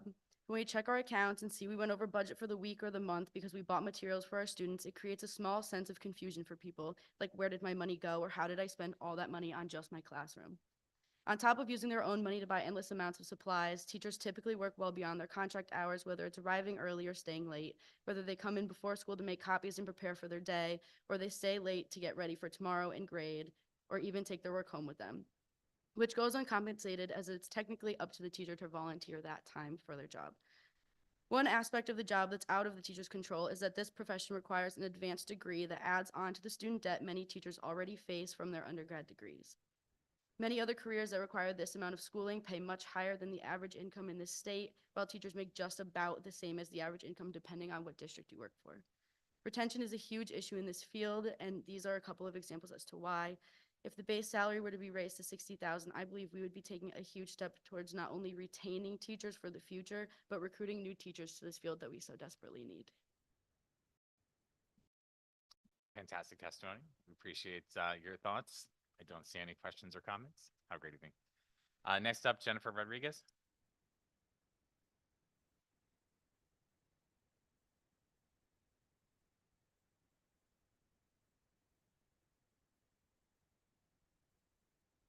Good afternoon. Always nice to see you. Oh, just hit the button. Hit the button. There you go. Thank you. Good afternoon, Education Committee members. My name is Jennifer Rodriguez, and I'm a proud Newington educator, where I've taught first grade for 15 years. My testimony today is in support of HB 5436, an act concerning education certification or educator certification, as it will provide much-needed amendments that will enhance the teaching profession and certification process in the state of Connecticut. As a Connecticut Teacher of the Year finalist, I've had the opportunity to attend and participate in every meeting of the Connecticut Educator Certification Council over the course of 6 months. We worked in a collaborative, consensus-based process with diverse education stakeholders to identify areas to modernize, streamline, and optimize the education preparation and certification process. As you can imagine, that was no easy task, and a task not attempted in nearly 30 years. I think we can all agree that it is all well overdue. An example of modernizing, optimizing, and streamlining is a conversation that I had with a colleague. We were discussing the changes to the kindergarten start age. She's been a kindergarten teacher for more than 25 years, and the adjusted age has opened up some exciting pre-K opportunities in our district. But her current certification is for K-6. Though highly qualified in experience and outcomes with early childhood age learners, she's facing a barrier to teaching pre-K. Under HB 5436, it would expand her certification and additional career opportunities. Senator McCrory, thank you very much for your words earlier about the praxis. As a mentor teacher, I have teachers who are aspiring to become certified, in the process of becoming certified, and often are crying to us about the number of times that they have to take the praxis certification. The board and the council agree that we need to have alternative routes. Just like we find alternative routes of mastery for our own students, we're looking for alternative routes of mastery for our prospective educators as well, as opposed to a one-size-fits-all assessment. Government can often be an obstacle course of barriers like this, and you as legislators can fix that. HB 5436 will allow us to break down those barriers, efficiently and effectively bringing positive changes in a system that has not seen any since 1996. At the center of that work is the continuation of the work. By establishing the Connecticut Education Preparation and Certification Board, you would be recognizing that teaching is truly a profession. HB 5436 will place certification in the hands of educators, allowing the experts in the room to oversee their profession and certification process. We're very pleased with the makeup of the board as educators are driving the work. I could go on and on about HB 5436. I've highlighted sections I feel passionately about. My hope is you will pass the bill. I believe you respect the voice of experts in the room, as some of you were witness to the process. I urge you to empower educators to do what is best for the profession. Thank you for your time in support of HB 5436. If you have any questions. Thank you so much. I do not see any questions, just actually a quick one. So with respect to this new council taking on all things certification, do you believe it to be an appropriate move to remove that from the State Board of Education as that hopefully transitions into more of an advisory role? I believe that we would be working with the State Department of Education. I think that's what the legislation speaks to, that it would be a semi-autonomous group. So I think that there is that partnership. Correct, but having that certification process fall within this new council. I think it's appropriate, especially based on the makeup of the council and the number of educators and experts in their field around the council, and having all stakeholders represented within that. I think we would have more effective and efficient outcomes. And again, it's been 30 years. So I think it's time for us to go ahead and sit down at the table and empower educators to make those decisions for educators.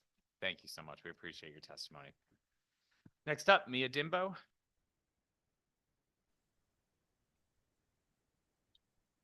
Good afternoon, Senator McCrory, Representative Curry, Senator Berthel, Representative McCarty, and distinguished members of the Education Committee.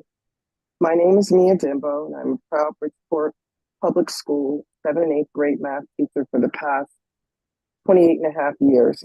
And Mia, are you able to turn your camera on? oh, I thought here we go. Wait a minute. Can you see me now? Now Okay. I can see you. My name is Mia Dimbo, and I'm a proud Bridgeport Public School 7th and 8th grade math teacher and a resident of Branford, Connecticut. I testified today in support of Senate Bill 381, which takes important steps toward addressing educator shortage in Connecticut. This bill ensures that our students receive the best possible education and that educators in the teaching profession are valued and respected. Excuse me. I stand before you not only as an educator, but as a representative of the many voices within our teaching community. I'm here to advocate for the establishment of a statewide minimum teacher salary of $60,000 and the implementation of a COVID recognition payment for educators. When I started in Bridgeport, I think my salary was $40,000 and some change.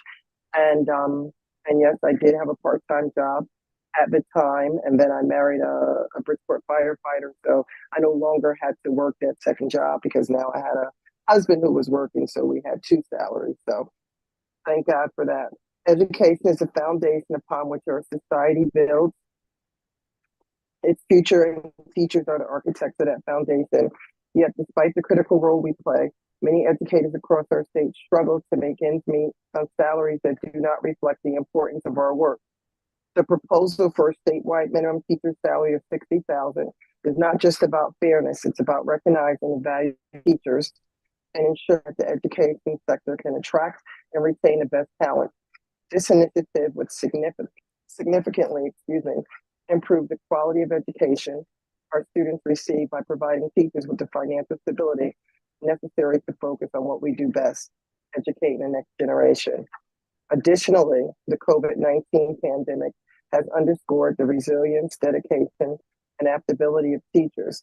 We quickly transitioned to remote learning, redesigned lesson plans, and found innovative ways to engage and support our students under unprecedented conditions. Despite these efforts, many of us face personal and professional challenges, including increased workloads and heightened risks to our health.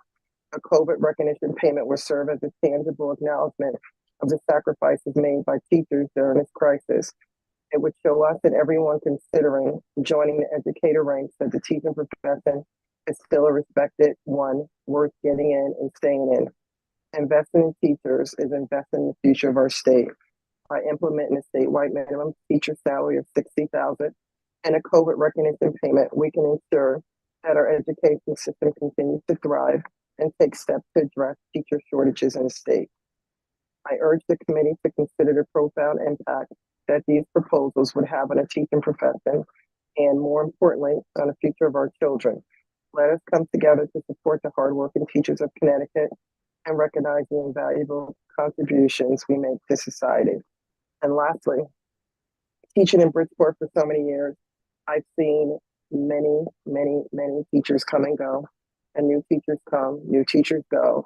And, and once again, it's all because there are always better opportunities where people could make more money and be in quote unquote better situations and not have to deal with all that, especially since being financially stable is one of the things that you need here in Connecticut because it's very expensive to live here. So thank you for your time and your consideration. Mia, thank you so much for your testimony today. We appreciate your words. I don't see any questions. Have a Thank great you. Thank you. You Kate too. Thank you. Good evening, chairs and members of the committee. My name is Kate Cummings, and I'm a graduate student at Central Connecticut State University.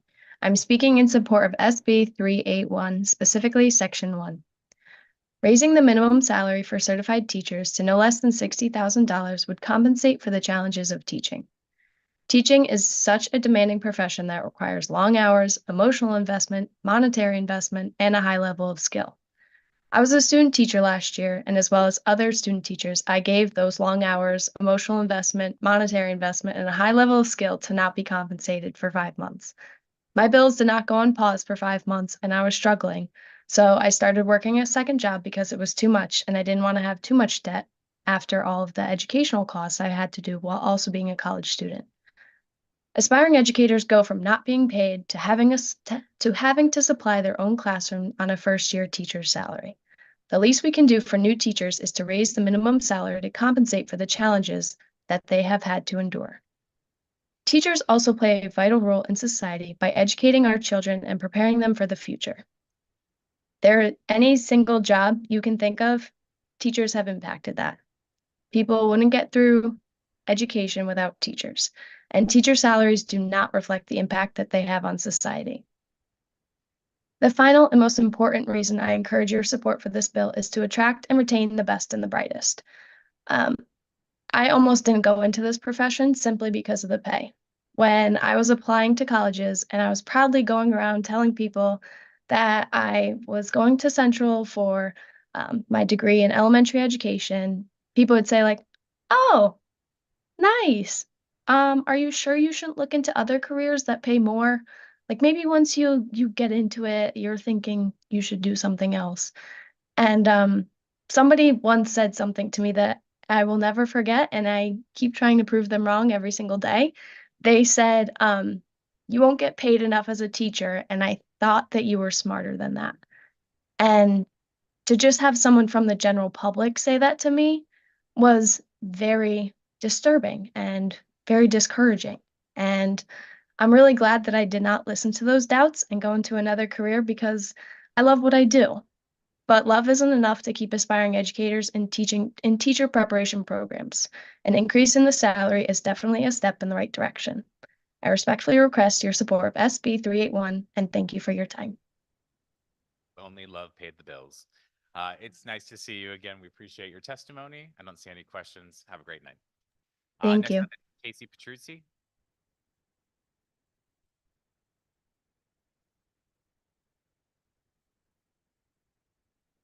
Good afternoon, distinguished members of the Education Committee. My name is Casey Petruzzi. I'm a high school science teacher of 23 years in Granby Public Schools.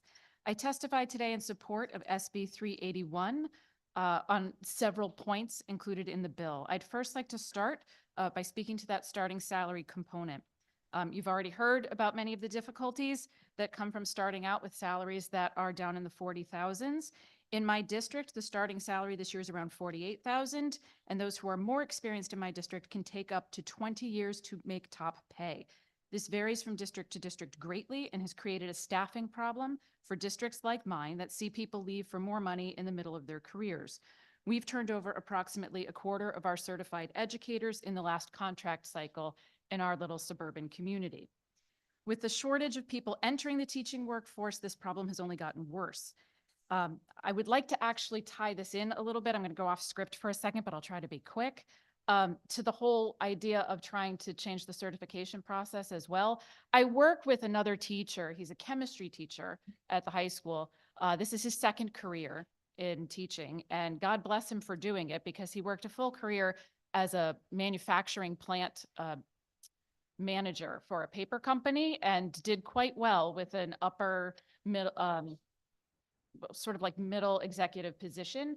So he had to take a pretty significant pay cut after that plant had downsized and he lost that job. And he wanted to do teaching, but it was a pretty big hardship for his family. And I'm thrilled that he decided to do it, because for the last 8 years, our students have had the benefit of an educator, not only a great chemistry teacher, because that's not so easy to come by these days, but somebody who had all of this experience in the workforce in a different area to show them how it can be applied. And kids aren't necessarily going to get that experience if we can't attract people. And a $60,000 starting salary makes it a little bit easier for that person who's maybe transitioning from a career in the military or transitioning from a career that is downsized in the private sector to be able to still manage their household income, to still manage some of that debt or the other costs that they have. Not all of our starting educators are these wonderful college graduates that we keep hearing from, as great as they are and as much as they need help paying for their debt. You've got some family folks too who want to enter this profession or come from another state, and we want to attract them as much as possible. The one other thing I wanted to mention briefly was to speak to the COVID-19 credit, because in my district, we were full in person in September of 2020, long before a vaccination was available and long before we could possibly know how harmful COVID might be to us or our loved ones. We worked hard to reach an agreement with our district to establish the safest possible working conditions when our Board of Education, the State Department of Education, and this legislative body were not meeting in person. We chose to come back in the classroom knowing what a poor substitute online learning was, but we were with children, many of whom have little control over their habits and hygiene. We took that risk knowing it was better for our students to have a teacher in front of them than a screen. We were right to do it, but no one knew at that time what it might cost us. To know so many other essential workers were recognized by their employers and government institutions financially, and then be left out in the cold is disheartening and one more measure of how that work is undervalued. This bill is making up for an oversight. I thank you very much for giving me the time to speak to these issues today, and I welcome your questions. I appreciate your testimony. I don't see any questions. Oh, hold on one second. Representative McCarty. Thank you very much, Mr. Chairman. Just to be sure I heard you clearly, did you say that all of the teachers were back in Granby in 20? We had worked out in Granby specifically in September to bring all of the students back in person. So the vast majority of our teachers were back in person unless there was a specific medical accommodation that we had negotiated for that individual. But the vast majority of our workforce was full in person in September of 2020. Thank you. You're very welcome. Thank you very much. Next up is Carol Noble.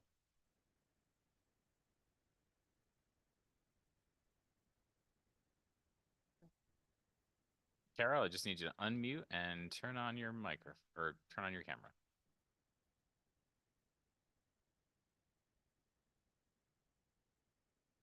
All right. We'll move along to Sandra Bovee. There you go. Oh, I'm all set now. got Carol. Thank you. All right, sorry. I'm using an iPad, not so easy to work. Okay, good afternoon, Representative Curry, Senator Carol, McCrory. are you able to turn the camera on the iPad? Let me see. Camera, start video. There I am. There you are. There I am. Thank you. Again, good afternoon, Representative Curry, Senator McCrory, and esteemed members of the Education Committee. I want to thank you for this opportunity to speak. Let me begin by saying that I am not opposed to the entirety of SHB 381. Any revisions that positively affect active teachers is a good thing. My colleagues, Rita McDougall Campbell and Jane Wilson, spoke previously about the logistics and facts that I will give the emotional side to. Again, my name is Carol Noble. I am the president of the Association of Retired Teachers. I'm 89 years old and I taught for 37 of those years. Following that, I was a politician in Hamden for 24 years. Therefore, I bring many, many years of experience to the table as an educator and as a legislator. I governed with integrity and compassion in both positions. And I also learned in politics to always count your votes. And today I am counting the votes. There are active teachers, 53,149.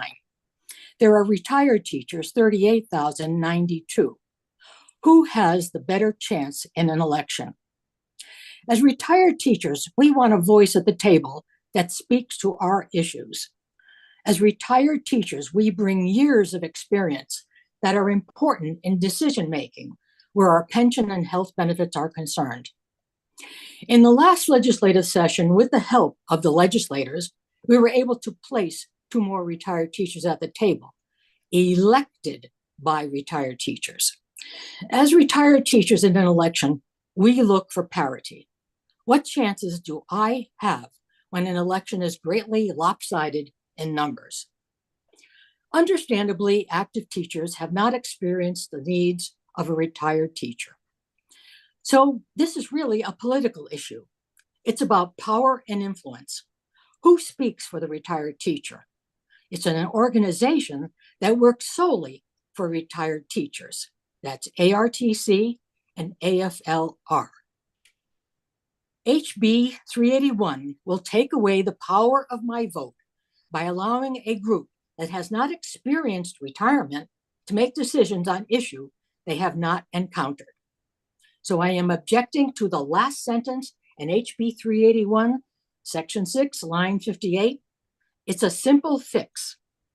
Every active and retired teacher should be able to exercise their democratic right to vote separately but equally. Thank you very much for your time. Carol, we appreciate your testimony as always. Have a great evening. Next up is Sandra. Are you there now? Sandra, there you are. I'm here. Hi. Hi. Nice to see you again. Nice to see you too. And thank you so much, Representative Curry and Senator McCrory and the other distinguished members of the Education Committee. I thank you for this opportunity to testify before the Education Committee on Senate Bill 381. I'm Sandra Bove, and I'm a retired teacher. Once a teacher, always a teacher. I am completely in favor of the proposals in SB 381 that address the active teacher benefit. However, I'm disturbed by the content pertaining to retired teachers. I'm opposed to SB 381 as written. Section 6 of 381 takes away the voting strength of retired teachers by having all retired teacher representatives on the Teachers Retirement Board voted on by all members, both active and retired teachers. This negates the fair representation on the TRB that retired teachers work so hard to attain, and I must say Carol so nicely just explained. Less than a year ago, HB 6489 was passed unanimously in appropriations and in both the House and Senate, for which I am most grateful, and many thanks to all of you sitting on this committee. HB 6489 put 2 additional retired teacher members on the TRB solely elected by retired teachers. Raised Bill 381 will take away this fair representation, voting representation, I should say. For example, you, as legislators, are elected by your constituency because you best understand the needs of your home community. You bring these needs to Hartford and work with fellow legislators in the interest of all Connecticut citizens. The same representation principle should exist for TRB elections. When you retire, you begin to experience and understand the health and financial challenges of this inevitable aging process.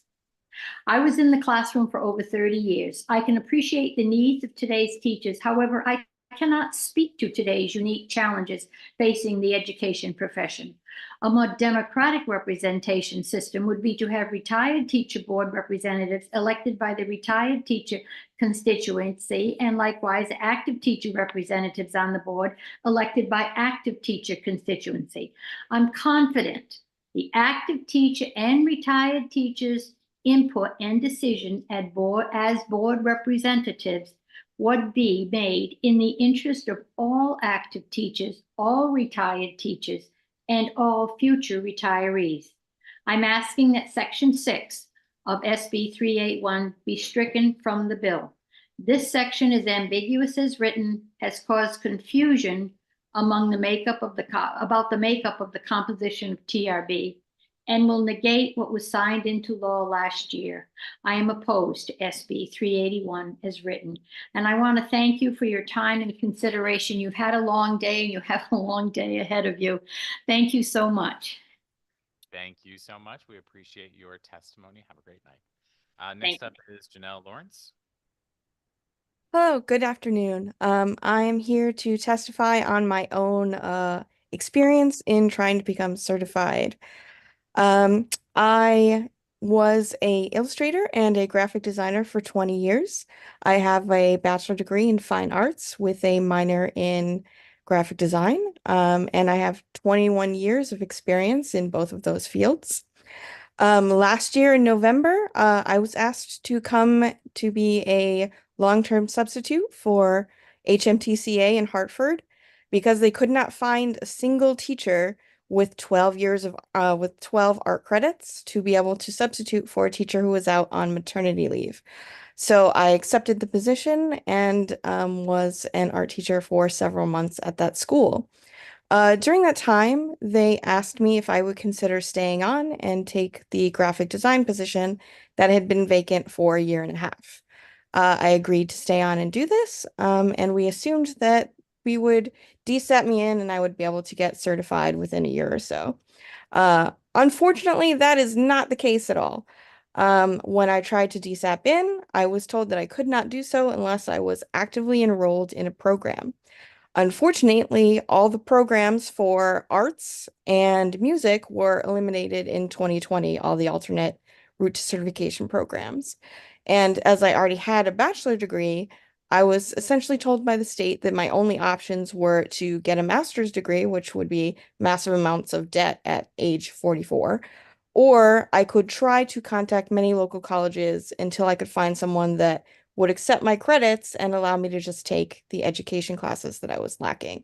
Unfortunately, I have gotten 0 responses from any college I have contacted about this method, so I am currently, a year and a half later, still working as a long-term substitute, which means that my pay is significantly lower than every other teacher while I am still responsible for lesson plans, calling parents, assigning detentions, dealing with disciplinary issues, attending meetings, anything that any other teacher would be doing.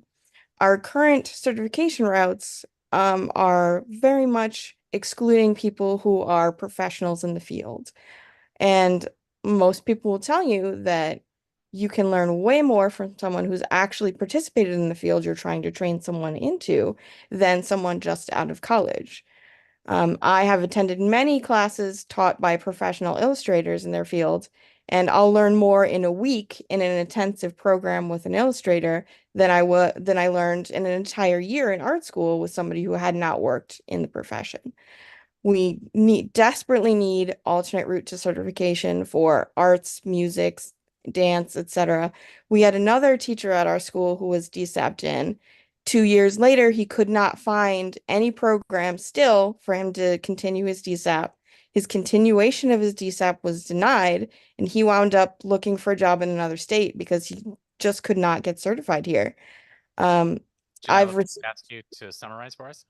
that we need alternate routes to certification because we are discouraging teachers who are qualified and who are industry professionals from being able to switch to teaching careers in our state. Thank you so much. We appreciate that important testimony. I don't see any questions for you. Have a great evening. Thanks. Next up is Susan Schmidtick. Susan, I believe you're online.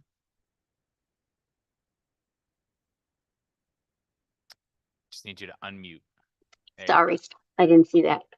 Good afternoon, co-chairs Representative Curry and Senator McCrory, ranking members Representative McCarty and Senator Berthel, and the distinguished members of the Education Committee. Thank you for this opportunity to testify before the Education Committee. I must oppose Senate Bill 381 as written in Section 6. My name is Susan Schmidek. I've been a Connecticut teacher for 40 years with dual certification in special education and regular education. Now I'm retired. I still supervise part-time as an adjunct at CCSU, supporting student teachers in all classrooms all over Connecticut to be our future teacher. I just saw one of my student teachers just testify. That was a kick. Last year, Connecticut legislators worked very hard and passed HB 6489 unanimously. Retired teachers work with their legislators tirelessly. Active teacher organizations do not fully know the issues and concerns that face retired teachers. Retired teacher organizations similarly do not know issues and concerns that are important to active teachers. As an active teacher, my unanticipated health crisis had a major impact on my life and profession and caused me to retire earlier than I had hoped. When I was an active teacher, I had no idea how important my health insurance options with TRP negotiators would be for me. Strong representation matters for those of us who are retired now and must live with the decisions made by the Teacher Retirement Board. Upon close reading of SB 381, lines 153 to 158, there is language that would dilute retired teacher voting strength and the right to vote for their own representatives. In the bill, it says that it must be amended to the bill must be amended to have a provision specifying that all active seats be nominated, voted on, and elected by only active members, and all retired seats be nominated, voted on, and elected by only retired teachers. In this bill, it says elected by all members of the system. That is what is written in the bill now, and that is why I'm opposed. This section will have lasting impact on retired teachers and undo the work that we legislators and retired teachers all accomplished last season by passing HB 6489. Someday, active teachers will retire, and then they will be concerned with decisions made by the Teacher Retirement Board. They will be glad their voting strength was defended today. Respectfully, thank you. Thank you so much for your testimony today. Enjoy your evening. Next up is Mary Ellen Miniciello.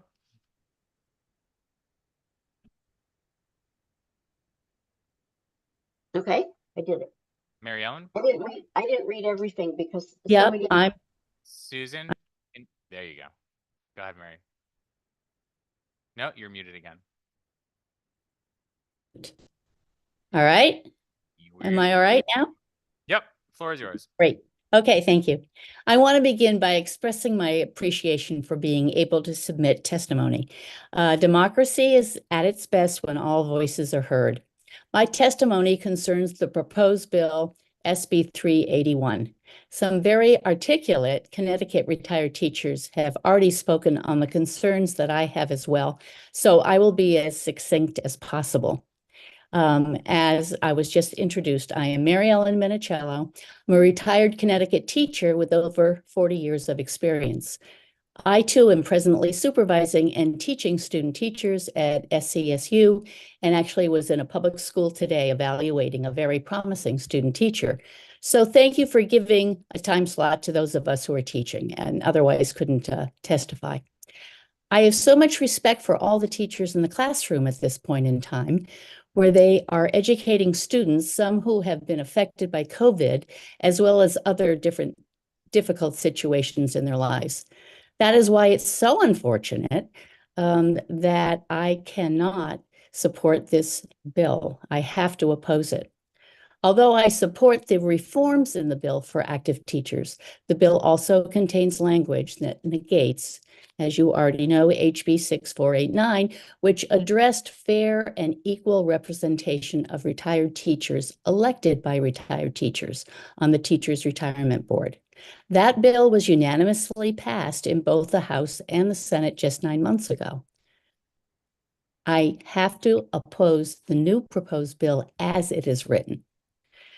As a retired teacher, I want to be able to continue to choose a retired teacher representative who will best represent me.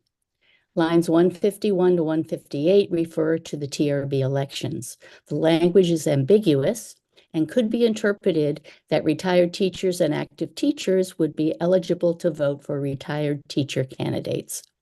I remember having so much on my mind when I was teaching full-time in public schools that I certainly was not spending time researching pensions and health care for retired teachers.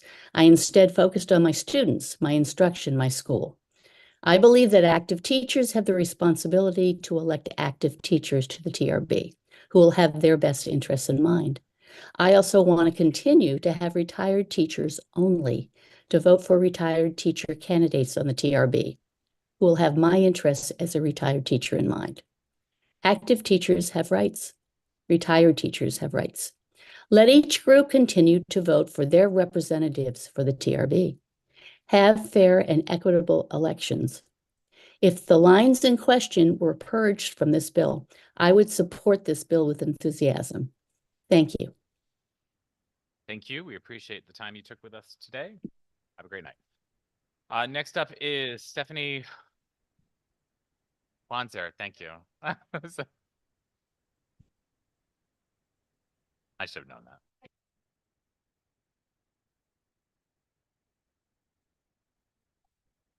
Good afternoon. My name is Stephanie Wanzer, and I'm a full-time special education teacher in an 18 through 22-year-old transition classroom at Cooperative Educational Services, and I am the Connecticut Education Treasurer. So I thank the committee for allowing me to speak today. To be clear, my daily work is in a self-contained classroom of young adults with varying strengths and needs and challenging behaviors who are out in the community pretty much all day long. I will be speaking directly to the COVID recognition credit. When one thinks of an anniversary, we usually think of a celebration, perhaps a milestone, or at the very least, hopefully something pleasant. It was a Wednesday, this Wednesday, to be exact, 4 years ago, and thousands of schools would shut down by the end of the week. My program had just begun being introduced to a new platform called The Google. We were told you will be back in 2 weeks. 2 weeks turned into months. Spring turned to summer, and summer brought a new school year. The first few months we were just getting used to being on the camera, providing educational experiences to individuals who already had challenges. We were figuring out Google, but we did it because my students, they had IEPs.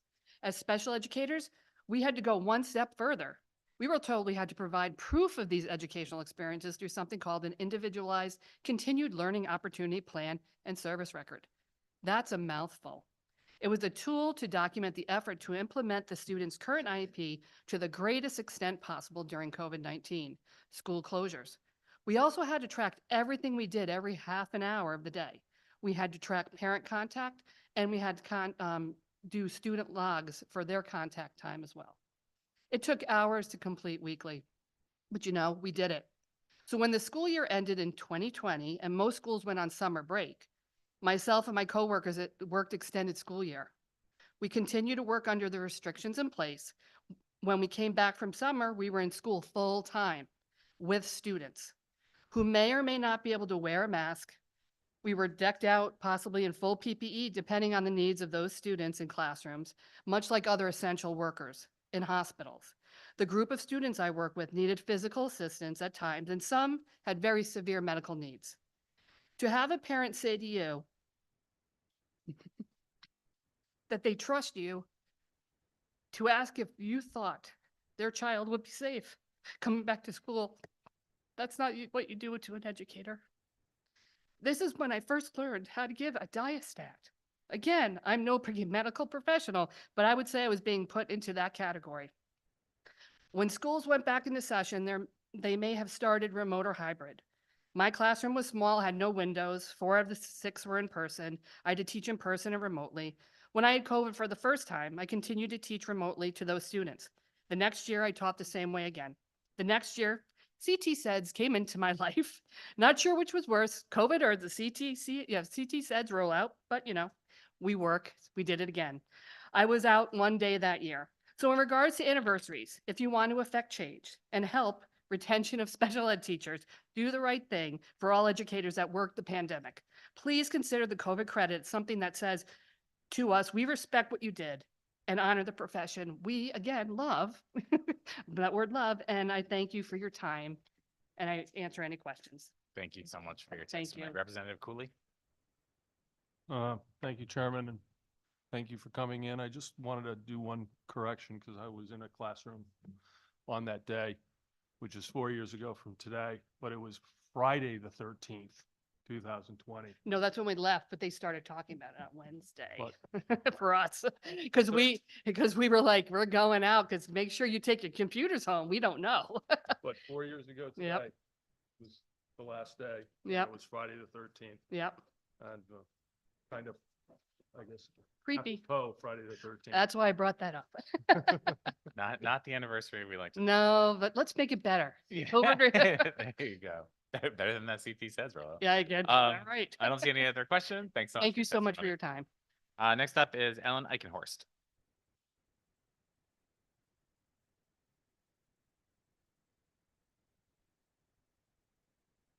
Good afternoon. Hello. Hi, my name is Ellen Eichenhorst, and I'm a special education teacher at Conard High School in West Hartford. I'm here to talk about teacher salaries. When I first started considering the teaching position profession in 2013, my senior year of college, I remember looking up teachers' salaries to see if I could build a livelihood for myself. We've all heard how teachers are so underpaid, and as a senior with college debt, starting salaries matter. At the time, Connecticut teacher salaries seemed comparable to other entry-level jobs in nonprofits or even sales jobs. You know, I do have a liberal arts degree. But as a teacher, I recognize how I could earn more pay based on experience and further education. And of course, I've always felt called to work with young people. After my first AmeriCorps job teaching in Boston, where I made about $12,000 and was on food stamps, I decided that this was a career that I'd like to pursue. To take us back a bit, when I looked at starting salaries in 2013, a starting salary in West Hartford was $43,000. 10 years later, that number has creeped to $46,000. Adjusted for inflation, that 2013 number is now $58,000. And for the record, $58,000 is how much I made last year as a tenured teacher with a master's degree and 3 teaching certifications. Now, I'm not here to tell you that teachers are worth more than what they're getting paid because, respectfully, I think you all know that. What my big concern is the recruitment and retention of high-quality teachers. Earlier today, I saw a report by the College Board who shared that according to the US Census, the median earning of a worker with a bachelor's degree is $73,000.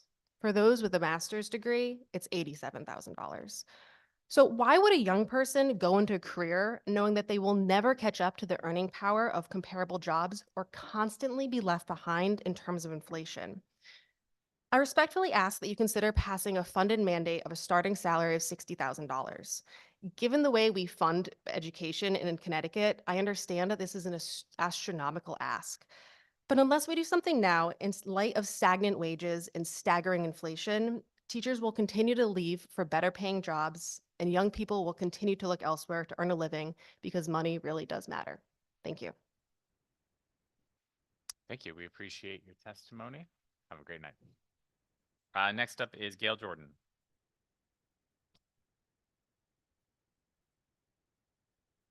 Hello, Gail. Good evening.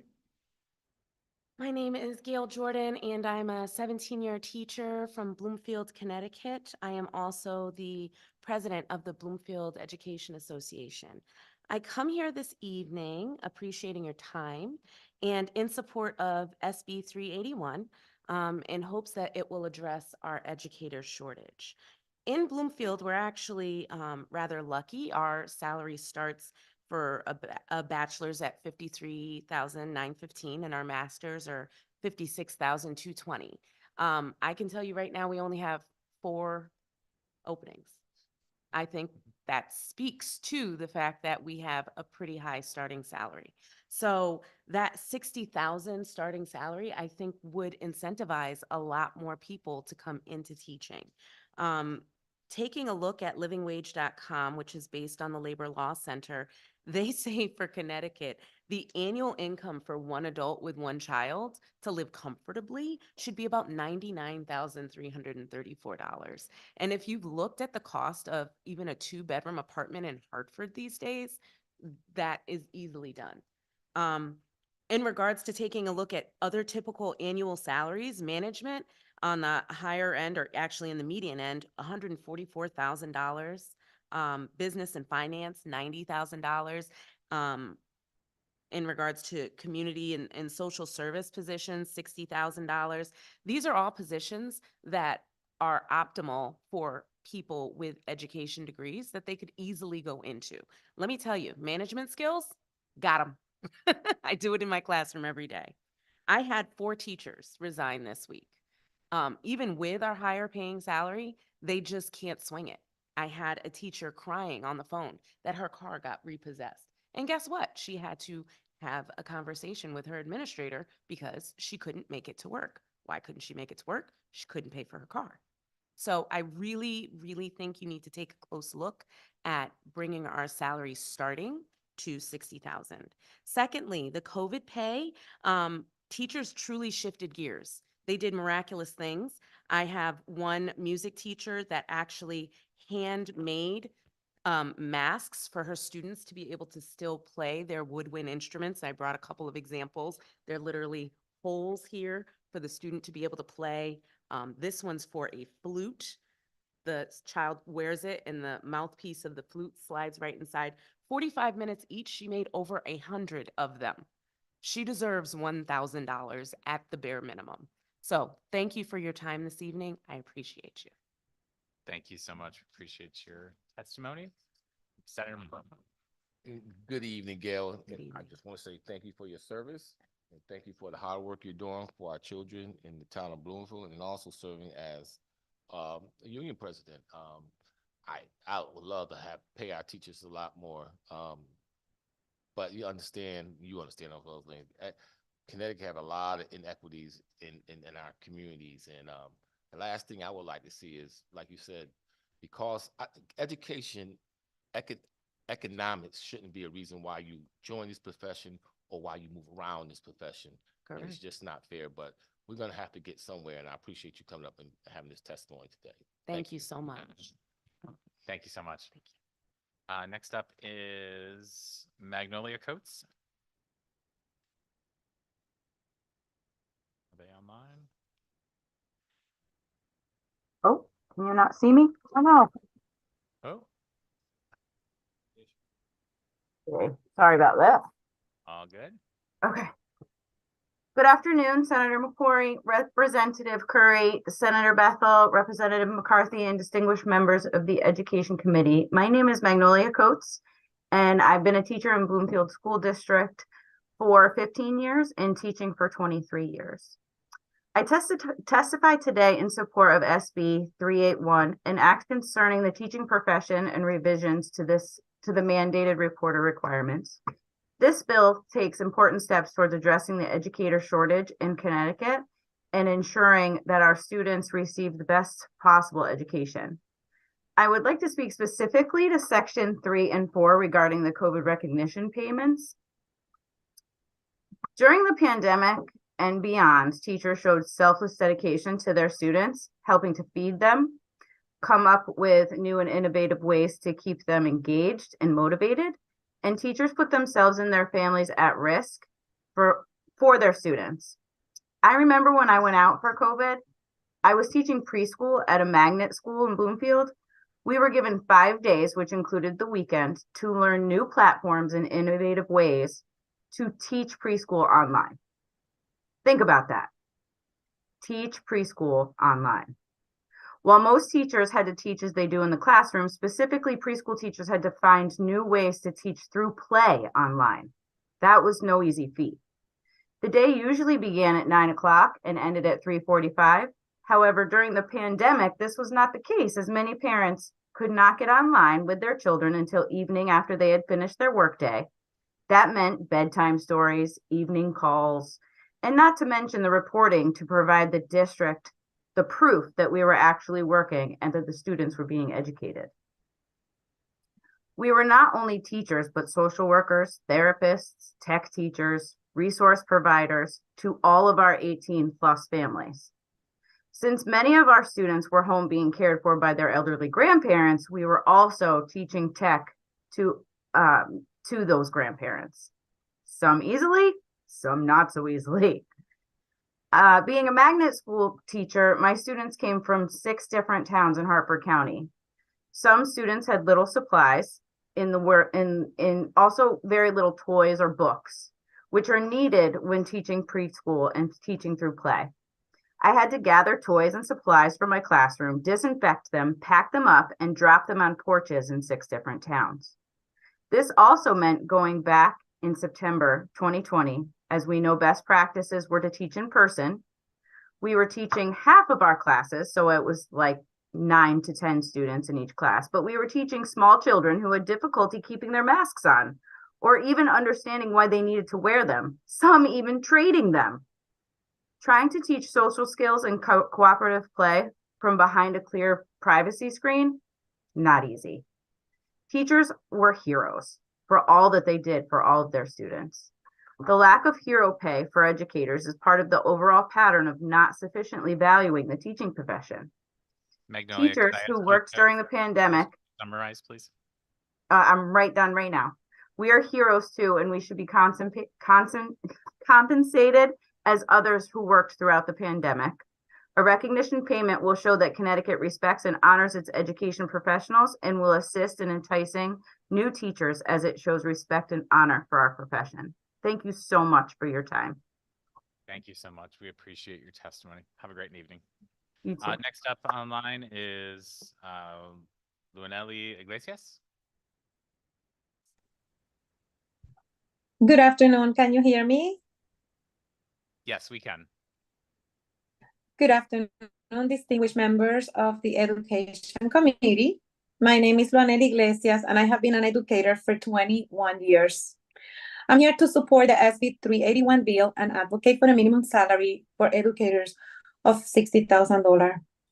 As many of you know, our job doesn't end when school closes or when we are on vacation. We work with many children that have different needs, and our planning times are not enough during the school day. We're not just teachers, we're much more than that. Many of our students spend more time with us than with their own parents, and they view us as a family member. In addition to that, due to lack of staff, we have to help our counselors, social workers, nurses, we have to substitute, attend meetings, etc. Yet we do our job by preparing and delivering instruction, make modification, correct paper, enter grades, and many other things. We work days and we work nights. We work before and after our free time, and many of us have a second job like me. A minimum salary of at least $60,000 is what an aspiring teacher should get for the many hats he or she will have to wear and the multiple services that we give our school community, support the parents, and also volunteer in the community. I am the chair of an organization that is called Madre Latina to support the mothers in our community. And I'm also the NEA chair for the Teachers of Diversity. Like I mentioned before, I have been working for 21 years, but the amount of my take-home pay is almost half of my salary. There was a time that I had to work 4 jobs, being a teacher, a homebound teaching, do tutoring, run an after-school program to support my family and to support myself. I was drained, I was exhausted, but I love my job and I love my children. Many teachers, especially who have to pay student loans and have kids in college, have to work 2 and 3 jobs, especially if they are single parents. When I think about our new educators like my daughter who changed her career and went back to school to become a teacher, I feel very sad for her, because the other day she told me, "Mom, I want to buy a house." And I have to tell her, you're going to have to wait, because with the salary that you have right now, your student loans and other bills, it's going to be really hard for you to maintain a home. It is very sad for me because I was the one that encouraged her to become a teacher on one side. On the other side, it makes me happy that she's doing what she's passionate for and she loves her job. If a minimum salary is raised to 60,000, hopefully we'll get more people interested in becoming teachers who most likely will be less mentally exhausted having to worry about getting a second or a third job and dealing with financial burdens. They can invest more time effectively preparing meaningful lessons and activities to help our students become more productive so they can have a successful future. Hopefully, we will be able to retain them. We are builders of our society, and we need to support our future builders with at least a minimum of $60,000 so they can be motivated to continue investing in the education field to empower and to educate our future generation. Like one day, one of them educate us. I urge you to support a minimum salary of $60,000, a way to show appreciation, value, and consideration for our aspiring educators and their family. Thank you so much for this opportunity. God bless you. Thank you so much. Appreciate your testimony. Have a great evening. Next up is Patricia Jordan. Thank you. Good afternoon, Senator McCrory, Representative Curry, Senator Berthel, Representative McCarty, and distinguished members of the Education Committee. My name is Pat Jordan, and I'm a retired educator with 38 and a half years of teaching experience in Waterford. I testified today in support of Senate Bill 381. This bill takes many important steps to support our educators, both active and retired, as well as our students. But I would like to focus on today, Section 6, which is related to the elections to the Teachers Retirement Board. This proposal ensures that active teachers and retirees all have equal opportunity to participate in fair and transparent TRB elections by consolidating the election dates into a single election date and ensuring that all participants get a vote regardless of active or retiree status. As an active teacher, in addition to my regular job, I made sure that I was researching those people that wanted to run for the TRB. And I voted for those that I felt that were most qualified to represent me to prepare for my future. I knew that I would benefit from their work on the TRB, and therefore it was my right and my responsibility to ensure that the people serving would make the best decisions. I am now privileged to reap the benefits sown over 38 and a half years of service. Both active and retired teachers have a vested interest and responsibility to share in voting for candidates most able to make sage decisions on our behalf. I thank you for your time and attention, and I urge you to vote in favor of Senate Bill 381. Thank you so much. Thanks, Pat. Rep. McCarty. Thank you very much, Mr. Chair. And Pat, I just wanted to say hello to you and thank you for the 38 years of service, your excellent service to the Waterford schools. Thank you. Thank you, Kathleen. It was a pleasure. Have a great evening, Pat. Thank next you. up is William Myers.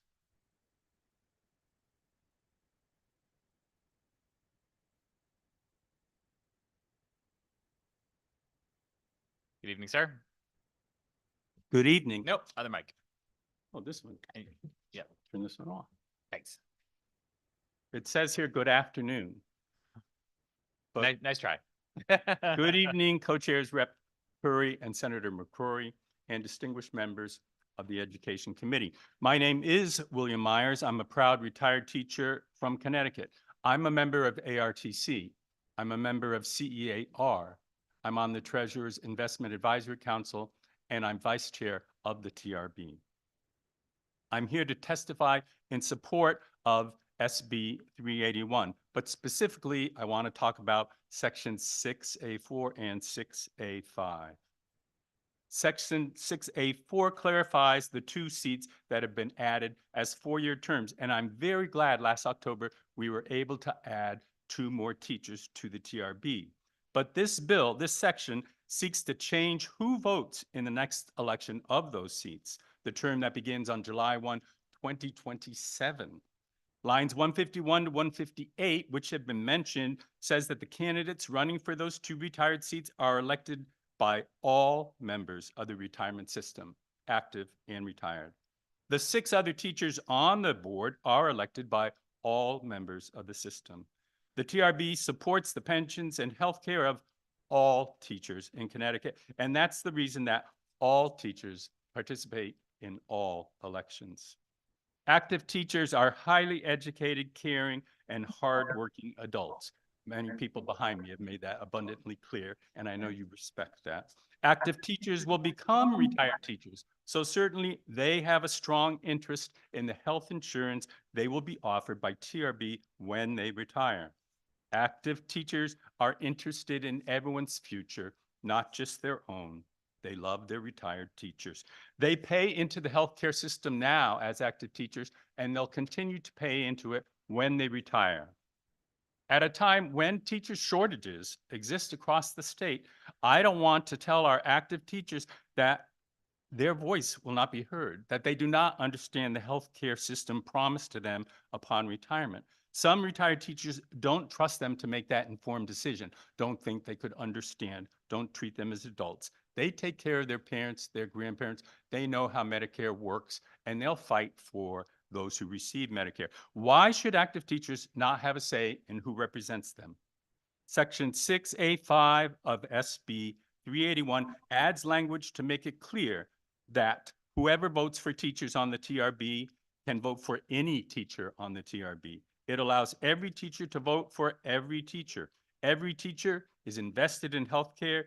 This bill doesn't divide us like last October's was, although I tell you, I am very glad to have 2 more teachers. That bill divided us in between active and retired. This bill actually unites us to one voice. Every voice is heard, and every voice has a vote. Thank you for listening to and considering my comments. Thank you. And just to be clear, so you're advocating in support of Totally in support as of the written. making the 2 the same as the other 6. Correct. Thank you. Thank you very much. Any other questions? Representative Cooley. Thank you, Mr. Chair. If you have the current teachers and the retired teachers voting for all the positions, is there not some differing economic interest between the retirees and the current teachers?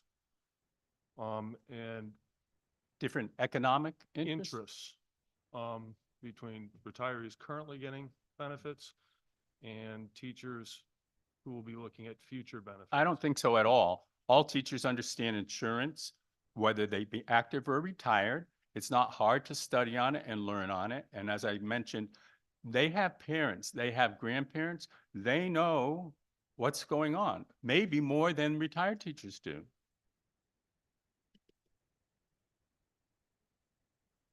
Senator McCrory. I had a quick question. How long have you been serving on the board? On the TRB board, Yes. 12 years.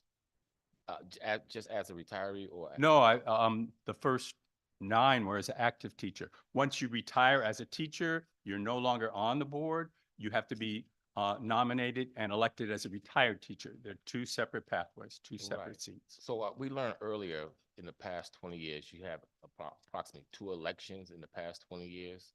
Yes, that is true. Can you explain, and you've been on the board for 12 years, and I think there's over 50, I think I heard over 50,000 individuals who are out there who are retired and a whole lot that are still active. I guess my question is, if we have continuity, I will say that, on the board for a number of years, how do you get other voices involved, even if they're just retired, or if they sit on the retired side or the active side? We don't have more elections. We have, other people coming up to vote and want to be a part of this. It's been hard to get people wanting to be a part of this, and it was exciting that active that retired teachers showed more interest in that.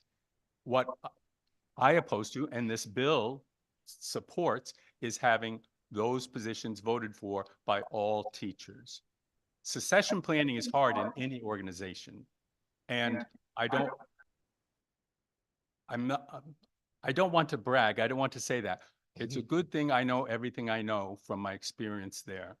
It really is a good thing. It takes a long time to learn a job and to understand the workings. So I understand that there isn't a lot of turnover, but there is turnover, and it does take time. Is there a lot of diversity on the board? Yes, there is. Okay. You wanna Male, tell- female, racial diversity. Yeah. Yes. So how many active Hispanic teachers are on the board?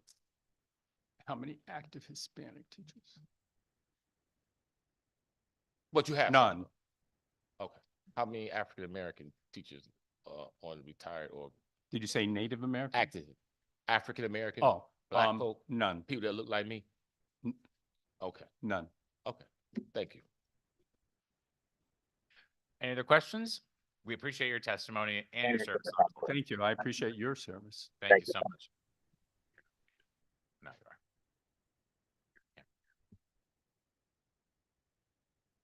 All right, so we are past the 6 o'clock time. So what we're going to do is we're going to bounce back and forth between the regular list and the other list, just to be sure to get back to those folks who have been patiently waiting. So number 41, Mallory Sanchez. Good evening. Good evening, Representative Curry, Senator McCrory, Representative McCarty, Senator Berthel, and distinguished members of the Education Committee. My name is Mallory Sanchez, and I'm a staff attorney with the Center for Children's Advocacy, LGBTQ Youth Advocacy Project. I'm speaking to request your support in all sections of SB 380. My comments will be limited to sections 4 through 9 on school climate.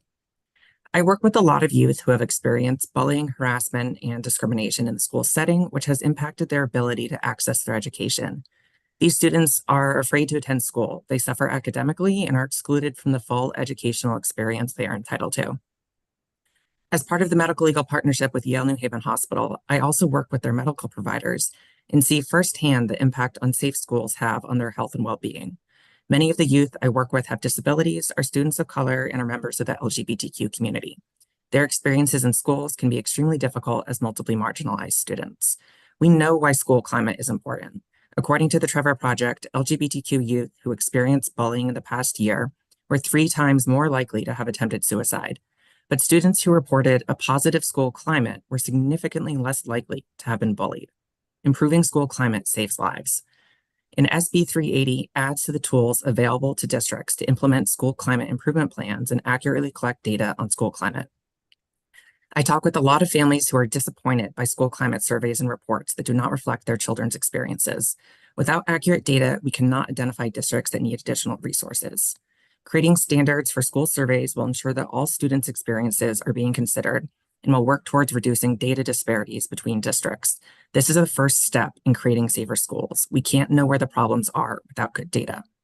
I also want to address the Commissioner's written testimony on Section 8 of this bill, which says that the proposed language in this section seems to be asking the department to ascertain if bullying was directed at a student because of their actual or perceived membership in that protected class.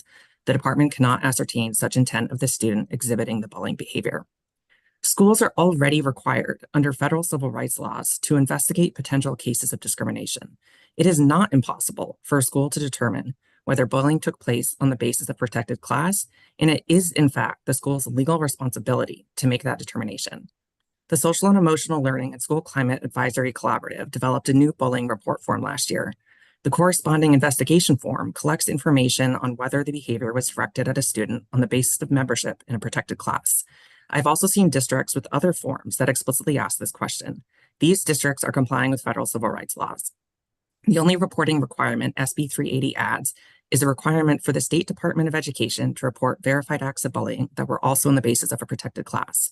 This is not a large burden and is in fact only part of the picture. Given the disincentive to verify bullying, we should be looking at the total numbers of bullying reports, as well as how well known a school's reporting process is to students and families, as we know that most incidents are not reported. Reporting the additional piece of information is a step forward and will help the state better know where interventions will be most effective. Lastly, the addition of a director of school climate improvement will add to the statewide infrastructure and resources local and regional boards of education can rely on when addressing school climate. We urge you to continue supporting Connecticut students' access to safe and supportive schools and pass SB 380. Thank you. Thank you so much. Representative McCarty? Thank you very much for coming forward to testify. I just wanted to be clear that the intent of the bill is to include all students. Are you reading that the same way, or are we missing something in this provision? Sorry, which provision are you referring to? So I'm looking at the protected class. Yes, I'm sorry, I should have been clearer. I work for the Center for Children's Advocacy, which represents low-income youth across Connecticut. My specific project is advocating for the civil legal rights of LGBTQ youth, and I was tailoring my testimony towards that end. Right, and thank you for that clarification, but the intent of the survey is to include all children, and hopefully Yes. the standards will be created, but the community will also have input on to really confirm that everyone's included in that survey. So I hope that helps a little. Yes, thank you. Thank you for your testimony. Thank you. Thank you so much, Maya. Have a great evening. We're going to flip back. Number 55, Emilio Rieles. Good evening to all of the members of the Education Committee. Thank you for the opportunity. Yes, my name is Emilio Reales, and I have been a teacher since 1989. I just want to give you a little bit insight about myself so you can understand where I'm coming from.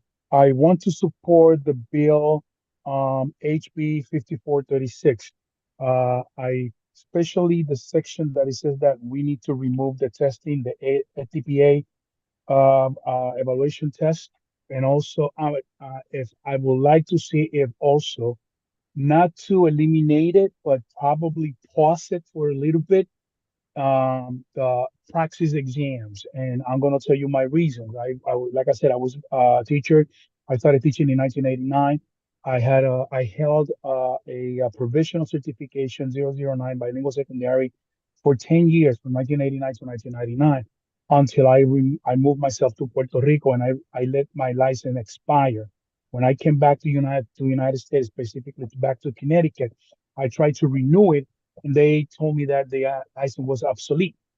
So they told me that I had to go back to school, do a master's degree, and do all the testing that back in the days I didn't have to do none of that. So I bite the bullet.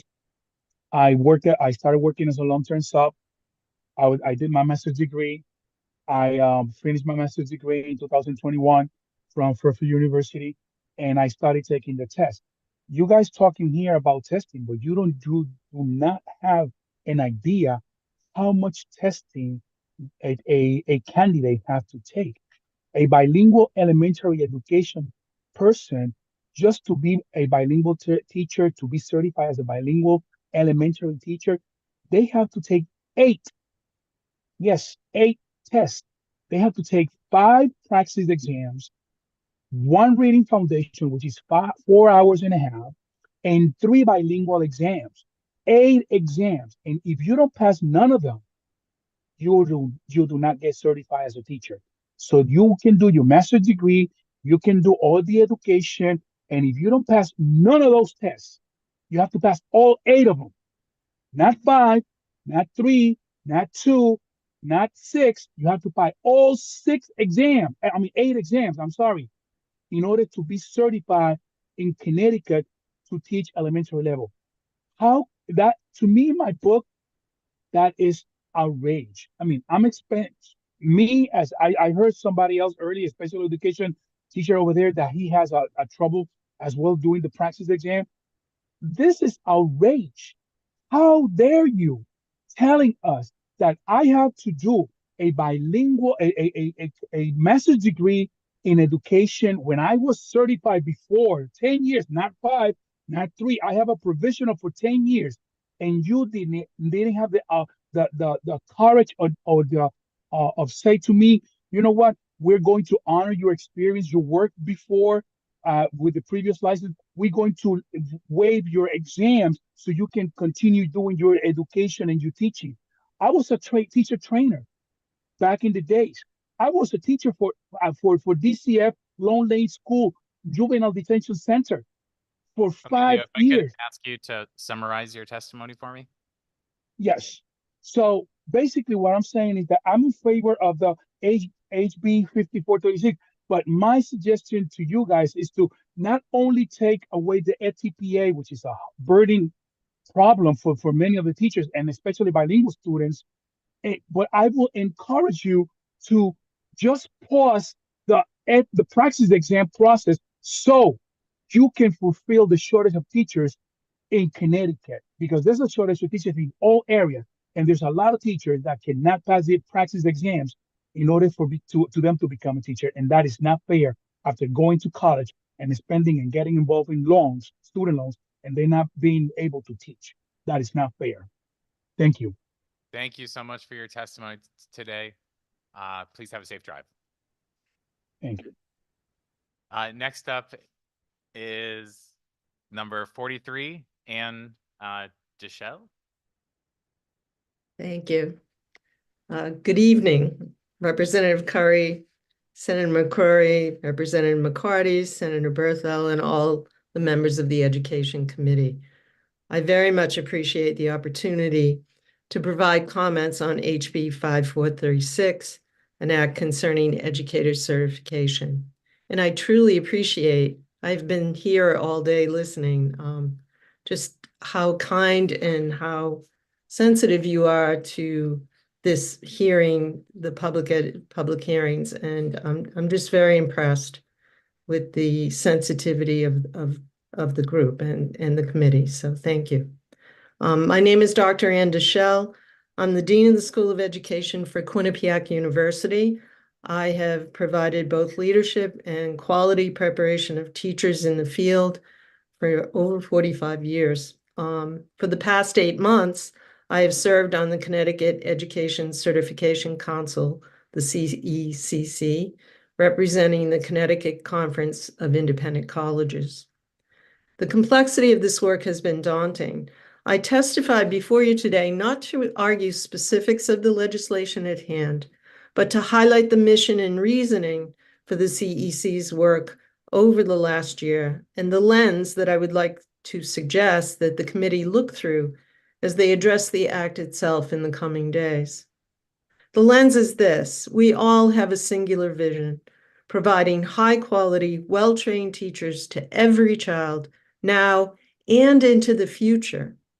This means addressing a number of issues for Connecticut, increasing reciprocity of quality teachers between states, increasing teacher diversity, developing a set of criteria by which teacher candidates are both prepared and licensed, and establishing programs of preparation that are transparently evaluated.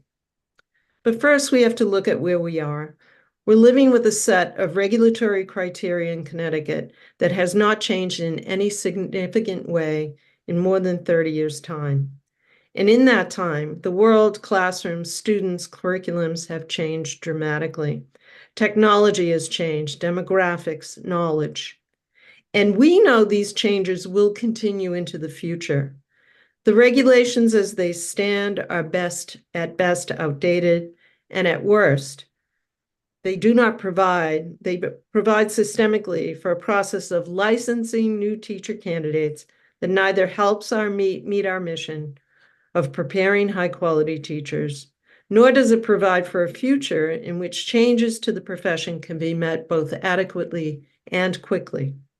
We're bogged down by bureaucracy.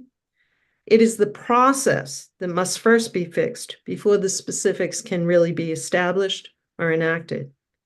Thus, the establishment of a high-functioning standards board staffed by educators who can guide the State Board of Education was the recommendation of the council. However, the legislation fails to take one significant step that the council recommended, which was to sunset the outdated teacher certification regulations. The bill suggests a study of the regulations, but a review of the regulatory language from 1998 will evidence the need to establish a reasonable runway to repeal these regulations in order to make room for greater direction, not further bureaucracy. I believe it's not for me. a sunset date of 2026 June would allow for adequate deliberation and provide for the needed urgency as well. I agree on some of the specific recommendations of the CECC, the grade bands extending certification, simplifying certification licenses, but most importantly, recognizing that the current system of regulatory oversight has little efficacy and needs to be both innovative and fluid if we are to meet the complexities of providing high-quality teachers to our children, all of our children. Thank you. I'm happy to take questions. Thank you so much for your testimony. Representative McCarty. Thank you very much, Mr. Chairman. Dr. Duchel, thank you. And thank you for serving on the council. It's good to hear your testimony. Can I just assume that you're favorable and you're just suggesting that to take a pause for the sunsetting, but to have a thorough review of where the regulations are, but you're supportive of the bill? I'm supportive of the bill. Thank you. I am recommending an outside date of 2026, mostly because I do think 2025, June of 2025, is a very fast track and there is much to do. But at the same time, I think it's really important to have an end date because otherwise I fear that it will go on forever. So I think there's a really important end date to be had. But I do think it has to be one that is a reasonable, that again, providing time for adequate deliberation of what needs to be done, which is a tremendous amount, but also provide for that needed urgency as well. So I feel like that's a reasonable compromise.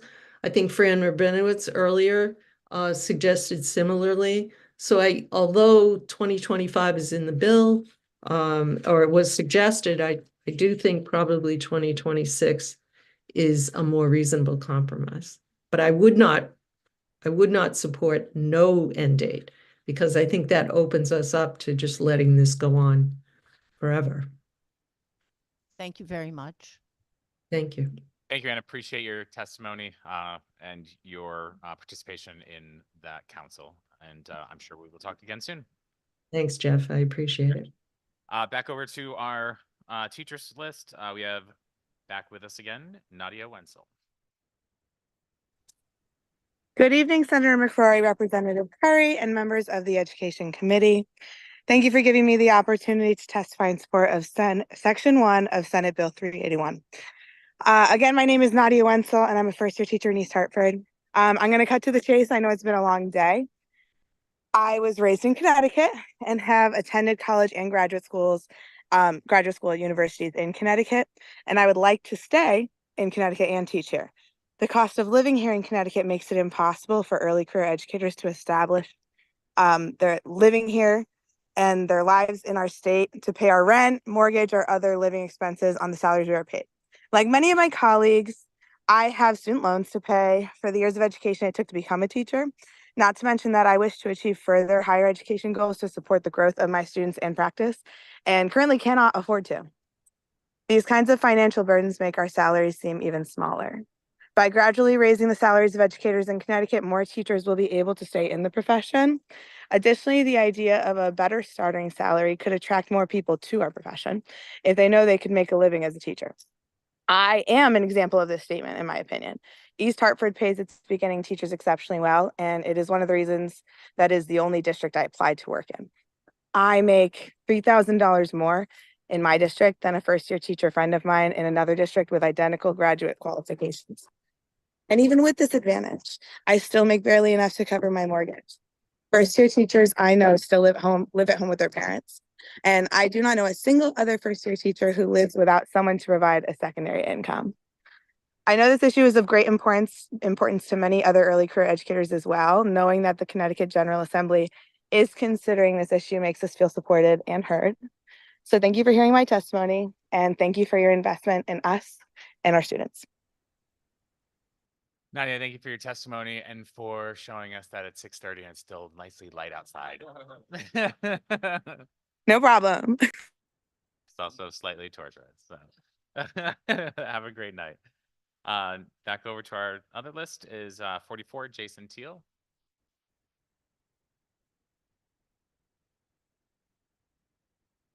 Good evening, sir. Good evening. Good evening, Chairman McCrory, Curry, Ranking Member McCarthy, and the rest of the, well, there's not many left, but the Education Committee. Thank you for the opportunity to testify in strong support of HB 5436, an act concerning education certification. My name is Jason Teal. I am a social entrepreneur who creates businesses and nonprofits that work in an integrated fashion to better my community, create jobs, and build brands. Today, I'm addressing you as the Vice President of the Connecticut NAACP, and I also serve as the Education Chair for the state. The NAACP is the oldest and largest civil rights organization in Connecticut. We have adult branches, college and/or youth chapters in every urban area of the city. We live in an education system where Barack Obama cannot teach in Obama schools in New Haven. Oprah cannot teach a high school journalism class, and Shaquille O'Neal cannot be an elementary gym teacher. They all could, though, teach at Choate, they could teach at Yale, and they could teach at UConn, where certification is not based on the praxis test. The Connecticut NAACP supports this bill, but necessary changes need to be made to solve the teacher shortages and lack of diversity in the profession.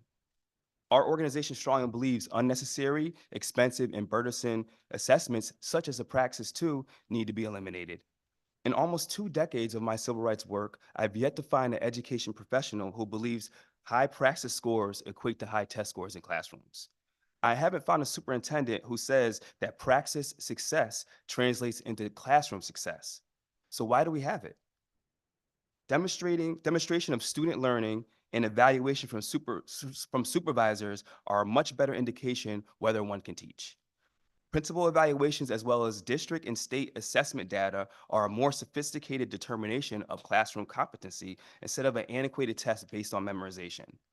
An alternative route to certification other than Praxis 2 does not mean we're lowering the barrier to fill shortages. We're asking you to make a change to not allow an unproven testing method to be a barrier for great people who want to save our kids. I've submitted written testimony that includes areas that need attention, as well as other components that we feel make HB 5436 strong education legislation. Many of our urban schools are failing. We cannot continue to promote the praxis of allowing praxis to disenfranchise our youth. Thank you. Thank you very much for your testimony today. We appreciate you hanging around. I don't see any. Senator McCrory? Jason, thank you for your testimony. I saw you here all day. I know it was very important to get your point across, and you're absolutely right. You're what you said. Some of the smartest people in the world who have done this work at the highest level can't come to our public school system and provide their input, but yet they can go to another school district where they pay $30,000, $40,000 a year, get a quality education, and on top of that, get qualified people to do the work. So your analogy is dead on. I appreciate that. Thank you. Thank you very much for your time tonight. Thank you, guys. Appreciate it. Good evening. And last on our list of educators block is Geo Mason Brooks.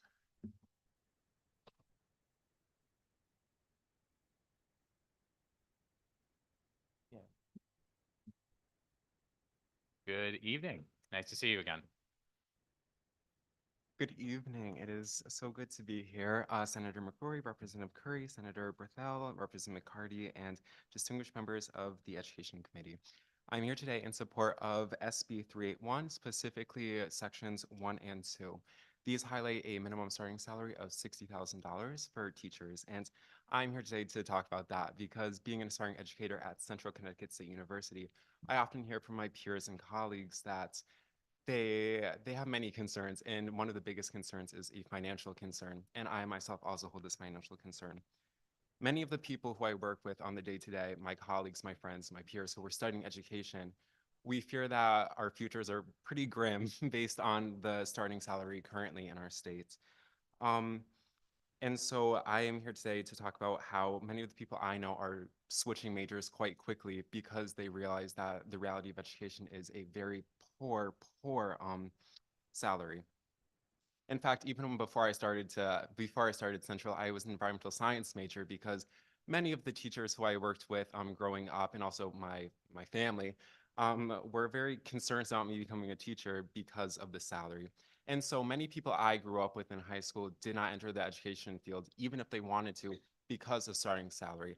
On top of this, as someone who's applying to the professional program next semester, I have already lined up jobs for myself to start working multiple part-time jobs because I know I cannot afford school currently. I have tremendous debt right now. I have to pay for fingerprinting. I have to pay for transportation back and forth to schools, and I just simply cannot do it right now. A lot of my peers and colleagues are also overworked, we're tired, and we are getting no pay through student teaching. And also, after we exit the field, we are expected to have a master's degree on top of a bachelor's degree. And we have accumulated mass amounts of debts, and the starting salaries currently throughout the state are just too low for us to continue forth like this. Being a first generation college student, my family has worked so hard to put me through college, and sometimes I fear that I'm letting them down because of the route I have taken through education. And I know that my single parent, single low income household consisting of myself and my mother, I am always trying to impress her, and I fear that perhaps I made a mistake doing education because of such a low starting salary. So I just leave you with this. If we continue to devalue our teachers the way we have currently devalued them, we are directly devaluing our students. We are showing our students that they do not deserve teachers who have adequate pay, who are able to give their all to them. And it's frankly ignorant to continue this way for our students, because not only are we devaluing our students are our future. And so we are directly devaluing our future as well. Thank you. Thank you. You quite literally just broke my heart when you're not letting anyone down. Like Thank you you. being here and advocating on behalf of you, your classmates, and for other teachers to come after you is something everybody is going to be proud of you. Thank So you. continue on. Hopefully we'll find a way to get this right. So we Thank appreciate your you. testimony today.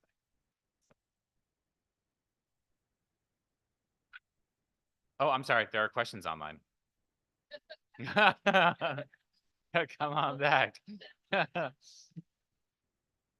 We'll go to Rep. Candelaria.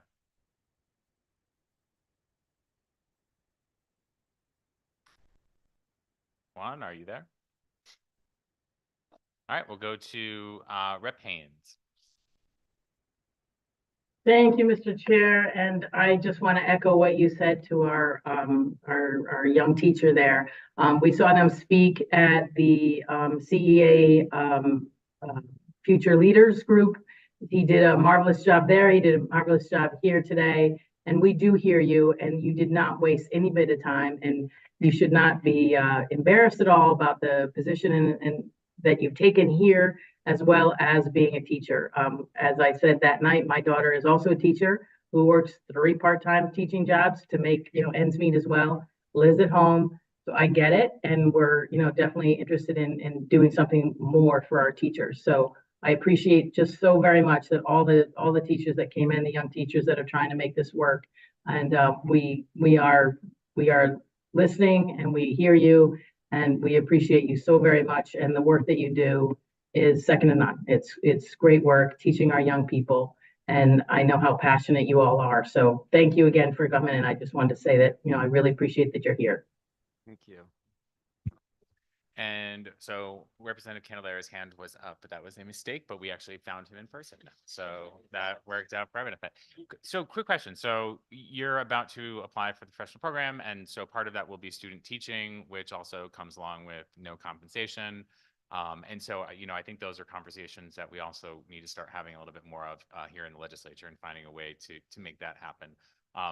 Is that also playing into some of the decisions that your classmates are making on whether or not they move forward with this profession? Yeah, I think it goes without show that unpaid student teaching is unfair to all of us. And a lot of my friends I know are struggling just as I am. We're being overworked, we're not being paid properly. And so I think that's one of the biggest things is unpaid student teaching, on top of, practice exams are expensive to take, on top of fingerprinting, which is also expensive, on top of commuting back and forth is also expensive. So it's just compounding at this point. A lot. So we appreciate you coming out again today. Thank you. And best of luck on everything. Thank you. All right, next up is 45. Where are we at? Genesia Evans-Clark. Good afternoon, co-chairs Representative Curry and Senator McCrory, ranking members Senator Berthel, Representative McCarthy, and distinguished members of the Education Committee. My name is Dwanisha Evans-Clark, and I'm the Executive Vice President of Strategy at Faith Acts for Education. We are Connecticut's only Black-led, faith-based education advocacy nonprofit. We are people of faith building power to get our children the education they deserve. I'm here to speak about HB 5436, an act concerning educator certification, and SB 380, an act concerning school discipline. We must create teacher certification processes that focus on recruiting and retaining effective and diverse teacher forces. We must also ensure that discipline is fair, developmentally appropriate, and determined by a teaching staff that reflects the student body it serves. That's what these bills do. These bills address wrongs I've been fighting to right for more than 15 years. Local and national efforts have served to diversify the teacher workforce and ensure teachers are trained on equitable school discipline practices that will end the inequitable exclusion of children of color from our nation's schools. I'm proud to be a leader in this space and a steward of strong outcomes for students of color. The impact of exclusion permeates every sector and every part of this country. Connecticut is not unique, yet we have the opportunity to lead the charge. This work is deeply intertwined. Schools cannot implement equitable discipline without also ensuring teacher and staff diversity. It is not enough to put equitable discipline policies in place if our schools will lack the cultural competence necessary to implement them. It is not enough to diversify the teacher workforce only for teachers of color to enter schools forced to uphold racist discipline practices. We need to do both. According to recent statistics, most districts in our state, 60%, have less than 5% educators of color. Yet students of color make up more than half of the statewide student body. Further, rigorous national studies show all students, regardless of race, have better academic outcomes when they've learned from a Black teacher during their elementary school education. Our people have traveled to the Capitol since 2018 to testify and fight for minority teacher recruitment. On behalf of the thousands of congregants that Faith Acts represents, I would like to thank this body for your bold actions to make this a reality throughout the years. The future of our school system is dependent upon our ability to attract teachers to the field, especially as we endure statewide and nationwide teacher shortages. It's time to improve our certification processes to attract the best and most diverse teaching force we can. It's time to make sure our teaching forces are equipped with equitable policies and practices so that our children are not pushed out, but instead nurtured to thrive. It's time to support HB 5436 and SB 380. Thank you. Thank you, and thank you for your testimony. Any questions from the committee? Seeing none, again, once again, thank you for your testimony. And Make sure we have the right one. I want to make sure, I'm sorry. Up next, I think we have Lindsay Setti. Right, she's on.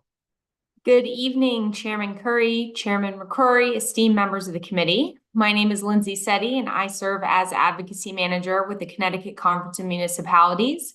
I've submitted testimony on 7 different bills, but I'm just going to speak on House Bill 5437 tonight regarding mandate relief. CCM supports Section 1 of the bill, which establishes an Educator Professional Development Mandate Review Advisory Council to evaluate existing mandates concerning educator professional development and in-service training in Connecticut. Local and regional boards of education incur the cost and burden of implementing all of these mandates, and we support having a body to review the impact they are having on our municipalities and local boards of education. CCM does have some concerns and oppose Section 8 of the bill, which places a composting mandate on public education facilities that are 1, located less than 20 miles from an authorized source-separated organic material composting facility, and 2, generate an average projected volume of not less than 26 tons per year of source-separated organic materials. This provision of the bill seems to go against the intention of mandate relief, as addressing food scrap diversion from our solid waste stream is a huge undertaking. It's a critical part of solving Connecticut's trash problem, but mandating how towns and cities handle it without giving them any financial support is not the solution. CCM supports voluntary programs for municipalities and local boards of education that seek to source separate organic materials. And we're talking a lot about this in the Environment Committee, so I don't want to bring any of that up here, but this is a huge, massive undertaking that I'm happy to speak more to at a later time, but we don't want to mandate how anyone does this. CCM also has some concerns with Section 9 of the bill, which would remove boards of finance and boards of selectmen from being the entities responsible for depositing unexpected funds into the non-lapsing account at year's end. CCM believes this responsibility should remain with boards of finance or boards of selectmen in order to maintain the most possible budget transparency for residents. Thank you for your time, and I am happy to answer any questions. Thank you very much for your testimony, Lindsay, and thank you to the Connecticut Conference of Municipalities for taking an interest in education issues. We appreciate it very much. Thank you. Of course. Thank you. Have a good night. Thank you. No, this is yours. 1 second, folks. Just playing musical chairs over here. So the next up is Alicia Lynn Wyndham.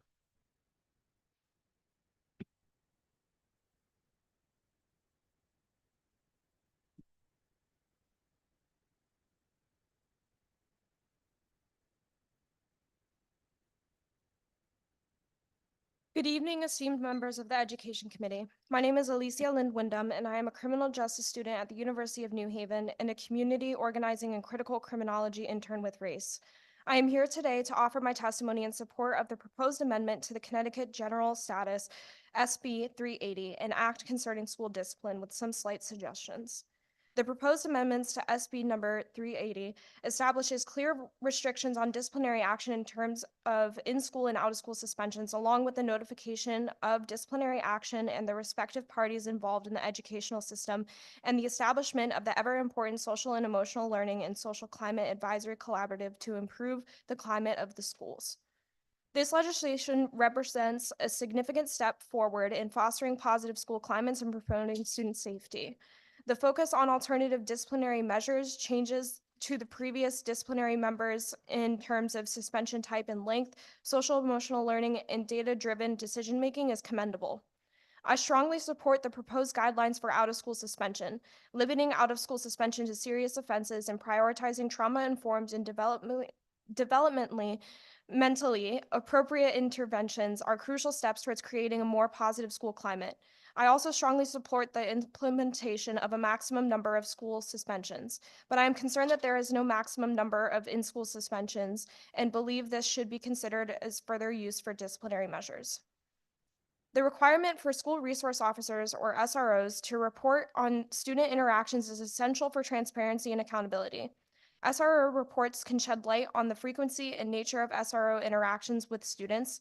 This transparency allows parents, educators, and the community to understand how SROs are functioning within schools. Data from SRO reports can be analyzed to identify any patterns of bias in how SROs interact with students. For example, reports might reveal if certain student groups are disproportionately stopped and questioned by SROs. The knowledge that their interactions are being documented can encourage SROs to focus on de-escalation, positive communication, and building relationship with students. This can lead to a more trusting and supportive school environment. As for the school climate and improvement plans, being implemented through this act, I strongly support these recommendations. The establishment of a collaborative focused on social and emotional learning and school climate is a crucial step towards fostering positive learning environments. I'm almost finished. Okay. Developing resources, best practices, and a statewide school climate survey are crucial initiatives.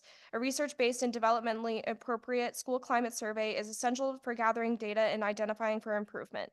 Developing and updating school climate improvement plans based on survey data is a proactive approach to addressing school climate concerns. Regular reporting on bullying incidents, including responses and student perspectives, is crucial to monitoring progress and addressing needs.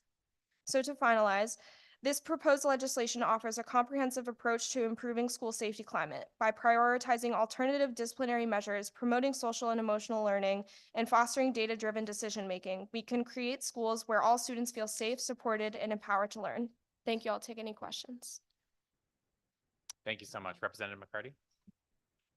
Thank you very much, Mr. Chairman. Thank you for your testimony. I'd just like to clarify with you that in the bill, many of us value very much the SROs and what their job and their duties in the schools. This does not in any way impact the way the SROs work in the schools. It's asking for the reports to go forward. And I would like to point out that the chiefs of police have approved it. And so I just wanted that clear, that it's not in any way trying to take away from the SROs how they do their work. It's in talking about the reporting. Is that correct? Mhm. Yes. Okay. And where are you going to school? University of New Haven. Okay. I wish you the very best with your coursework, and I'm glad to see you in that field. So thank you. Thank you very much. Thank you so much for your testimony today. Thank you. My apologies, I skipped over Walter Saplinski, if I'm saying that incorrectly.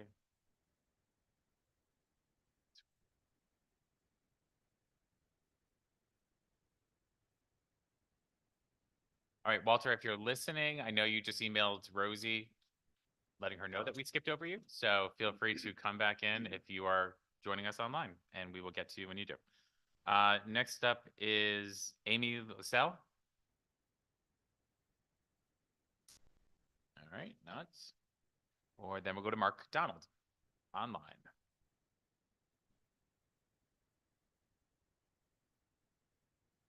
Good evening, Mark. Oh, we can't hear you.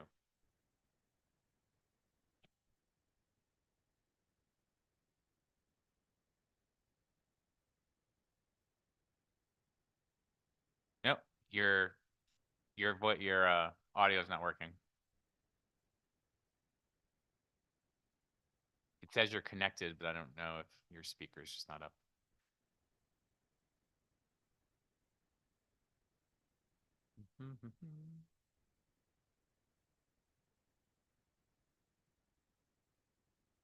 All right, Mark, we'll come back to you. We're going to go to Erica Haynes. Erica, nice to see you. It's nice to see you. Good evening, Chairman McCrory and Curry, ranking members Berthel and McCarty, and distinguished members of the Education Committee.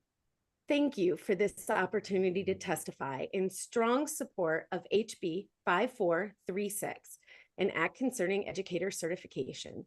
My name is Erica Haynes, and I'm the Director of Community Engagement at the School and State Finance Project, an organization focused on the equitable distribution of resources for schools and students.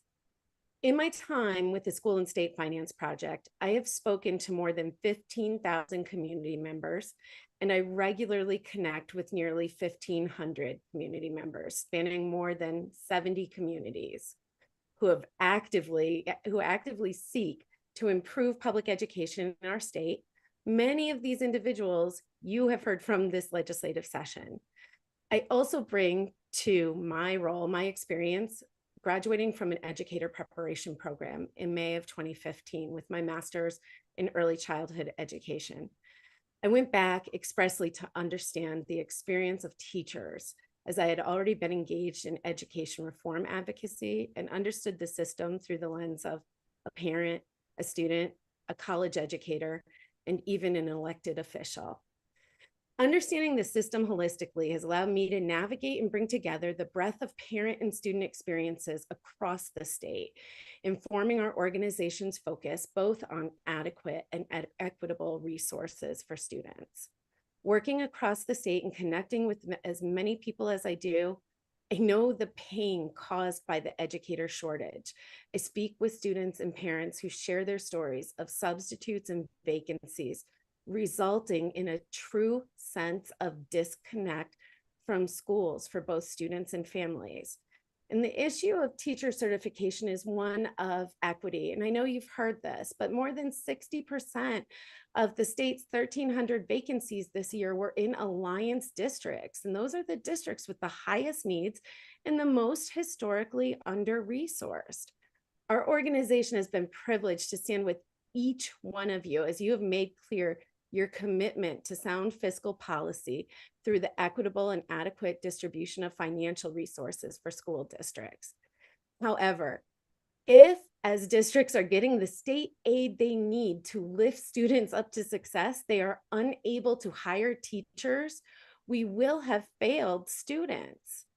HB 5436 makes, and you've heard a lot of great testimony today, makes some really short-term changes and long-term systemic changes that create a more responsive system.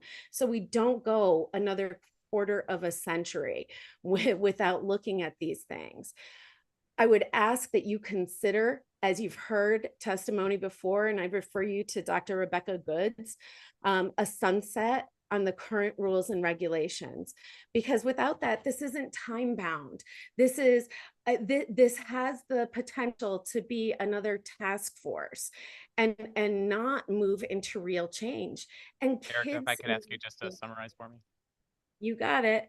So with that, I ask you to pass HB 5436 with a sunset clause. Thank you. And I'll be happy to take any questions. Thank you so much. I don't see any questions. We appreciate your partnership and all that we've been able to get done. Have a great night. We'll go back to Mark Donald. No, I still can't hear you.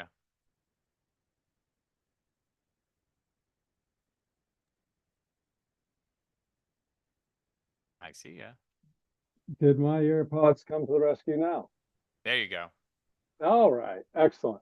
Well, I will try and speak rapidly, which hasn't typically been a problem for me. So good evening, everyone, members of the Education Committee. My name is Mark Donald. I am the president and CEO of RIASAP down in Bridgeport. I'm testifying in support of HB 380 and supporting the establishment of a social emotional learning school climate advisory collaborative that identifies evaluation and benchmark reporting standards and behavioral support strategies for students. While I'm currently the executive or president and CEO of a nonprofit, I know the committee recognizes the importance of lived experience. I'm a former teacher and principal, and will plead the fifth on whether or not as a student I was up for expulsion twice. So with this in mind, schools with a positive climate go beyond trauma-informed to become trauma-responsive, as well as utilizing restorative practices to truly transform the lives of young people. Establishing the collaborative will set standards and give us the opportunity to establish best practices and models to support all schools in reaching the standard. RIASAP's current outcomes working in tandem with Bridgeport Public Schools shows that using restorative circles, a true mediation program, as well as other restorative practices, all have much better school climates, which is also indicative of reduced suspension and expulsion rates.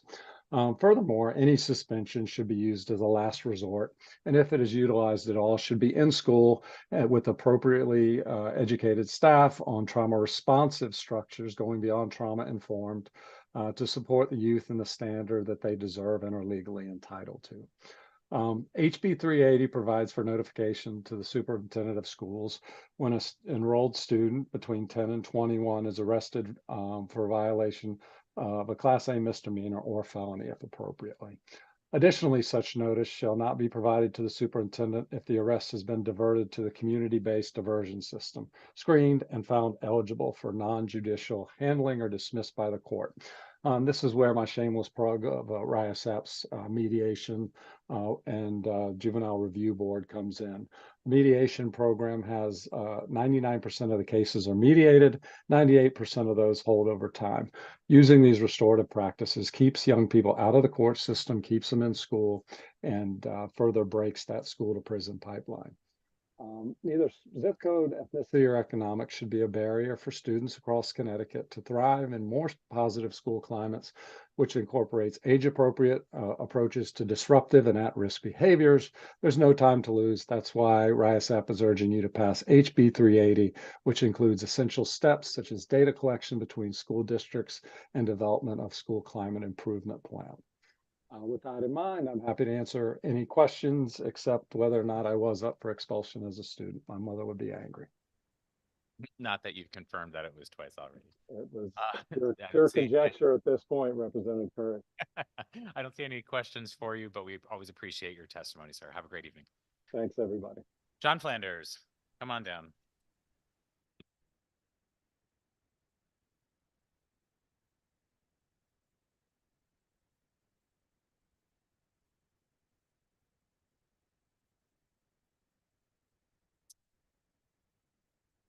Hit your button. I'm not going to repeat that. It's too damn late. For those of you who don't remember me from Monday, I'm John Flanders, and I'm the president of Special Education Equity for Kids of Connecticut. I am here. You've heard my other colleagues, and you'll continue to hear my colleagues talk about various provisions of various bills that we're talking about tonight. I'm here strictly to talk about SB 381, particularly provisions 1 and 2.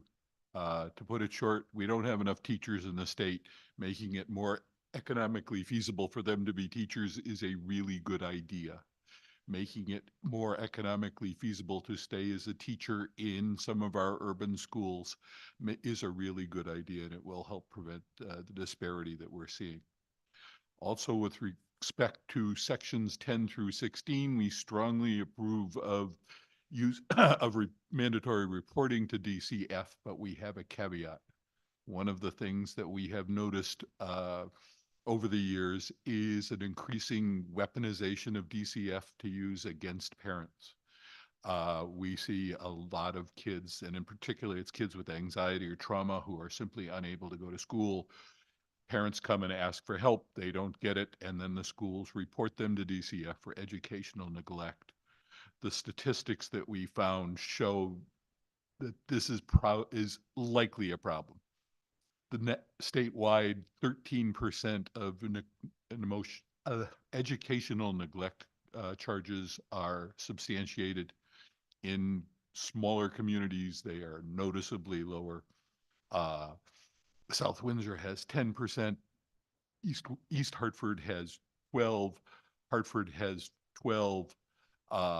And interestingly, we also see a great disparity amongst the number of reports in town. So for example, Windsor has 20 reports in 2021. So something is going on. We're not saying don't report. We are saying absolutely report. It's vital that the teachers who see these kids err on the side of caution to protect them. But this is a problem, and we need to look into it. When we spoke earlier in the session about disengaged youth, this is a perfect example of kids who are disengaged and are being punished for that disengagement by referrals to DCF, which further traumatize them as well as their family. And did it again. Perfect. Yeah, so if I could ask, I think you heard who all worked on that piece of legislation, whether that was CEA, CAPS, if you want to get with them, see if there's a way to address those concerns and then come back to us with proposed language, we'll be happy to take a look. Count on it. Unfortunately, I think it's going to require study. So some people looking at this issue, because I don't have a good answer. Well, fortunately, there's a really great, well, I won't throw that on that task force. Yes, we hear that. You can go to that. We will volunteer to, Yeah, exactly. to participate. Representative Brown. Oh, I'm sorry. No problem. Thank you. Thank you for sticking it out today and hanging in there with us. And it was good to see you Monday. Good to see you again today. I'm out of curiosity, as you were testifying that you're in support of this, of the certification process to get more teachers in here. There was somebody earlier today that testified. In particular, I remember they mentioned special ed teachers as being a reason why they were opposed to this piece of legislation, because I think they were worried about like watering down of qualifications and having people working with our students most in need not being, as prepared to do that. But you are testifying, seemingly, if I have that correct, you're testifying in favor of it. So if you could expand on that, thank you. Sure. Let me say that my testimony personally was with regards to 381, and it's strictly the economic, the base pay for teachers and the state grant to support that. But SEEK has a position on that. And while we do not want to water down the qualifications of teachers, but the least qualified teacher is the one who isn't there. And we need to find a balance in order to get the people in the classroom, because they're just not there and the kids are suffering for that reason.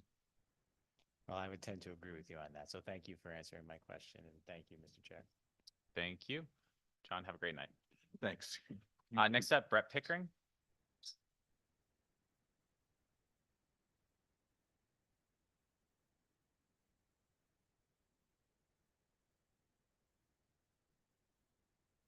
Good evening. Nope, you don't have to hit that Oh, I one. don't have- That one's already on. Oh, am I on? You're Am I good. Okay, hot mic.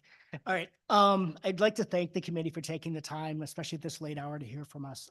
I think it's an important subject, and I appreciate that you take it very seriously. I'm here today. My name is Brett Pickering. I'm UNISERV Director for the Connecticut Education Association. Prior to that, I did the same job in Wisconsin for about 14 years. And I also work for the School Boards Association in Wisconsin as a staff counsel. So I have over 24 years of experience negotiating teacher contracts, support staff contracts, doing arbitrations and mediations.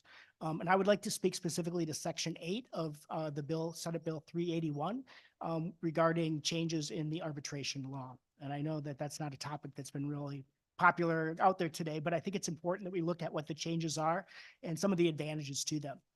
The first change that we see in the arbitration law would be a change in the getting rid of the governor's panel of arbiters and going to something like AAA or ADR as an opportunity. This would give us tremendous access to many more people. Right now, when we arbitrate or we go to arbitration, we have a very limited group of people that we can choose from. Typically, we all know each other in Connecticut, so the certain decisions carry a lot of weight, and certain people will not get selected because of past decisions. The most recent arbitration that I had, where I looked at it, I was really arguing hard with the other attorney about basically three options. And if you know anything about the timelines, you know they're very compressed, and when you're trying to get attorneys to schedule their calendars together, it's difficult to do it. So more people would definitely make it a more efficacious system. In addition to that, it would bring in a lot more diversity. It would bring a lot more input, I think, and be beneficial in terms of the actual decisions that come out of that, because we'd have a wider group. I'd ask that we'd still be able to select them voluntarily, but the AAA would be like the default setting if we cannot agree to it. Most of the panel that's currently on it are on AAA or on one of those provisions. So we still could choose arbiters that we do like in the state, but it gives us much more to choose from. The second item that would be changing is getting rid of the three-party panel. And again, a lot of that is just with scheduling. It makes it very difficult in the timelines that we're working with, trying to line up calendars for all three people.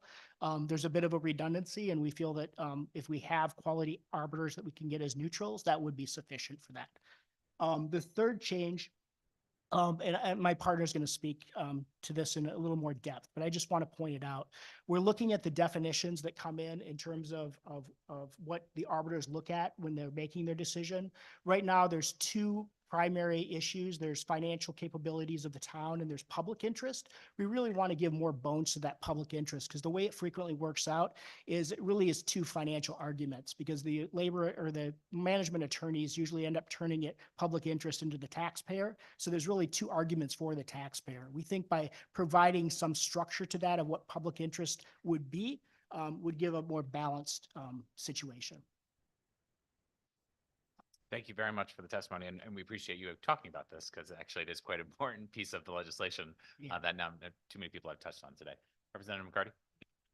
Thank you, Mr. Chairman, and welcome to the committee, and thank you for bringing your experience forward to talk to us, that you've had experience there. Could you just define a little more how public interest and what that a definition of the public interest, how that plays into the arbitration.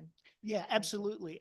I think, I mean, like I said, there's two primary factors that are currently listed. One of them is financial consideration, and it defines it very specifically by looking at the general revenue from the town. You know, it can't be more than 5%. Any more than that gets excluded. The public interest really isn't defined that clearly. And there are things that we've negotiated, contracts that have been in place for 30 or 40 years, and there's a certain stability of how things work in school districts. Things like there's salary schedules, there are grids, there's an expectation that you start at the first step and you move up the step through the career. Unfortunately, it's become so easy for districts to propose freezing those steps that, you know, while it may on paper look like it takes you 15 years to get to the top, it actually takes the teacher 20 or 30 years because you have freezes, you have half steps and things like that that get thrown in. So it's important that we define the public interest as kind of maintaining a consistency with things that we've already negotiated. I mean, typically when you go to the bargaining table, you're only talking about a couple of active items. But because of the way we finance and we project finances, things like insurance and salary schedule almost get renegotiated every year. And it doesn't create that consistency that really retains and draws teachers. Thank you for that explanation. Thank you. Thank you so much for your testimony today. We appreciate that. Yep, Have a thank great you. night. We're going to go back. Number 46, Walter is there now. So Walter, Okay, thank you very much. Can you hear me? we can. We just need to be able to see you now.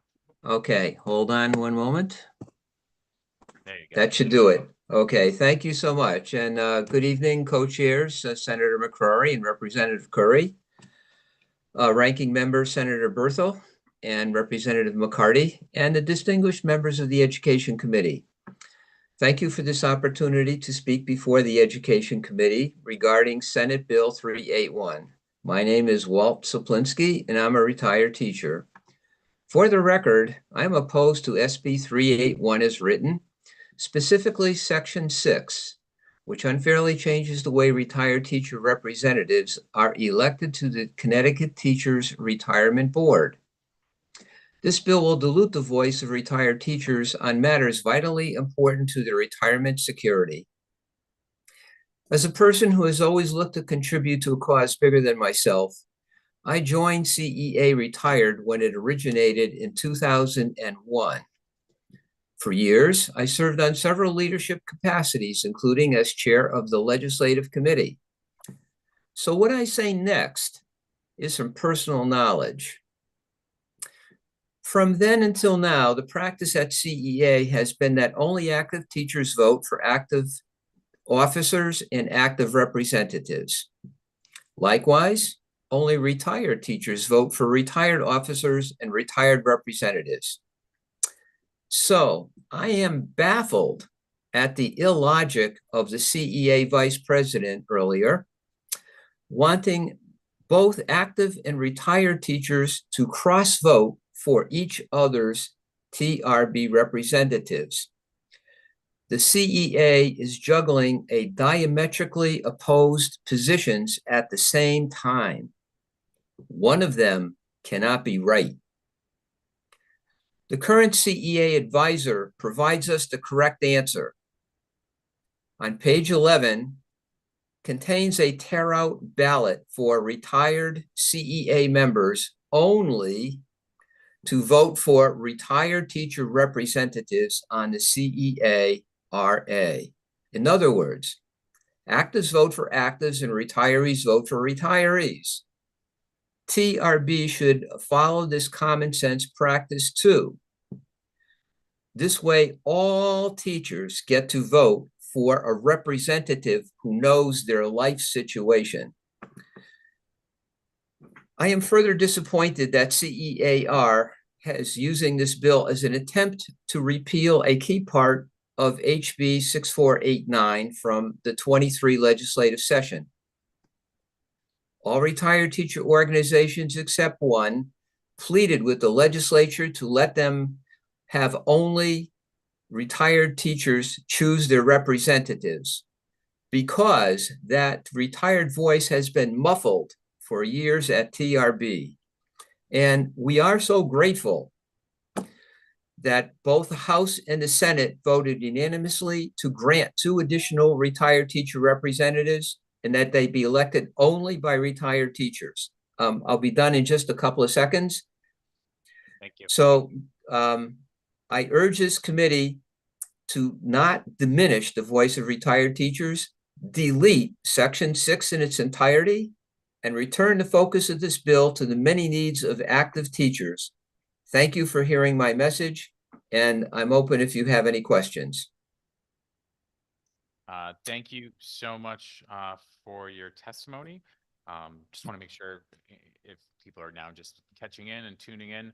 I'm not sure muffling the voice of retired teachers is the way that this bill is written. In fact, everybody keeps the number of representatives that they have on the board, but I do understand your concerns with respect to the change in the voting. So we appreciate your testimony today. Have a good evening. Next Yes, up, we thank you have- very much, Representative Curry. Thanks. Always great to see you, Walter. Next up, Ed Thibodeau.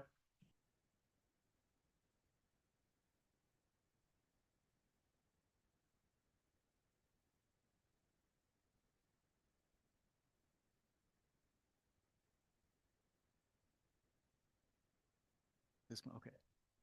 Good evening, members of the committee. Thank you for taking the time to hear our concerns. My name is Ed Thibodeau, and like my colleague Brett Pickering, I work for Connecticut Education Association. I've been with them about 8 years, negotiating teacher collective bargaining agreements. Prior to that, I worked for AFSCME Council 4 in New Britain, negotiating collective bargaining agreements for any manner of other employees in the school districts, custodians, nurses, secretaries, and so on. I'm here to speak about the public interest that my colleague mentioned earlier, and our proposal to include some language that the public interest would include an rebuttable presumption of annual progression on the salary scale from one step to the next. And we believe that this is very important to have in that legislation, because what happens now is school boards put tremendous pressure on us in contract negotiations to rob Peter to pay Paul. So what that means is we have a large number of steps in the pay schedule for teachers, typically 12 to 15 steps. To put that in perspective, for a typical custodian or nurse contract, there may be 5 steps.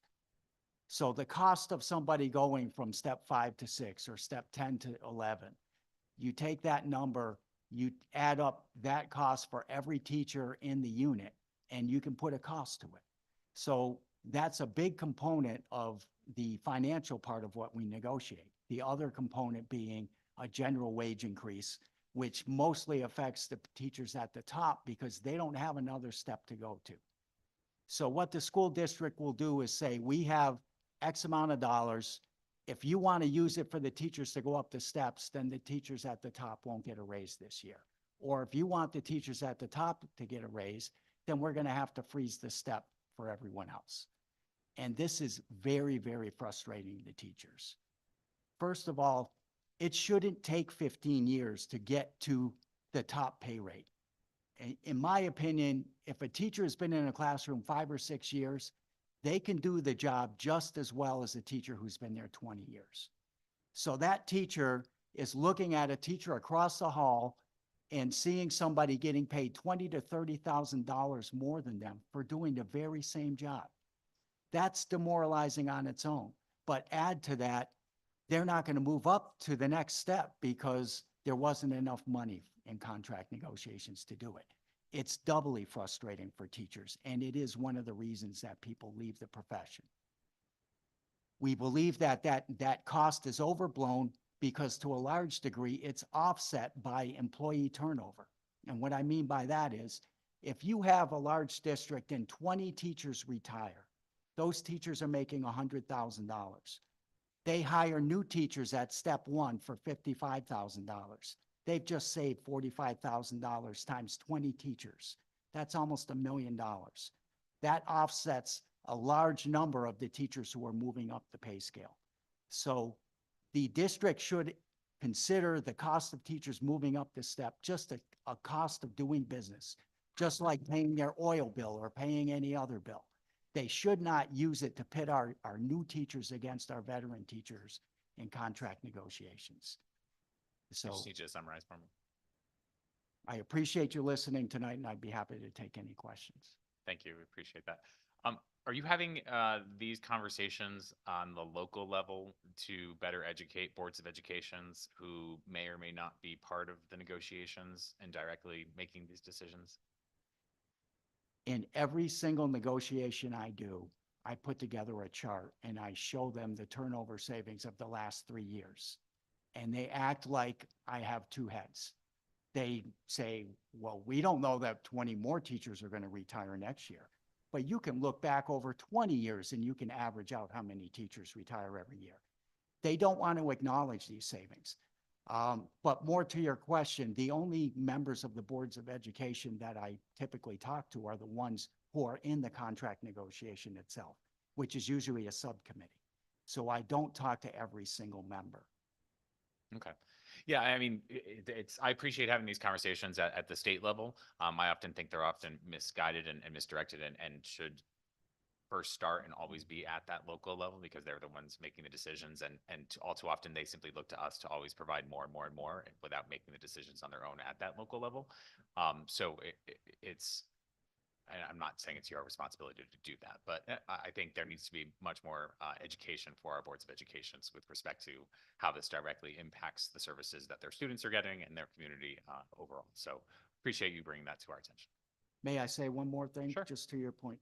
So part of the reason that we're asking for this change is that boards of education right now are told by their attorneys, well, if we don't settle with the union, we can go to interest arbitration. And we may be able to convince an arbitrator to freeze the steps for 1 year, and we'll save that money and we'll use that money for some other portion of this contract. If that option is taken away or limited by a presumption that they should be funding that already, then that won't be a tactic that's so easily used by the board. And so the board will hear that over time from their attorneys.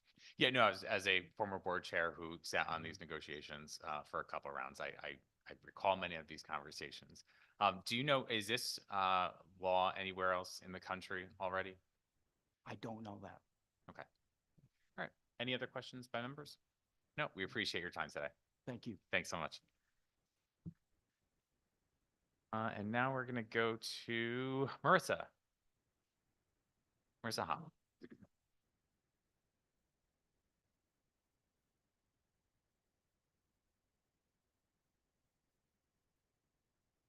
Good evening. Good evening, Chairman Curry, Ranking Member McCarty, and distinguished members of the Education Committee. My name is Marisa Holm. I'm an attorney who heads up the Youth Justice Project at the Center for Children's Advocacy. We're a nonprofit law firm. We represent children and youth in a variety of areas, the main area being education. We engage in individual representation and systemic advocacy to eliminate barriers and inequities that the children that we represent face. Much of the work that I personally do is on behalf of youth of color who are facing discipline from their school districts. I'm here to testify in support of SB 380 and specifically Section 2 of this bill. We want to thank the committee for raising this particular part of this bill, which hasn't been spoken about very much today, but it is a very important step in the right direction towards limiting unnecessary and unwarranted school discipline that disproportionately impacts youth of color in Connecticut. Members may or may not be aware that under current law, if a child is arrested and not adjudicated, not convicted, but merely arrested for an offense that's categorized as a Class A misdemeanor or a more serious offense, the police then have to notify that child's school district of the arrest and the charges that they were arrested for. There is no analysis by the police prior to that notification. So there's no taking a look at, is there any way that this arrest will impact school safety? Is there any way that this arrest has any sort of can disrupt the school environment in any way? However, and in the majority of the cases, these arrests have actually no relevance for the school environment. Yet what happens is schools receive this information and they immediately proceed to expulsion. And given the low burden of proof in expulsion hearings and how the expulsion process works, these students are inevitably expelled. So in these cases, just this notification of arrest results in almost an automatic expulsion for the student that it concerns.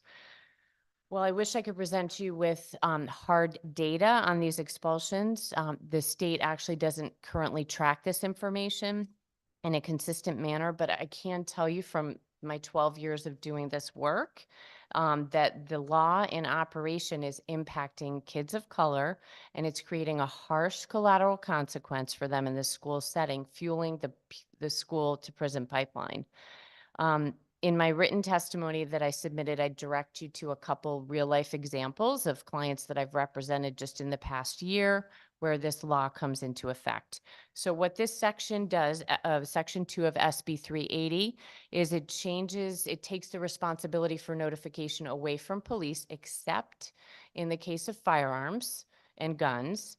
And in the other cases, it puts that responsibility upon the judicial branch. The judicial branch is a much more equipped entity to notify schools of an arrest that has implications for school safety. So the branch can weed out those low-level arrests that are appropriately diverted to our community-based diversion system, or JRBs. It can weed out those arrests that are going to be funneled to non-judicial handling, or those that prosecution may not decide to pursue.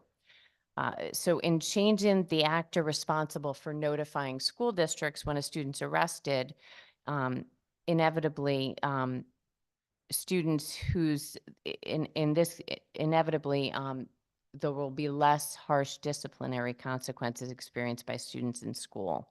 And as a result, the state will ultimately curb that school to prison pipeline for our youth of color just a little more.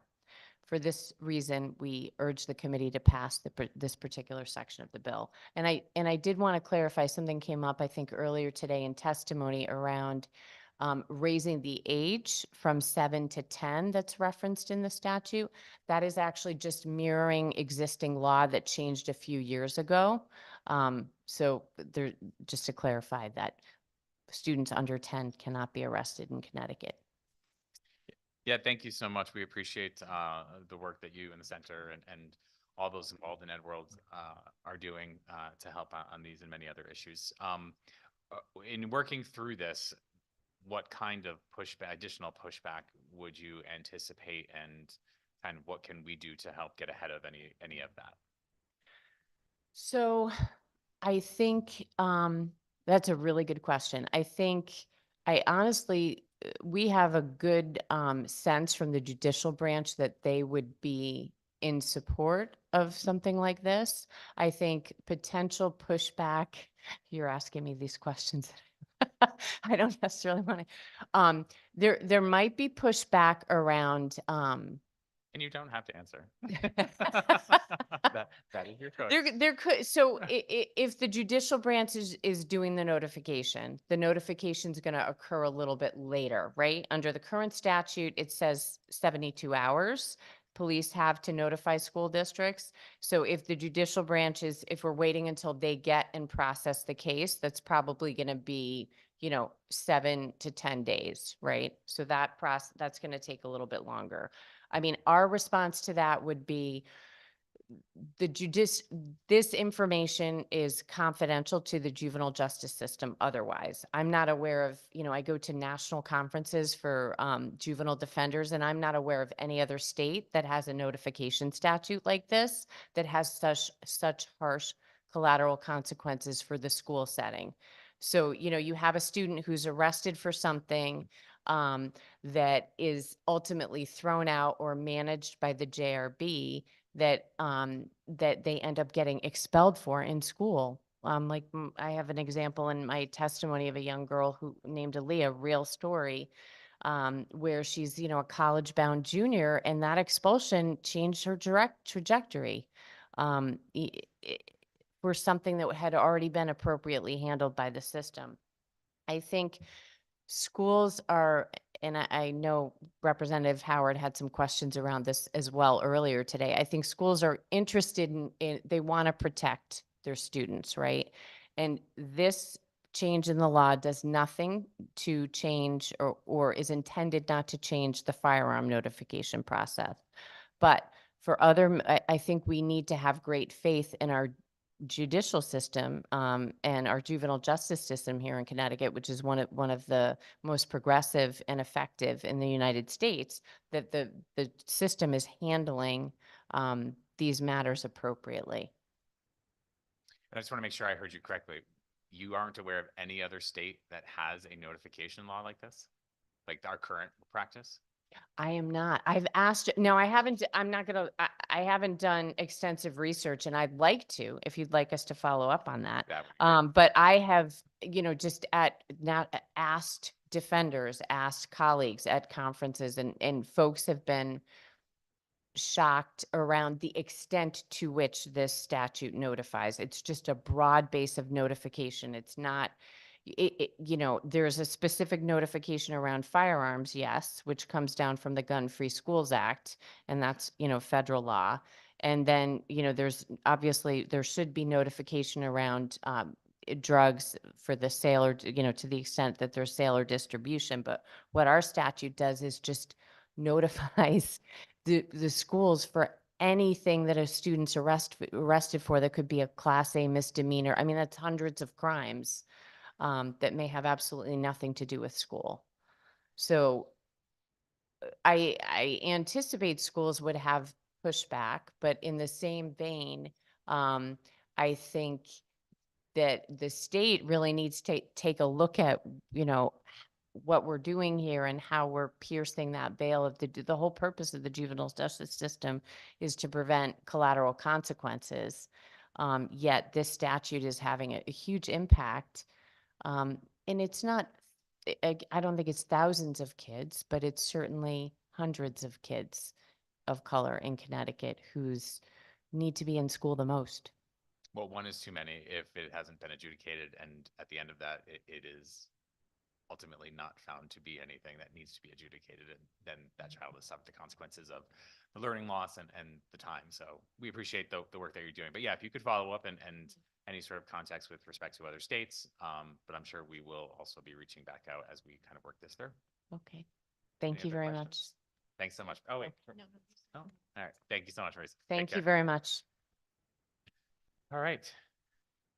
We are now on, where are we at? 57. Kathy Hennessy.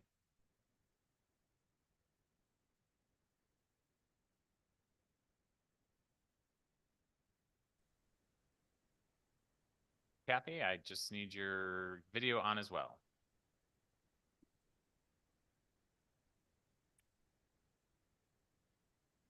There we go. There you go. New computer. Good look. evening, co-chairs, Representative Curry and Senator McCrory, ranking members, Representative McCarthy and Senator Berthel, and distinguished members of the Education Committee. My name is Kathy Hennessy, and I retired in 2009 after almost 40 years of teaching on the elementary level in the Connecticut schools. I am testifying on SB 381 and am opposed to this bill as written. Section 6 of the bill is especially upsetting to me. Several years before I retired in 2009, I joined CEA Retired as a lifetime member. I was still actively teaching then. I felt so very strongly about union membership as I had been on our teacher negotiations team for several years, and CEA had certainly helped us with providing a UniServe rep. I felt that by becoming a lifetime CEA Retired member, I could somehow give back to an organization that had served me well. As you have heard so well explained earlier today, Section 6 of SB 381 nullifies HB 6489, a bill providing for only active teachers voting for active representatives on the TRB, and only retired teachers voting for retired representatives on the TRB. Section 6 will return to the unfair past practice of active teachers voting for retired teacher representatives.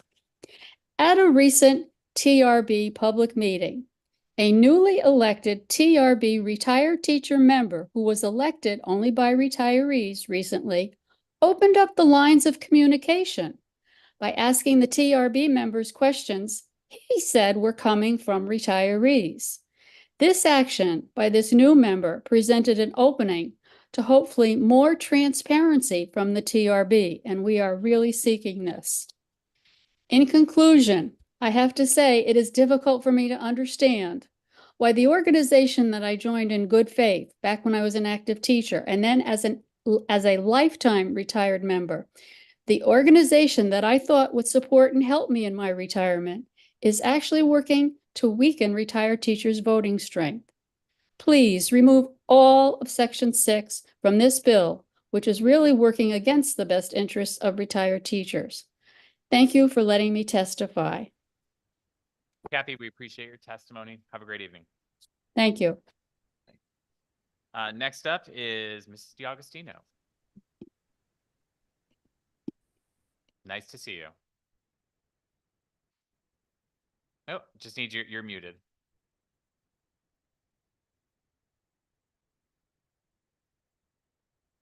Okay. There you go. Nice to see you again. Well, nice to see you too, and all the other distinguished members of the Education Committee.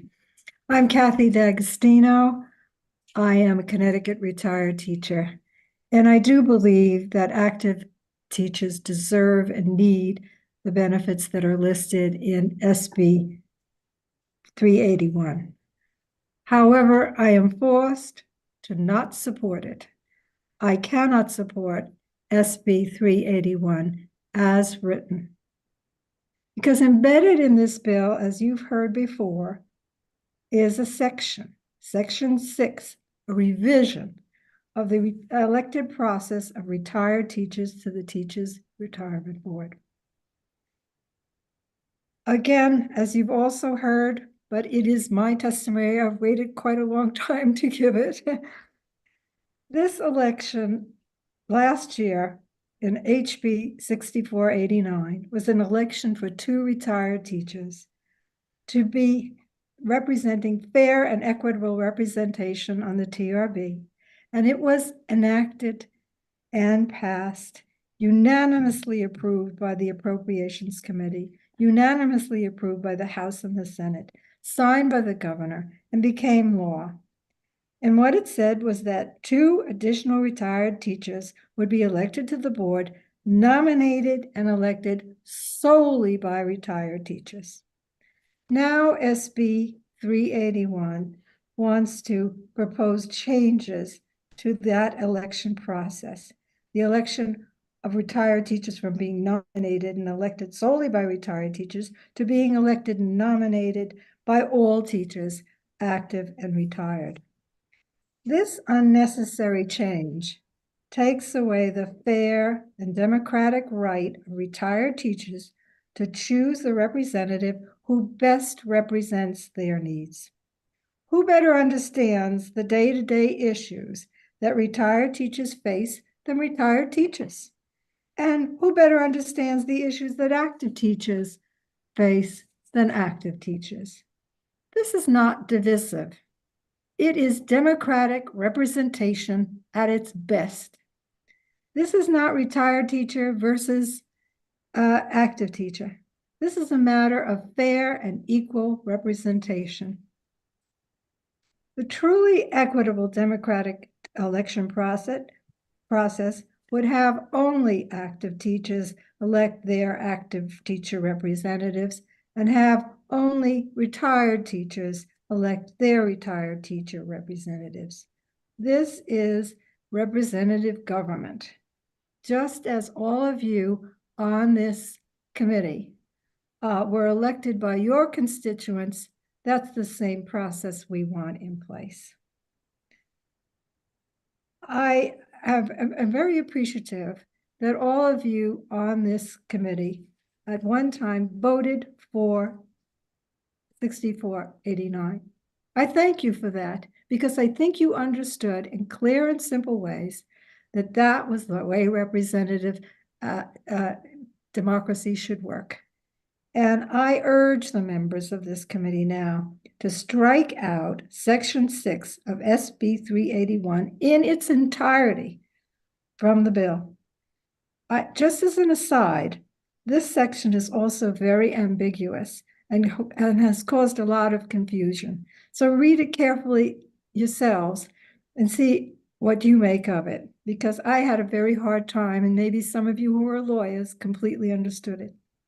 But I do know one thing, and that's the most disturbing thing, that this bill will nullify what was overwhelmingly supported by retired teachers, and unanimously supported by legislators, signed into law 9 months ago.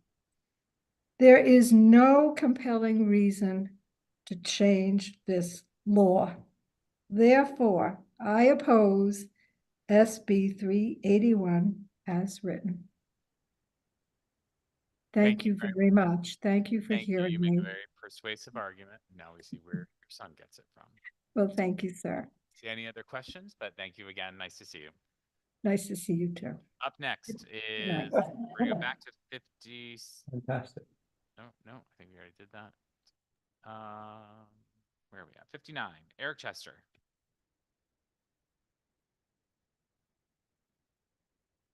Good evening. Can you all hear me? We can. Okay, great. Good evening, Senator McCrory, Representative Curry, and distinguished members of the Education Committee.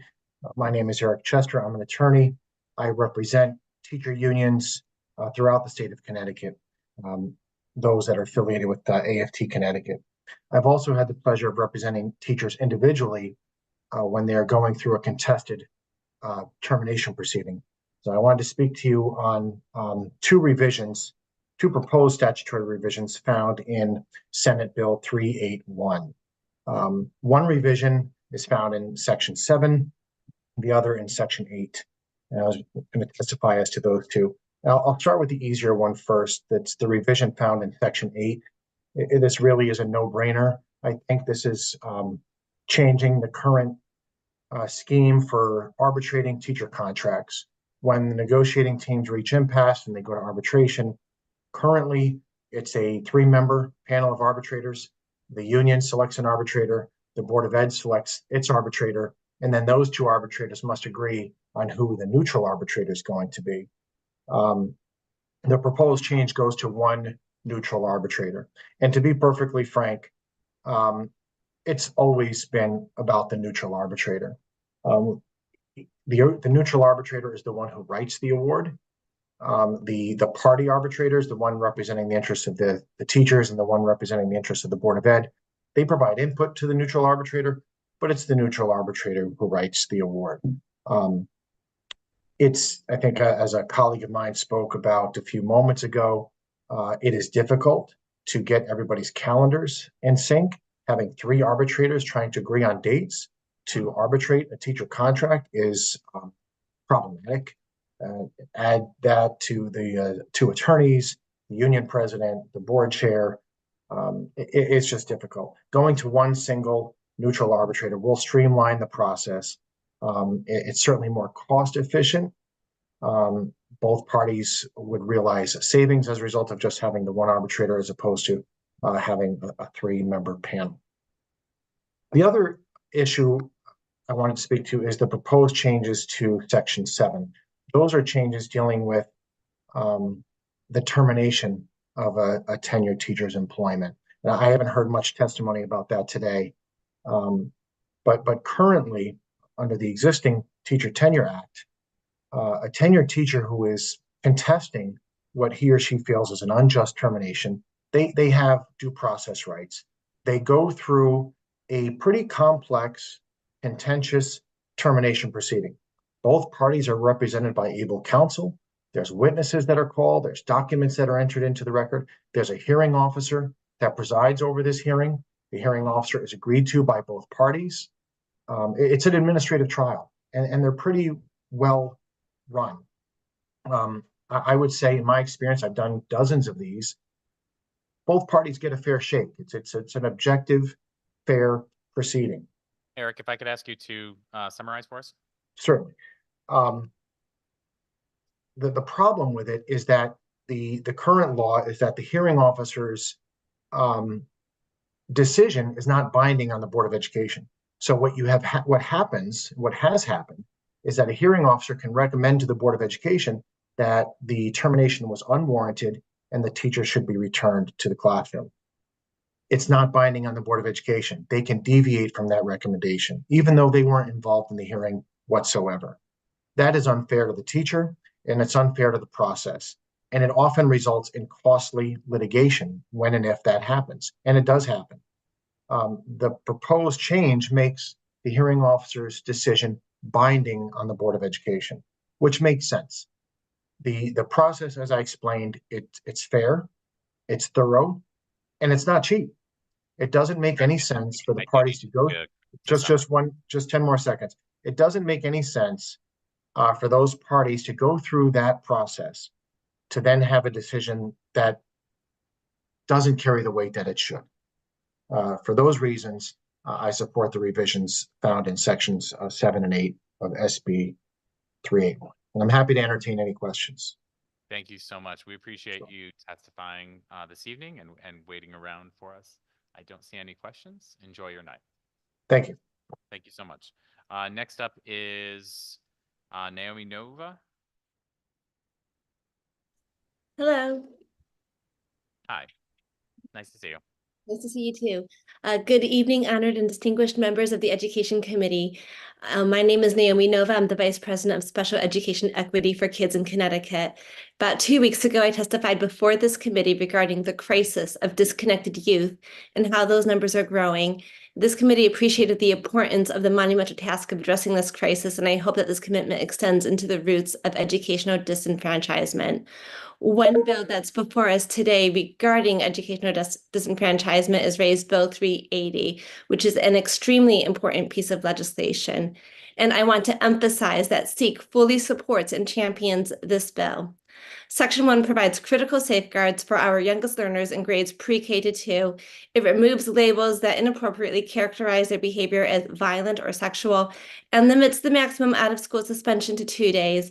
It also requires trauma-informed and developmentally appropriate interventions to transition the student back to school. One area that we would like to see incorporated into 380, though, would be additional protections and safeguards for students who are faced with restraint and seclusion, as this is another form of exclusionary discipline that is incredibly disruptive to a student's learning. Last week, I received a phone call from a distressed father. His kindergartner had been repeatedly restrained and secluded in the affluent suburban school district where they lived. This young child who had a nonverbal learning disability was secluded so frequently that the school had a policy of cleaning out the seclusion room every Friday to erase all of the colored marker from the walls. One Friday, the principal required the father to do the cleanup, and this was how he first learned that his baby was being kept in a windowless seclusion room for hours during the day, every day, 4 weeks. Evidence shows that restraint and seclusion do not address the child's underlying needs and can escalate behavior, which is exactly what happened. These serial seclusions were a precursor to an expulsion. Again, this was a kindergarten student, and he has not been in school since January. Raise Bill 380 is important, and I am asking you, the Education Committee, and our trusted legislature to go further. I implore you to examine the role of school trauma in escalating student behaviors as a precursor to seclusion, expulsion, and informal removals. We don't need a task force, no offense to my esteemed colleagues and friends on the Special Education Task Force, to advance common sense reforms that will protect our most vulnerable students. You can require that if a student is being restrained or secluded in school, that the student still has the ability to communicate with staff. Require our schools to give them access to the preferred method of communication. Phrased differently, prohibit school personnel from taking away a student's voice when that student is in restraints or seclusion. You can give parents an opportunity to have a meaningful debrief of the underlying situation that led to the restraint or seclusion with their children by requiring that the parents be notified that their children was put in restraints or seclusion on the same day as the incident. Children's brains have a lot of neuroplasticity, and to quote my sister, who is a pediatric neurologist, never underestimate the value of a good debrief to mitigate the effects of a traumatic experience. If we require our schools to summarize for me. Yep. Education is the gateway through which our kids will access society, and I am counting on you to keep that gateway open. Thank you so much. We appreciate your testimony this evening, and I don't see any questions. Take care. Thank you. Good night. Next up is Afiona Pearson. Hi. Good evening. Senator McCrory, Representative Curry, and distinguished members of the Education Committee. I am Fiona Pearson. I am a professor and chair of sociology at CCSU and a member of CSU AAUP. And I thank you for listening to the hours of testimony today and sticking with us late into this evening.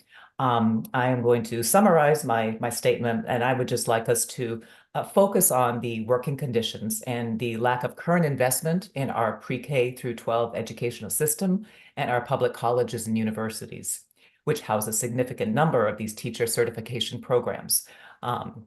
We most certainly have a teaching shortage in our state, but the solution is not to reduce the quality of our teacher preparation programs, just as our public colleges and universities that house these teaching programs are becoming more racially, ethnically, and socioeconomically diverse.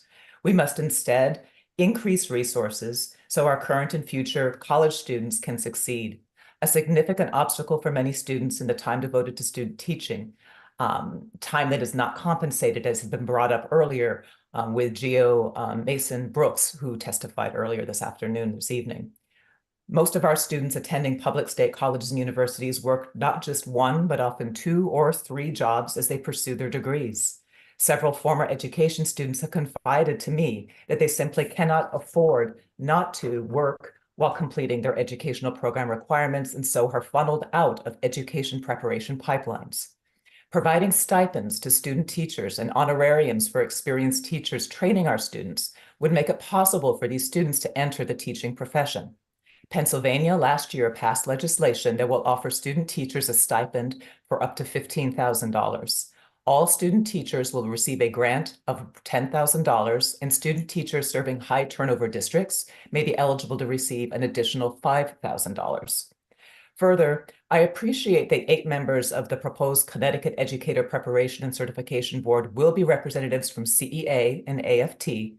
However, I cannot help but notice that my union, CSU AAUP, a union that represents many of the educators teaching our future teachers, is not represented. If any new board is created, we request that it also include 4 members from CSU AAUP, representing our public educational institutions and representing the levels of early childhood, elementary, and secondary education. In sum, I encourage you to consider the real problem that exists in our teacher preparation pipeline, the lack of investment in our current teacher preparation programs.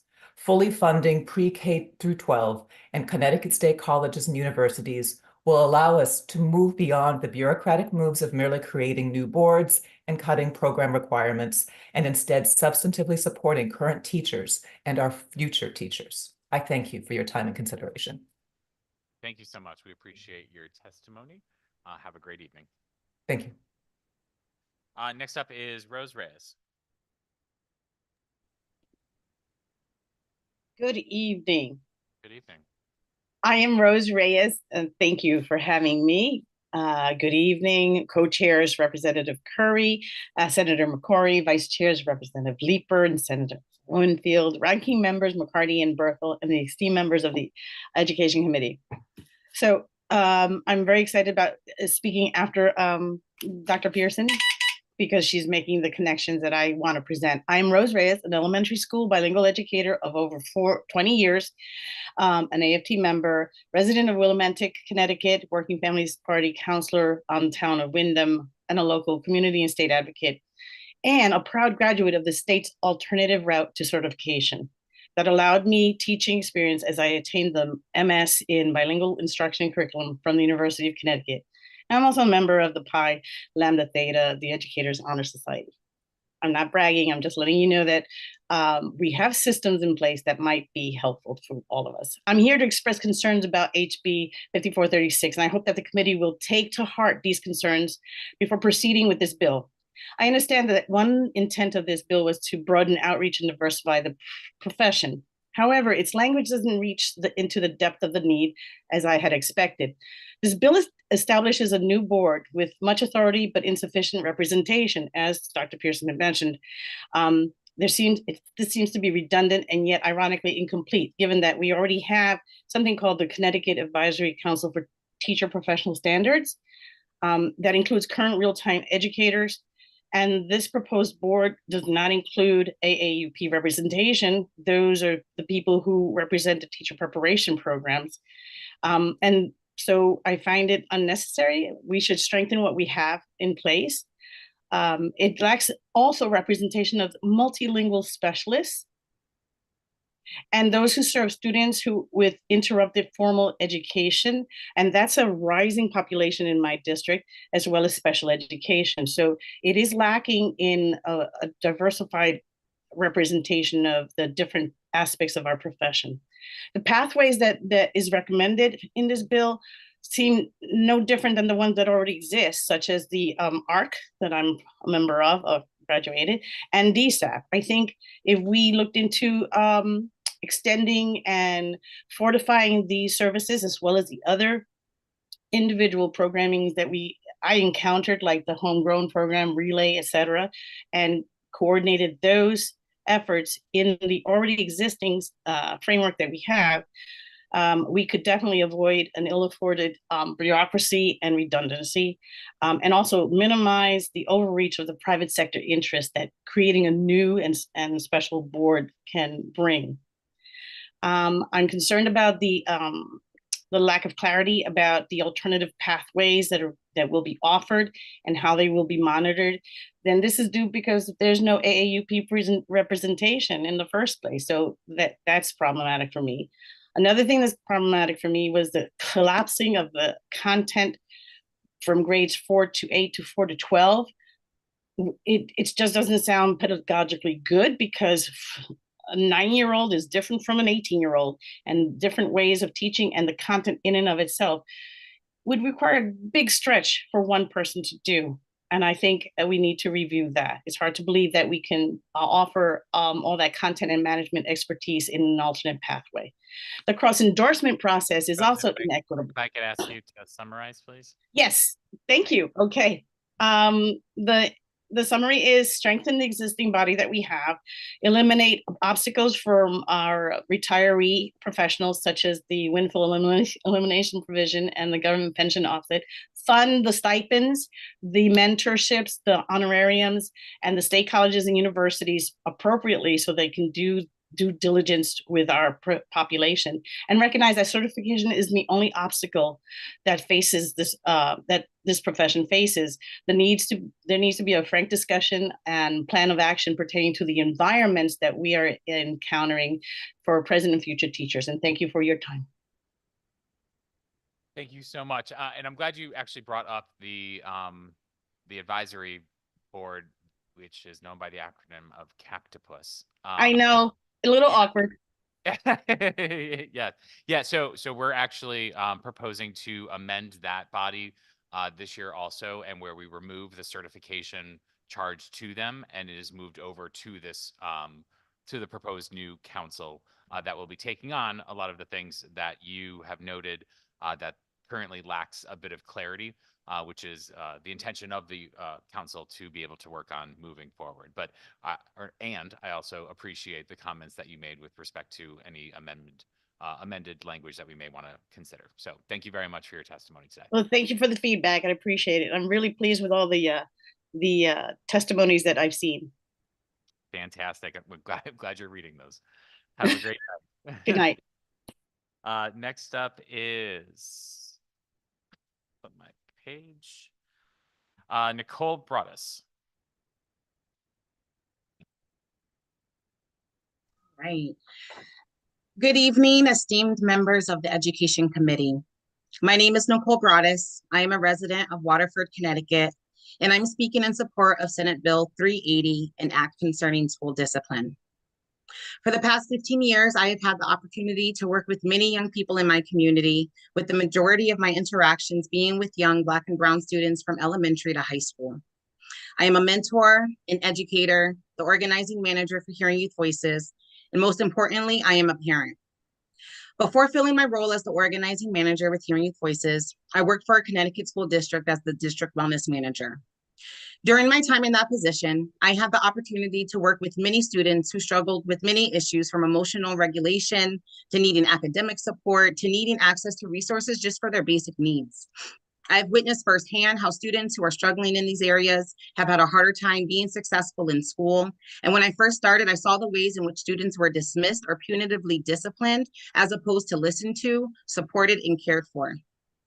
As the wellness manager, my focus, along with the team of wellness interventionists and other support staff members, were to bring restorative practices into our school buildings and work with teachers as well as small groups of students, focusing primarily on further developmenting the social emotional skills they needed support with. I was able to witness firsthand the positive impact these positions have. Students such as my own children have expressed that in all of the people in their school building, it is the adults who prioritize building relationships and embody the values that restorative practices bring.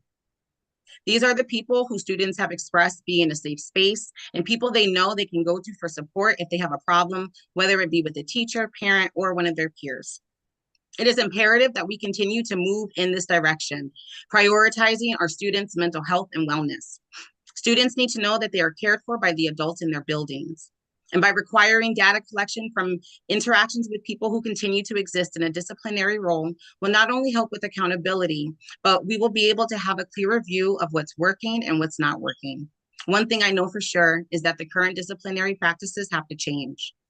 For these reasons, I would be sitting in front of you, but I am on the screen in hopes that we can move towards that change, and why I strongly support SB 380, an act concerning school discipline, not only in hopes that positions like the wellness interventionist will be able to increase, but to also express the need for an ongoing commitment to be transparent in the reporting processes for students that are undergoing disciplinary measures, including arrest. The added clarification of reporting protocols for school resource officers will enhance accountability and oversight of their roles in the schools. I also support the procedural changes in student arrests needing to be reported to the superintendent, as it is a safeguard to students' privacy and it will cultivate a more inclusive school environment.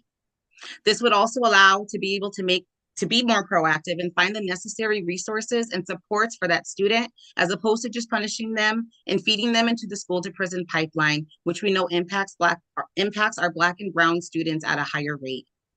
All of our students deserve a fair chance at being successful beyond school, and I believe SB 380 puts us on the road to doing just that. I appreciate your time. Nicole, thank you so much for hanging out with us tonight and for your testimony. We appreciate that. Enjoy your evening. Oh, I'm sorry. 1 second. Representative McCarty. Thank you very much, Mr. Chairman. And I just wanted to thank you, Nicole, for your testimony tonight. And hopefully we can have a follow-up and talk to you. But I think I gathered that you're really in support of 380. Yes. Yeah, Yes. so I'm sorry. And I heard you were from Waterford, so I am going to look forward to continuing the conversation with you. Thank you. Me too. Thank you so much. Have a good night, everyone. Thanks. You do the same. Next up is number 71, Susan Hart, online. Hello, can you see me? I can hear you. Okay, I don't know why you can't see me. Start video, okay? Guess that does it. Hi. Good evening, co-chairs Curry and McCrory, ranking members McCarty and Berthel, and distinguished members of the Education Committee. Thank you for the opportunity to testify today on Senate Bill 381. My name is Susan Hart, and I'm a retired teacher. I taught for 32.5 years. I was a science teacher in Greenwich. And I have to say, while I support much of this bill that benefits active teachers, I'm opposed to Section 6, as you've heard many times today, which changes the election process of retired teachers to the TRB. With all due respect, why should this be included in this bill? Section 6 reverses what retired teachers strongly supported and the legislature unanimously passed just last year. The bill HB 6489 added 2 retired seats to the TRB to be filled by retirees and nominated and elected solely by retirees. And why is this so important? Active and retired teachers have overwhelmingly different priorities, issues, and concerns, as we've heard today. Before I retired, I knew little about the workings of the TRB, our pension, and the intricacies of our healthcare options. I was too busy with daily teaching responsibility, as were my colleagues, and I believe this is still the case today, contrary to what you might think or hear. The nitty-gritty of retirement was too far in the future. Another issue if Section 6 isn't amended is that the voting strength of retired teachers would be diluted by the sheer number of active teachers. Rather, to ensure fair representation within the TRB, each group should nominate and vote for representatives of their own group. Thus, they decide who they want as their advocates on the TRB. Lastly, this also allows all organizations that represent retired teachers a more equal influence and voice, rather than the one organization which primarily represents active teachers. Please support the rights of retirees as they are now and stipulated in HB 6489 and amend Section 6 of this bill. Thank you for your support of teachers and the hard work you do. I've seen it so demonstrated today, and I so admire what you have done. Thank you. Thank you for your testimony, Susan. Any questions from the committee? Oops, I think she left. Thank you. Okay. Up next would be, I believe, Melanie Pollock. Did I say that correctly?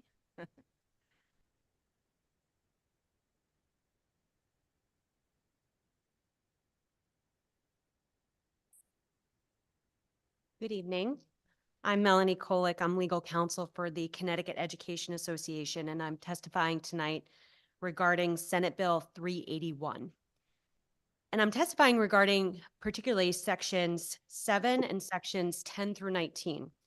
So section 7 talks about teacher terminations for tenured teachers. And unlike other bargaining units, teachers in Connecticut are terminated pursuant to statute as opposed to a contractual agreement contained in their collective bargaining agreements.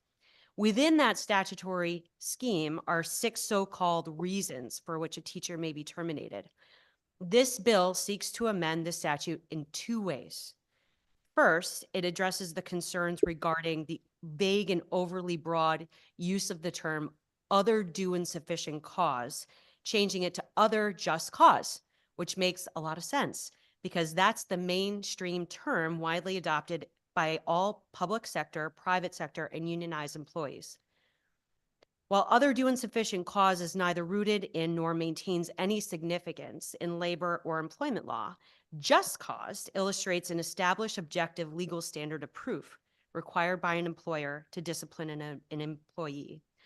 Moreover, this is not a new concept for employing school districts in Connecticut, because that standard of discipline is actually contained in most teacher collective bargaining agreements, but only up to suspension, again, as terminations are statutory.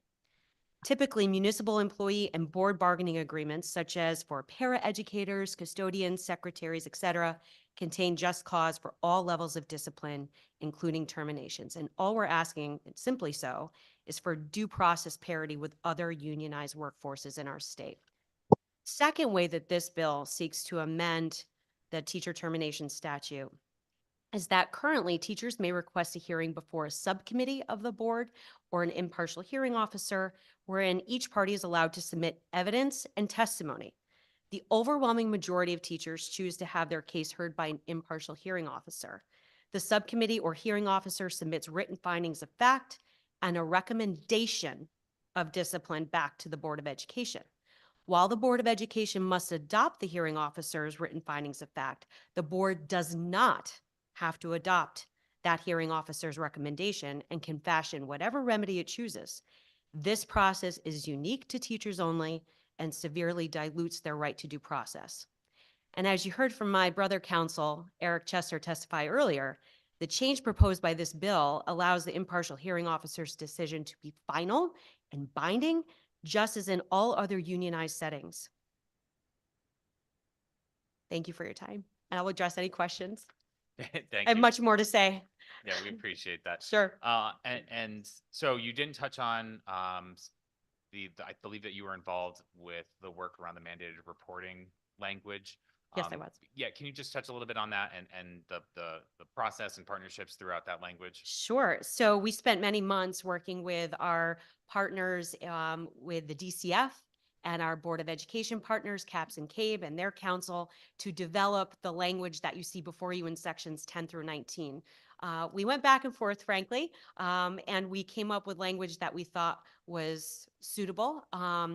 I don't think that we had many disagreements along the way, but certainly we worked them out. So the language that you see in front of you is certainly a joint effort with our partners from across the table. Thank you very much. Sure. Any other questions? Rep. McCarty. Would you just clarify, again, thank you for being here late Sure. tonight. When we changed the language to just cause, did I hear you say that that's the legal standard that's used currently in labor? For the most part, and like I mentioned, we typically see it very much so in our teachers' collective bargaining agreements. Okay, So that term is synonymous. It makes sense that it would be put in this statute. No, that's where I was leading. Okay, thank you. Sure. Representative Haynes online. Yes, hi, thank you so much, Mr. Chair, and Attorney Kolick, thank you so much for being here. I know you're from my district, so I first want to say thank you and good to see you, and thanks for hanging in so late. But could you just explain one more time? I think you spoke to this a little bit, but in what ways have you seen this existing DCF employer form process play out firsthand with the teachers that you currently represent here in Connecticut? Sure, I'd be happy to explain. One of the corrections that we're proposing to the DCF statutes is a change to the way in which the form that goes from the old district, the old school district to the new district is worded. And the reason that we want that change is because what we have found is that many times we're faced with a situation where a teacher leaves the school district during the pendency of an investigation, and the decision of the DCF is reversed upon appeal, either reversed through internal review or at the next step of the appeal with the DCF, which is before a hearing officer. But the form still exists such that the old district has to tell the new district that they left during the pendency of an investigation regarding abuse or neglect. So the changes that you see, in particular, I believe it's section 19, would then allow the language to be changed, and that the reversal is reported to the employer by the Department of Children and Families. So it allows for this process to be very fair in situations where a teacher is leaving their school district during the pendency or asked to leave, but then found later to be unsubstantiated by the DCF. Okay, well, thank you. I appreciate that clarification. It was a nuance that I wasn't quite sure on. So thank you so much. And thank you for all the work that you've done on the wording of this bill. And we appreciate you being here tonight. Thanks again. Thank you, Representative Haynes. Thank you so much. Thank you. Take care. Next up is Kate Field. Kate, nice to see you. Thank you. Nice to see you, Representative Curry. Good evening, distinguished members of the Education Committee. My name's Kate Field, and I'm the educational specialist at Connecticut Education Association. I'm also a former teacher and administrator, and am honored to be a member of the Educational Mandates Relief Working Group. I'm here tonight to offer testimony in overall support of House Bill 5437, an act concerning mandate relief. CEA strongly supports the creation of an advisory council to review the feasibility of future mandates, but respectfully requests that CEA be added to the list of designated members. CEA is currently a member of the Educational Mandates Relief Work Group, and we've proven to be an important partner in collaboratively identifying ways to reduce duplicative PD and in-service requirements and feels that our perspective on the proposed advisory council is going to be essential to creating a full understanding of the impact of future mandates on students, districts, and teachers. CEA is also in support of the creation of a PD database and strongly supports providing district PDECs greater flexibility in determining when and to whom to offer the PD and in-service required by state. This increased flexibility is an important step, but alone this step doesn't go far enough. The Mandate Relief Work Group must continue to do its work and recommend additional ways of reducing the overwhelming number of mandates in state statute, helping to save districts millions of dollars and enabling teachers to focus their time and attention to what matters the most, which is our students. So thank you so much for your time and for your consideration and for all that you do on behalf of students in Connecticut. Thank you so much, Kate. Yeah, it's funny, not too many people have actually touched on the mandate relief legislation today, which has been asked for year after year after year. So I appreciate your comments and actually your work on that. I know Representative McCarty and I have had the pleasure of attending those on a monthly basis over at CABE. And while I think we have a really great starting point, we look forward to what that group is going to be able to continue to do to provide relief to our districts. Representative Haynes online. Hi, I'm back, and thank you, Kate, and thank you, Mr. Chairman. I will speak to mandate relief because this is one of the things that I had pushed for last year, and we got a little piece of it in the bill last year in regards to at least getting this council put together and this advisory council. And I appreciate your work that you did on it, Kate. I'm sorry I haven't been to a meeting, but I appreciate you very much and all that your input is put in. And I would put my support behind you to get you on the new group. So thank you. I just wanted to say thank you. I think it's so important, as you said, to get the teachers doing what they do best, which is teach our kids. So thanks so much. Well, thank you. Appreciate that really very much. All right, I don't see any other questions. Kate, thanks so much. Have a great evening. Good to see you. Take care. Thanks again. Next up is Tammy Gowash.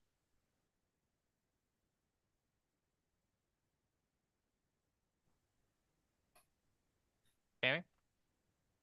Good evening, distinguished members of the Education Committee. Thank you for the opportunity to testify. I'm Tammy Gowash. I'm the Executive Director of the Association of Retired Teachers of Connecticut. I am also a retired teacher. I am opposed to Section 6 of SB 381. It appears as though I am one of the last to testify today, and if not the last. That would make me the cleanup better for the retired teachers. You've heard from many of the retired colleagues of mine today about why it is important to preserve representative democracy at the Teachers Retirement Board. The concept of a constituency voting for their own representatives is well established, and many have suggested amending SB 381 to reflect that concept. Active teachers vote for active representatives, and retired teachers vote for retired representatives. There are 4 active representatives and 4 retired teachers on the Teachers Retirement Board, so representation is equal. The simple solution is to amend SB 381 this year and establish representative democracy at the TRB. Thank you for allowing me to testify this evening. And thank you for all your time so late into the evening. Tammy, we appreciate you also waiting and for providing your testimony and feedback on the proposed legislation. I don't see any questions. Oh, Representative McCarty. Thank you. I believe you are the last testifier, and I just want to thank Yay. you for testifying. And I think the retired teachers made their point very clear today. So thank you. Thank you. Thank you so much and have a great evening. Thank you, you too. Is there anyone in the room that would like to testify? Is there anyone left online, Madam Clerk? No. All right. With that, I appreciate everyone online, the members and those in the room who are with us all day today. This was our last public hearing of the 2024 legislative session. We will reconvene on Monday, 1:30 for our JF committee meeting. And until then, enjoy the rest of your week. Have an easy weekend, and we'll see you then. We are adjourned.